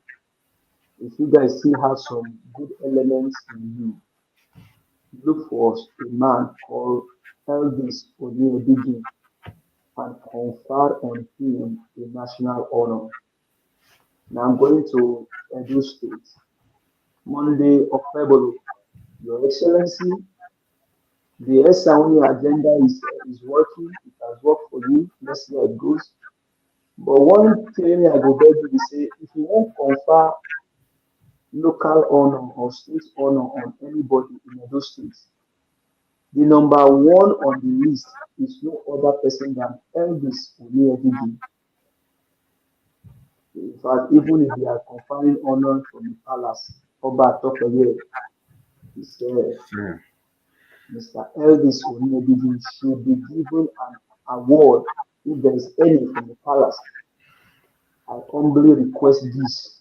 And if you are hearing me or if your handlers are here, you are listening, take this news back to your principalities and power from the presidency to the state governors, and then take it to our honorable Oba of Benin that an honor should be conferred on Mr. Elvis Onyedidi for the role he has played on land grabbing, for the role he played bringing Obaseki for second term, thinking that he was going to be delivering for the people of Edo State, and then for the role that he has played, Nigerians now, for the role he played some weeks ago, and he has done that even for one of our brothers from the north. Money was raised for that man. Then now to Deborah. Nasarawa State Governor, in case you are hearing me, Ndekuna Ba Mutum Honor and Nasarawa State, Dalila, to the Honorable Tasuna Mr. Elvis as number one, just including here, Usa, Dr. Sunenshi, and number one, conferred on him an honor from your state for raising over 10 million naira for Deborah, a citizen or a local of Nasarawa State. And Nigerians all over the world, if they are looking for anywhere to honor somebody, you can nominate Mr. Elvis for his name there as the channel of the year or as the man of the year. I say this from my heart. We have done our own duty as panelists this year. Do your part, Nigerians. Let's encouragement like this. Let's take the truth from them. And if there's any other honor that can be conferred on people that have fought for Nigeria and became victims of the system, but that the Pharaoh team is also be conferred honor. The patriotic man of the year for Nigeria is no other person than Dele Pharaoh team, the man that speaks truth to power, that is not afraid. I may not get the state it comes from, right, but the governor of the state where Dele Pharaoh comes from, look for an honor and confer on Dele Pharaoh team. Thank you very much, Nigerians. Have a blessed night. Happy New Year in advance. I love you all. Mommy Diaspora, remember, once again, that on this panel, I am the only one that loves you above them all. I love you with so many kisses blow to you. Enjoy your day. Happy New Year. I see you. Thank you very much. I love you all. Yeah, well, thank you so much. Give us our mandate. Time is our time is fast spent. See, give us our mandates. Let me make this as short as possible. Talking about honors, let's even start from Edo State. After that second term election, that brought Obaseki, that he fought with his life, considering the role Nigeria was played, honors were given. At least I saw some social media influencers that got justices of the peace, JP. At least starting from there. Immediately they come to power. They know the truthful people amongst all these social media people. They turn their back against the truthful people because those are never going to sing their praises. And they distributed the honors to whoever is ready to sing their praise. I beg. It's so sad. It just shows you the wickedness in the heart of man. Obaseki may not have done it. Okwebolo, I've called on you, conferred on Mr. Elvis Onyedidi. Honor from Osadebe Adeni. Thank you. Yeah, thank you. It's a call that is very, very honorable. Now let's just continue on the broadcast. 30 seconds, please.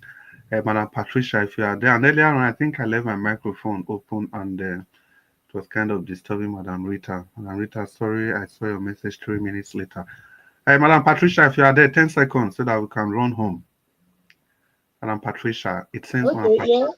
Okay, I just say yes, I just want to say thank you to all Nigerians everywhere, and of course to those our participants in the comment section that are still here participating and commenting. Thank you for being a part of the broadcasting now.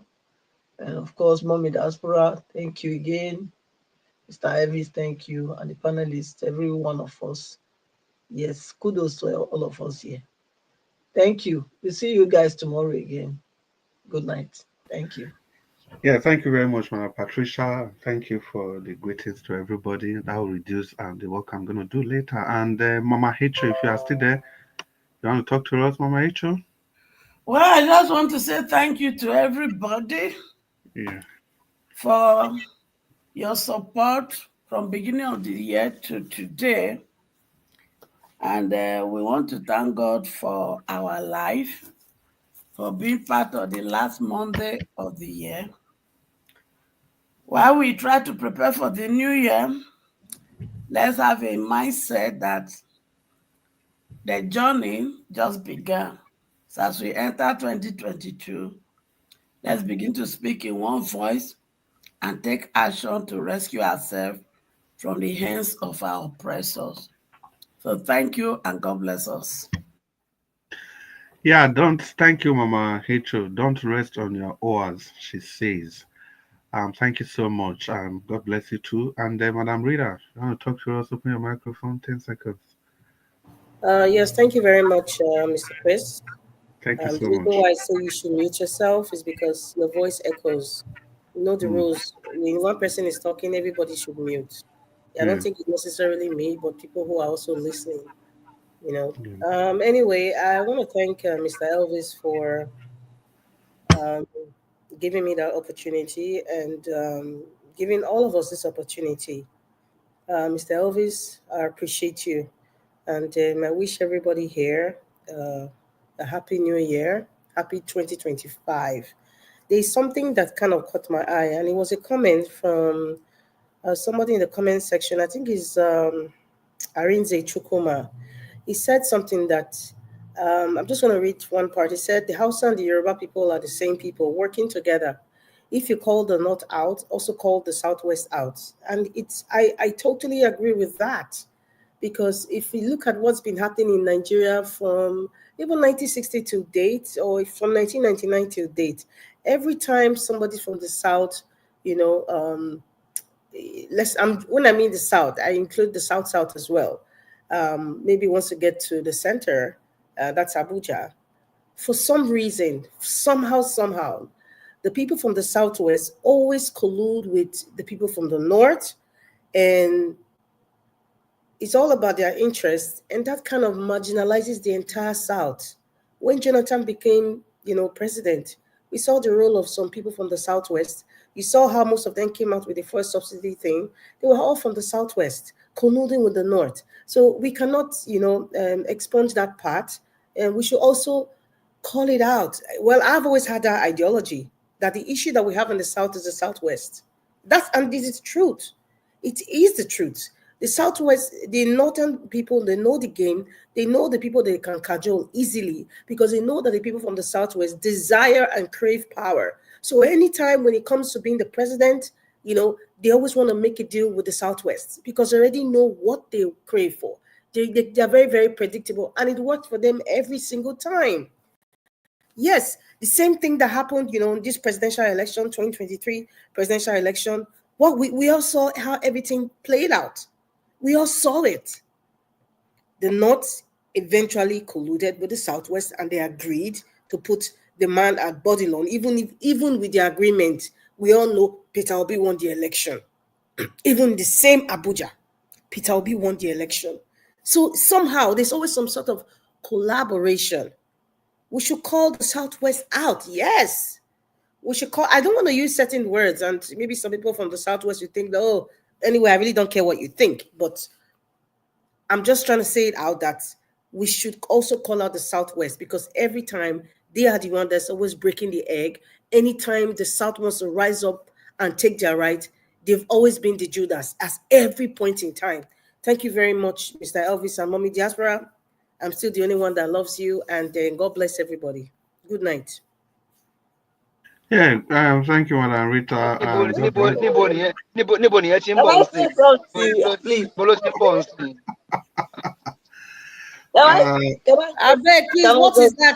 Give us our mandate. For the same boss, I have said something. You are trying to counter it. Everybody, forget that thing. Don't argue it.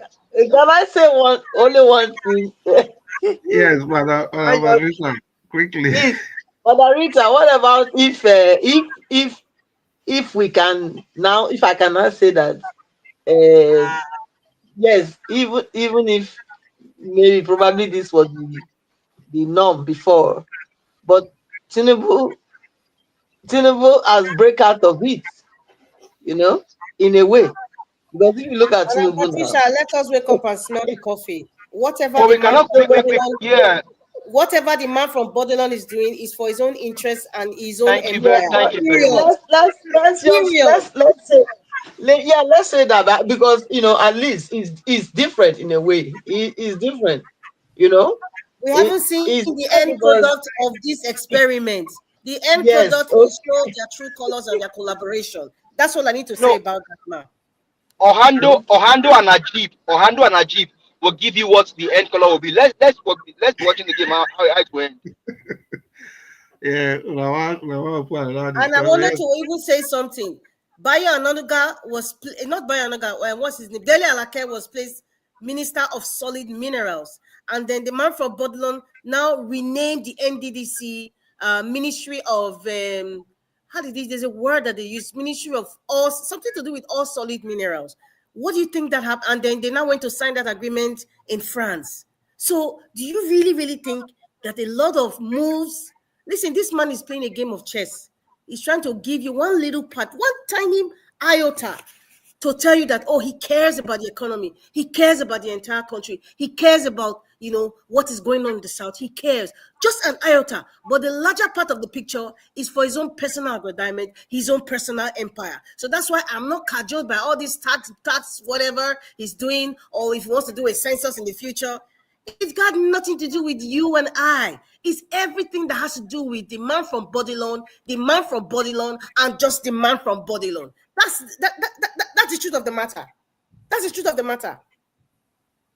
Yeah, well, Madam Rita, thank you so much for the submission. That's why we are all here anyway. We are here to champion our various thoughts and our opinions on the issue. We are coming from a different angle, which I completely respect, from a different perspective. And my own perspective, and maybe some other people's perspective, like I've said, is that every person that comes to power, it's instructive to give the person time and see how he's going to do. And I clearly said earlier on that after waiting for 6 months, 18 months, 1 year, 2 years, I have to draw the line. At that point, I can say, okay, no, it ain't gonna work. That is my own philosophy. And yours is that, okay, from day zero, we all have to be wary. It's going to be it's landmines everywhere. You have to be careful where you step on. So, well, like I said earlier on, it is politics. It's about Nigeria. That's why we all are here every time. And then you have to come here and air your opinion, just like you have done. And also concerning I must have to talk about this, concerning the part that the Southwest and the Southwest usually collaborate with the North every time. And that has been, how will I say, have been putting the entire South at a disadvantaged position. The discussion I was having personally for me, it really has nothing to do with that and that argument. I was just focusing on what Tinubu is currently doing. If there's time to talk about that, of course, that's a very big discussion on its own. Very, very big. And I'll be glad maybe tomorrow if we come early, we are still able to open that maybe in our first. Thank God, whatever we discuss, it's not necessary. It has to be the things Mr. Nanja was presented. But in the first 8 minutes, we can open up that discussion and then let's just see where it goes. But like I said, for now, I'm looking at the politics for now. I'm staying at the present. What is Tinubu doing? What is Okpewolo from Edo State doing? by and large, I can see restructuring coming in piecemeal. But I hope, and I've laid this caveat several times, that this is for the benefit of Nigeria. But for now, what I can see is for the benefit of Nigeria. So we just wait and see how it goes from here. Ladies and gentlemen, once again, thank you all for come to the end of this broadcast today. I want to thank all of you for adding your voice to the discourse. You know, the discourse is very, very enriching, and it's very, very we can accomplish a lot if we keep it as civil as possible, just like we've been doing. And it's just about saying it how you feel. And so at this junction, our time is fast spent. Permit to say good evening once again to all of you in the comment section. You know, can't call your name any longer, but we've had it for today. Thank you so much for being part of the broadcast, and thank you, and we hope to see all of you tomorrow. And before we go, let me say thank you to everybody that made it to the panel today. Madam Patricia Tagbajumi, Madam Rita, Mama Hecho, Prince Ujagun Alabu, and give us our mandate, and maybe one or two persons that have been here that have gone. I don't know, but whatever it is, I want to say good evening to all of you. And accolades will never cease in your house, will never cease in your family. Thank you so much for all you've been doing, all you are doing, all you are still going to do in the future for our nation. And I joined to give us our mandate to tell whoever is listening that Mr. Nanjawo deserves a state and national honor for the way he has been contributing to the development of the nation. That's the advantage of being in the Western world, because in the Western societies, there are people, common people that look up for these things. And, you know, they look out and they see people like Ninja Watch and they are recommended. There are bodies set up to do that, devoid of any kind of political machinations. Yes, of course, politics will take like 10-15% of those national awards, even in the developed nations. But by and large, 75 to 80% of those awards, you know, it's on merit. People, everyday people that are doing change, that are bringing positive development to their community. So, I think you belong to that category. And lastly, let me say, Mommy Diaspora, let me see, Madam Rita is still here, and you know, Mommy Diaspora, we don't want to start any debate. We appreciate you. We just know that you are there for us every time, and a new year is coming soon. In the next 25 hours, we'll be entering a new year. And we know and we believe that we are continuing going to support and this station even more than what you've done before. No, you keep fighting behind and on the scene to make Nigeria a better place for everybody, first and foremost. And yeah, that is why we are here every day. Mommy Diaspora, thank you. We appreciate you, and the good Lord continue to bless you and exceed all your expectations, far, far beyond whatever you are expecting. And I would like to leave this with everybody. Madam Patricia, I have to quote this, and you said earlier that if you pray and you believe, you're going to get whatever you pray for. And you went ahead to say whatever we bind on earth is bound in heaven, and whatever we lose on earth is loosed in heaven. Now, for people, it doesn't just only apply to the Christian faith. As long as you are part of this universe, this multiverse, have positive energy in 2025. If you have any task you want to do, any dream, any vision, the first thing is for you to believe that you can accomplish it. And after that, you speak it, you proclaim it. And once you do that, if you're a Christian, you pray through the name of Jesus. If you are just a very random person, the universe will take care of the rest. But the most important thing is for you to believe in whatever you are doing. And if you ask, in the Christian faith, have the belief that you shall get it. If whatever you bind on earth is bound in heaven. The same way, even if you are not a Christian, speak it.